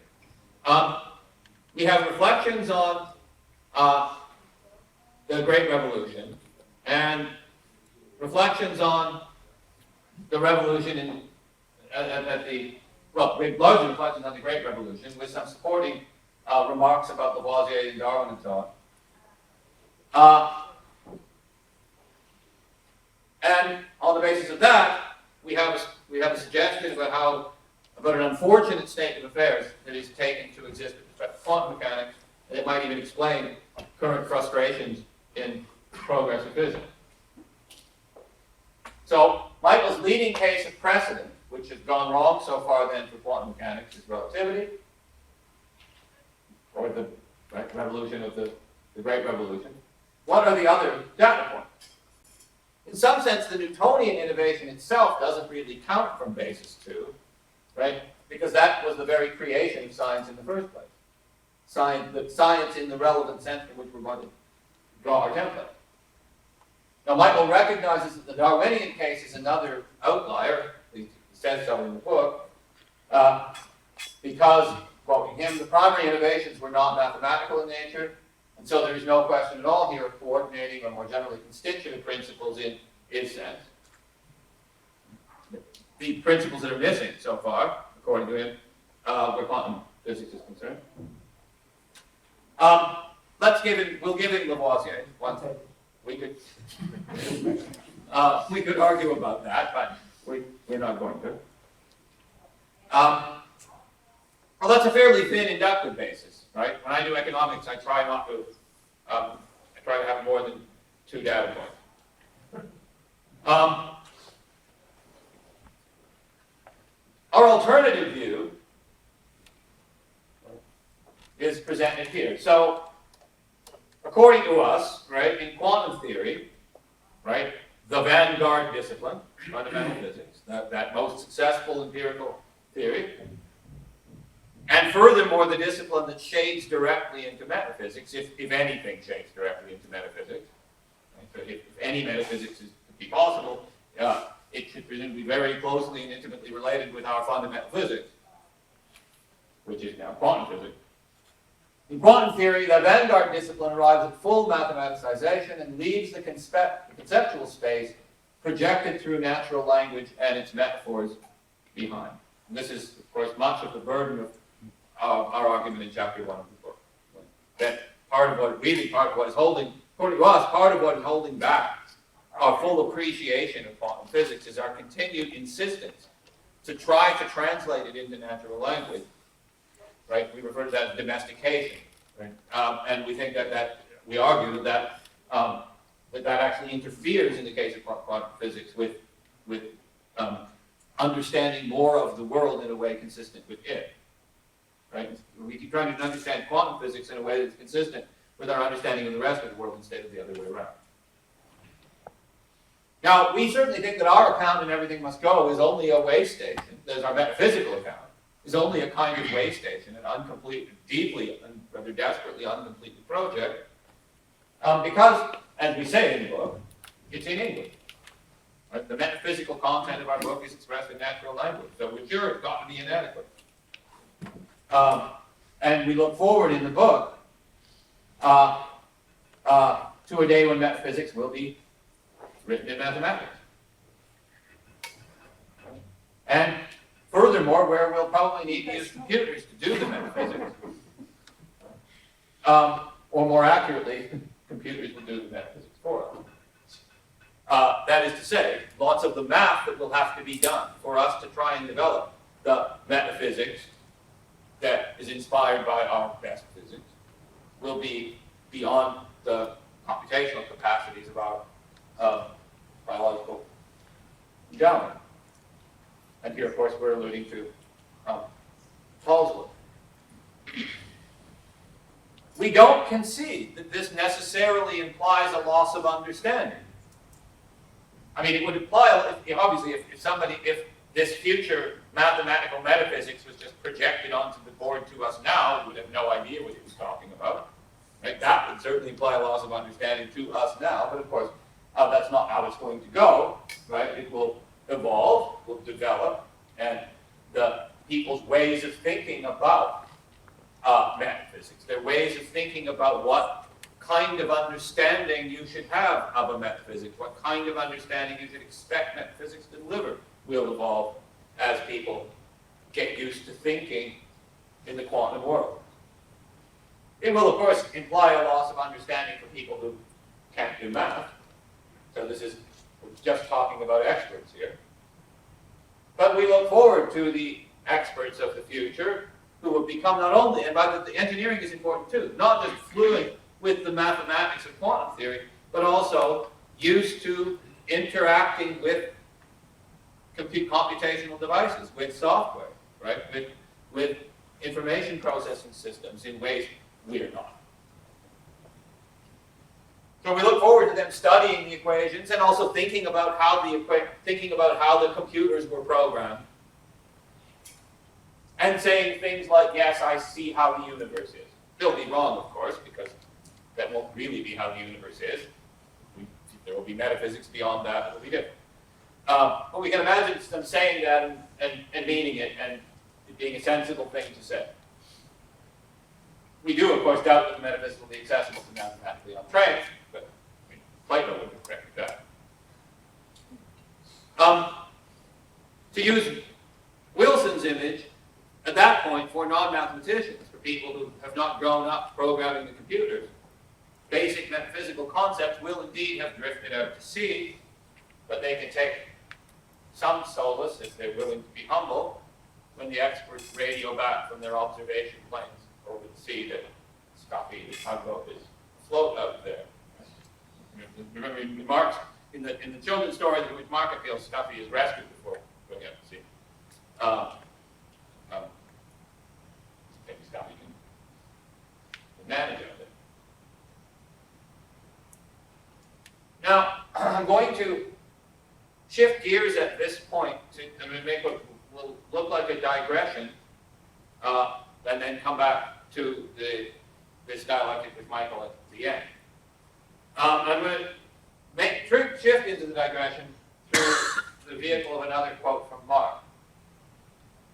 When discussing the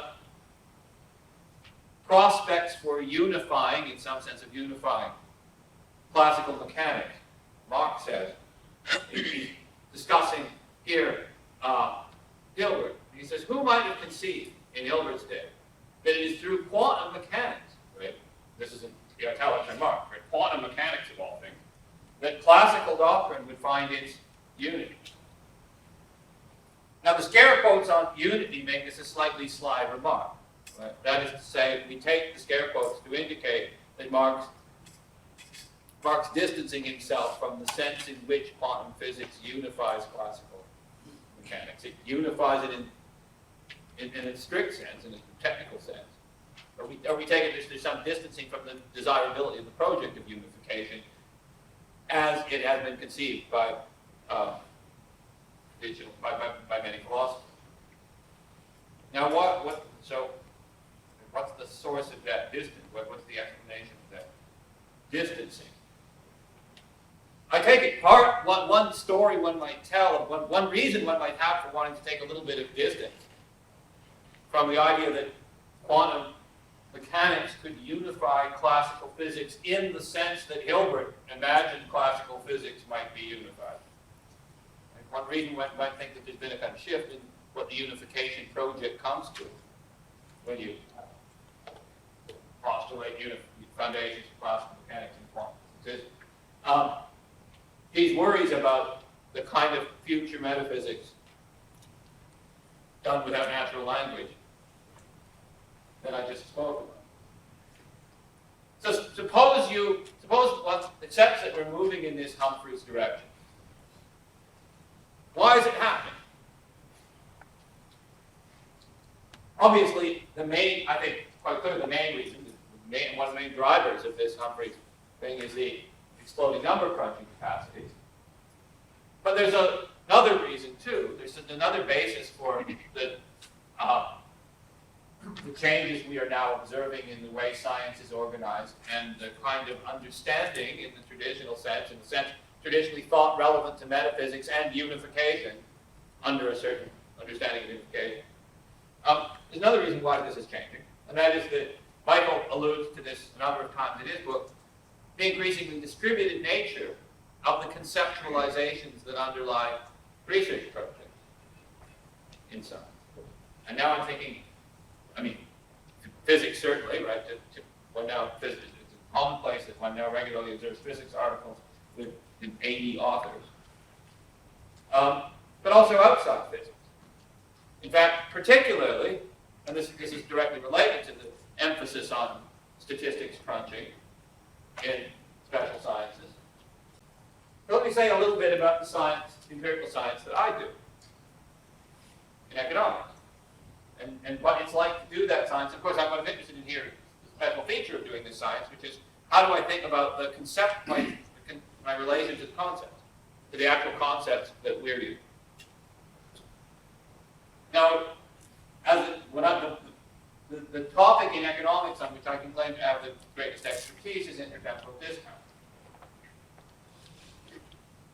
So that, in other words, the relationship between people's responses to prospective rewards that are available at different times.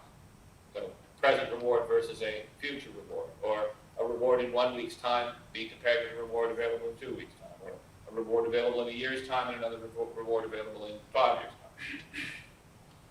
Now the mathematics of that is quite subtle, and it actually admits of quite importantly different mathematical treatments under different conditions. So we pull out different families of functions, different parameters, quite actually different ways of doing the math, depending on whether we're looking at one agent or many agents, right? Whether we've got a visceral reward option in the choice set. A visceral reward is just you can ask me if you're interested, but it doesn't matter anything else. And also the scales at which the reward options are distinguished, are taken to be distinguished by the value of it. It seems to me that Mark's facade account describes my relationship to the mathematics of intertemporal discount very nicely. We do not have a unified theory. So if you wanted me to give a lecture on intertemporal discounting, I would not give you axiom, right? I would not say, here, this is it, and then write a bunch of equations down. Well, it depends. Here's how you must model it in these circumstances.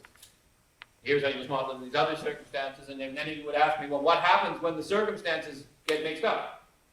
Right? And you've got these different frameworks. Well, right, that's going to be a really complicated set of stories. It's going to depend how the circumstances mix them up. Now, one of my collaborators, my closest collaborator at the moment, so another economist, is an expert on risk attitudes. And what he is an expert on is also highly mathematically subtle and highly circumstance contingent. It's at least as complicated as intertemporal discounting. Now, the various applications that we do, so the experimental designs and the interpretations of our data, right, require us, it's not optional given the phenomena we're studying, to work with psychologists, right, individuals and groups, require us to use these ideas together. Right? So in one and the same experiment, we're using both risk, we're testing for risk attitudes, and we're using the risk attitudes as control variables in models of intertemporal discount. We very often, in fact, every single time we work together, invariably, when we're designing a new experiment, we invariably exchange a bunch of emails, which could be glossed as saying things like, me to him or him to me. No.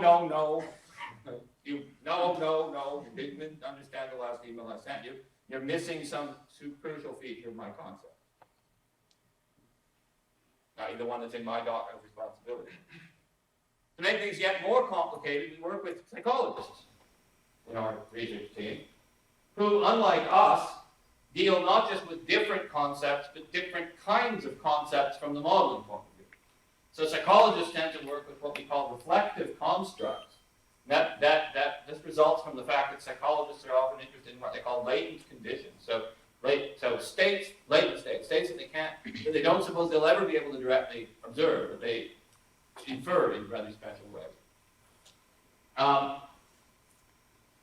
For reasons I won't go into, but could happily discuss if people are interested in later on, we can't, in economics, because we're committed to certain methods of analyzing our data, econometrics, we can't work with reflective constructs.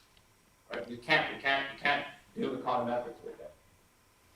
So we have a different way of constructing concepts altogether, and it's driven by the fact that we want to be able to analyze them with certain technology. When we're working with psychologists, though, we double the distance problem that we don't even have concepts at the same time. And when we try as much as possible to organize our research so that these issues just won't come up. They have their models, we have our models, and we navigate all sorts of complicated ways of trying to get interesting conclusions out of the independent use of the two families of models. And I'm the leader of the research group, so I chair these meetings. Once in a while, we really hit an issue where we have to make some kind of accommodation between the different conceptual families. Then we have the whole team in the conversation. And the point of the conversation is to sort of catch and try to correct, and I think what Mark's idea of property dragging is exactly right here, catch cases where the psychologists understand the economists' concepts by imposing, by dragging some of the properties of their concepts over into the economist domain and vice versa. I think this happens a lot. And I'm sure, by the way, if a really astute philosopher of science were up on the wall studying our conversations, they would catch a lot of this that we do not catch. And undoubtedly, we've learned from each other in an implicit sense. I probably don't use, my use of my own concepts has probably been kind of infected by property dragging from there. The psychologists. Now, right, that's just what I'm reflecting on the fact that I'm doubtful that I can claim to be a full expert, then, to be full master of the very concepts I use in my own time. And I think that goes for everything in my group. That seems to us to be an important sense in which not just the science itself reflects distributed activity and division of labor, but the conceptual understanding, our understanding of our concepts, is actually distributed. Now Mark says, Mark at one point, refers to the usual neo-Kantian inclination to treat scientific objectivity as the sharing of investigative standards between different public parties, rather than direct correspondence with empirical reality. Allied themes, he says, remain popular in philosophical circles today, though I will have no truck with them myself.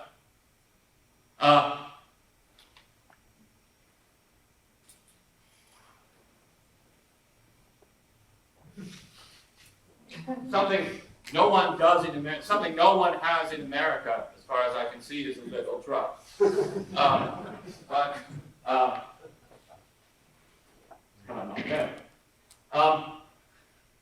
Clearly, one need not go so far as to identify the kind of intersubjective agreement that is achieved when we resolve one of our meetings and decide, yeah, we're on track. This is the right way to design the experiment. Or, yes, this is the right interpretation of our data, despite the fact that none of us fully understand, right, what we just did. That no one individual does. Right? Despite that, right, we need to not go so far as identifying that agreement we achieved with objectivity. So let's go the realist way, as objectivity is corresponding to the world. But nevertheless, we can say that as the facades grow more complex, and in particular, by complex, I mean specifically get distributed in this way I just described, intersubjective agreement becomes the increasingly essential basis for confidence that we have objectivity, right? That we are tracking the world. I mean, without intersubjective agreement, again, I can't completely understand what we're doing, and you become the rest.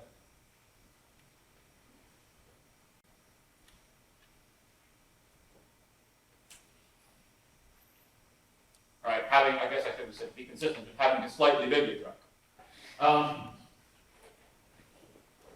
Jenann, I think, offers some remarks. This is from a Précieux. No, this is from the book itself. So from Situate itself, a couple of remarks that I think are helpful in understanding the relationship between objectivity and intersubjective agreement.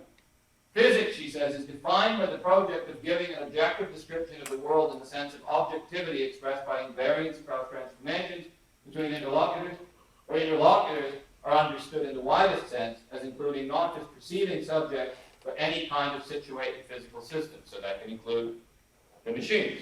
And by the way, we also sometimes barely understand what the computer is doing with our data. We do a lot of our own programming, but of course we use lots of programs off the shelf that we only sort of understand. The point of representation, quite generally, from a dynamical point of view, is to break the contextual constraints on the propagation of information. That is, to fashion information-bearing states whose information properties are fully intrinsic to them so that they can be moved around, sent forward in time, and exchanged without loss or change of content.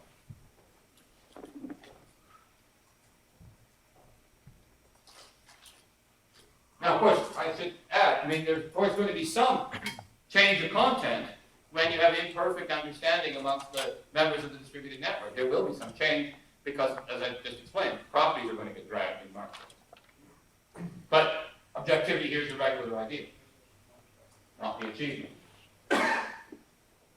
In Jenann's conception of objectivity quoted there is very similar to that appealed to in our book. So, according to us, pursuit of that conception of objectivity is transferability of information across perspectives. An S there, across perspectives, eventually escapes the capacities of natural language.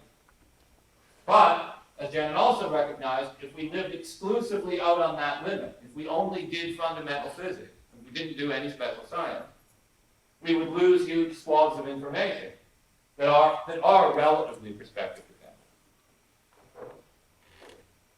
dependent. And the point of relatively is there, the degree of perspective dependence can change from domain to domain and scale to scale. And that's why we have special sciences, which again includes most of physics and basically all of physics showcased in Markov. Having a still bigger truck. That is yet more truck with what Mark says he wants no truck with. Remind me of the truck business game. The self, Dan argues, is an organization of narratives, so an autobiography, that is imposed on some, but not all, experience by a person. That project would be too unconstrained for hope of success were it not governed by the expectations of others, right? Expectations that are partly, but crucially, encoded in scaffolding, including public languages.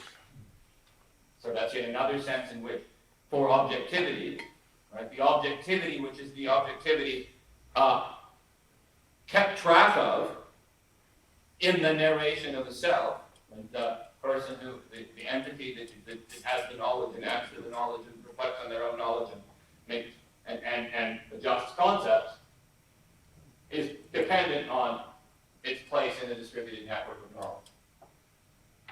In science, the scaffolding in question includes, among other things, standards of refereeing, conventions and styles of reporting, and tacit and explicit local agreements about the mathematics that are best suited to particular domain and subdomain. When we endorse this level of this respect in which intersubjective agreement seems to us not only crucial for objectivity, but increasingly so given the way science is developing, we can nevertheless appreciate and endorse as well the efforts of both Michael and Mark to resist excesses of holism. I would remain standardly persuaded that there isn't any intrinsic or essential connection between emphasis on distributed on the distributed nature of scientific knowledge and the distributed nature, relevant today, distributed nature of conceptual understanding and holism. So when our group, we certainly have, I think, distributed conceptual understanding. But we're not holists. We're just worried about intertemporal discounting and risk attitudes, right? But nothing to use Marx again. World War II is never going to crowd into the question either. And like Wilson, or like Mark, but unlike Michael, we don't have much trouble with Kuhnian conceptions of the history. So I said I would try, this brings me back now, by way of that detour through Wilsonian themes, and some criticism of Wilsonian themes, helpful appeal to others who are here today. This brings me back to try and identify the substantive differences between Michael and us. On our way of understanding things, so from our point of view, we read part of the point of philosophy as celebrated by Michael as being to, as we put it, domesticate conceptually extravagant science, like quantum theory. Michael seems to be waiting for quantum theory to be tamed, in some sense. And a lot of our chapter 1 of our book, we're not, this doesn't notice, this does not say we are annoyed by Michael. This says we are annoyed by the kind of philosophy That's all right. we're saying we're annoyed by the kind of philosophy that is exemplified, that is mainly engaged in domestication. Right? It's mainly engaged in domestication. Fundamental physics, we think, aims at literal truth, complete generality, not that it achieves these things. Literal truth, complete generality, in our special sense, which I don't go into here in the book, and ideal objectivity, where we're understanding objectivity in the sense I identified by reference to Jenann and that Jenann discussed in the first talk this morning. Such physics, notice, physics interpreted that way would tend to crowd out metaphysics. If reductionism were true, then your physics just would be your metaphysics. And if objectivity carried no information losses, of course we don't think either of those, we don't buy that antecedent. Or if disunity were true, right? If special science were completely unconstrained by fundamental physics, then metaphysics would also be crowded out. Again, physics would just be your metaphysics. In fact, nothing would be your metaphysics, right? If you do pray, we know it. Now, we don't have any transcendental arguments, transcendental arguments against reductionism or disunity. We just think that those doctrines poorly characterize the actual regulative norms of science. We think they're bad philosophy in my view. So explaining the constraints on special sciences imposed by the content of fundamental physics, given that we do not buy those emphases, that we reject reductionism and disunity. Explaining the constraints on special sciences imposed by the content of fundamental physics is in that sense worthy to us of being called metaphysics.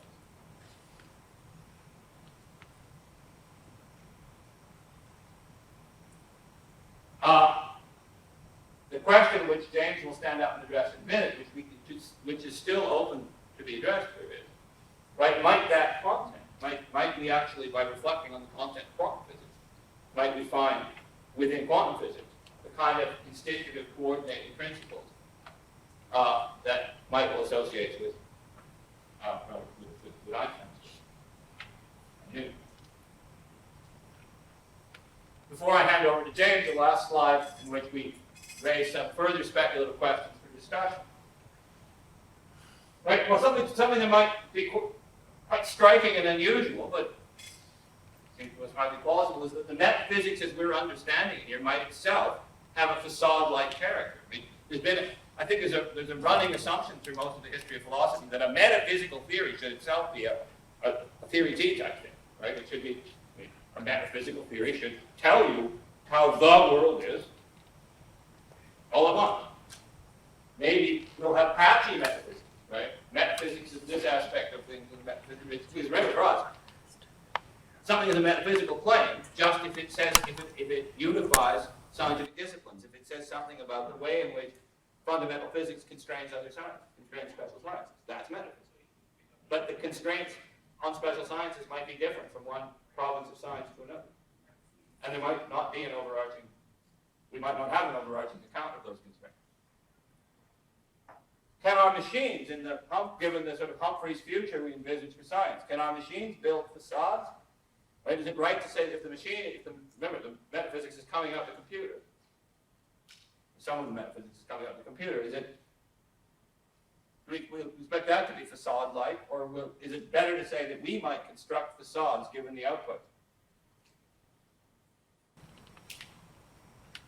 It's possible, notice, that sound metaphors will arise for local metaphysical propositions or models that would not involve any domestication of quantum theory, right? It might be that, so even if we don't domesticate quantum theory, we don't try to express quantum physics in English, it might nevertheless be the case that the metaphysics we derive from quantum physics might itself be something we can say something about. Now, we have no idea whether that's likely or not because we don't see any inductive basis out there on which to speculate one way or the other. But I'll now hand over to James to say a little bit about what the story might look like if we try to tell Michael's story about quantum physics. Right? The story Michael thinks so far nobody has succeeded in telling. Yeah, thank you very much, Tom. I'll just crave your indulgence for a little while longer.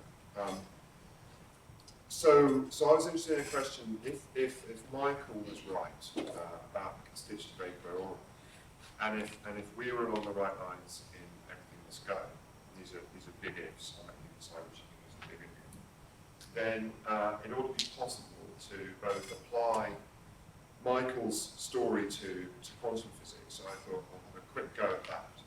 And then it ought also to be possible to express the positive content of everything must go in Friedmanian terms. So I'll have a go at that as well. And it won't take very long.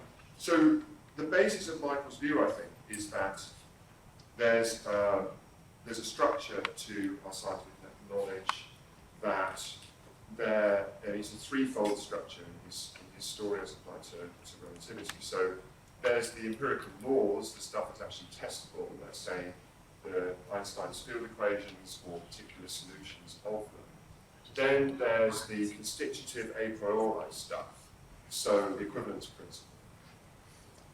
And then there's high-level philosophical, what he calls philosophical meta-paradigms or meta-frameworks. Now, when I talk about quantum mechanics, I'm going to be trying to give you examples of the second kind of level. When I talk about everything must go, I'm trying to describe it, to put it in the form of a list of principles of the third kind.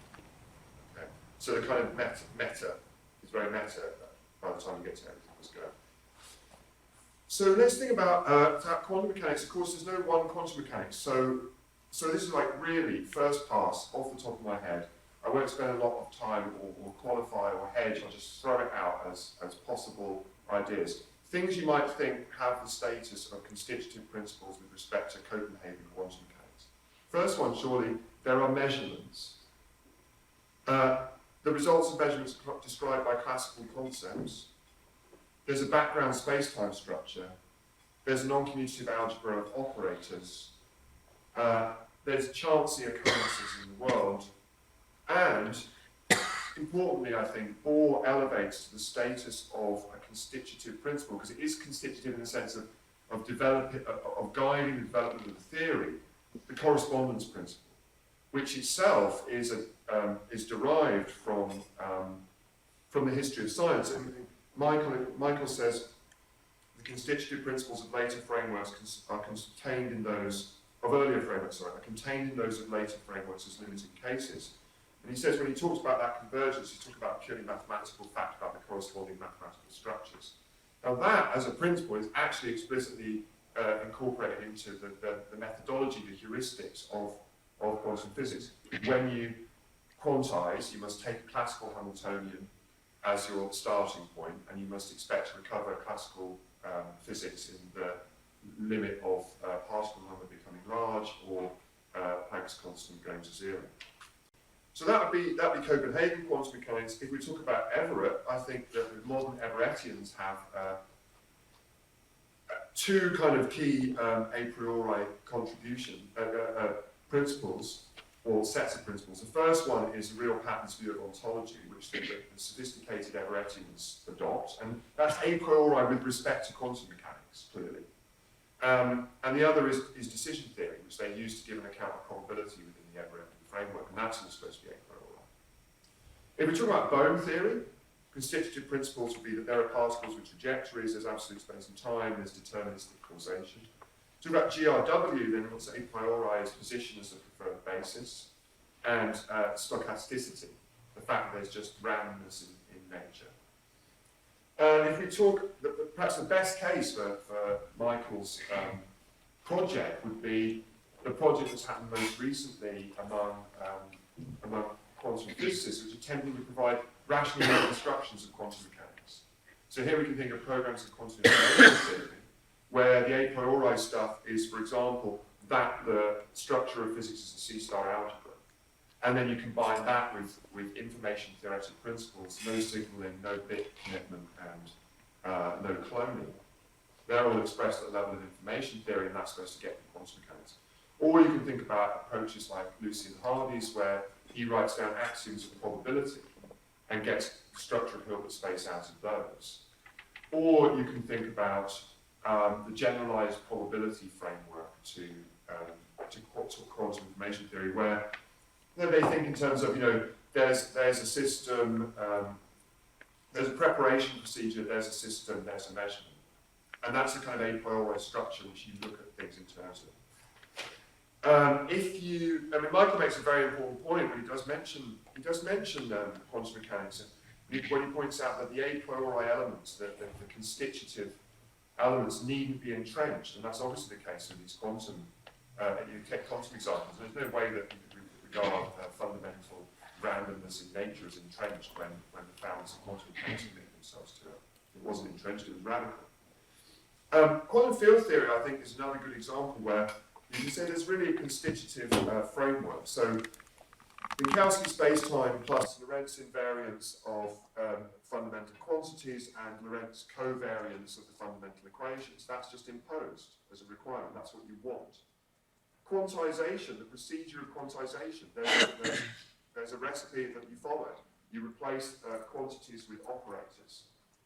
There's a standard procedure about how to do that.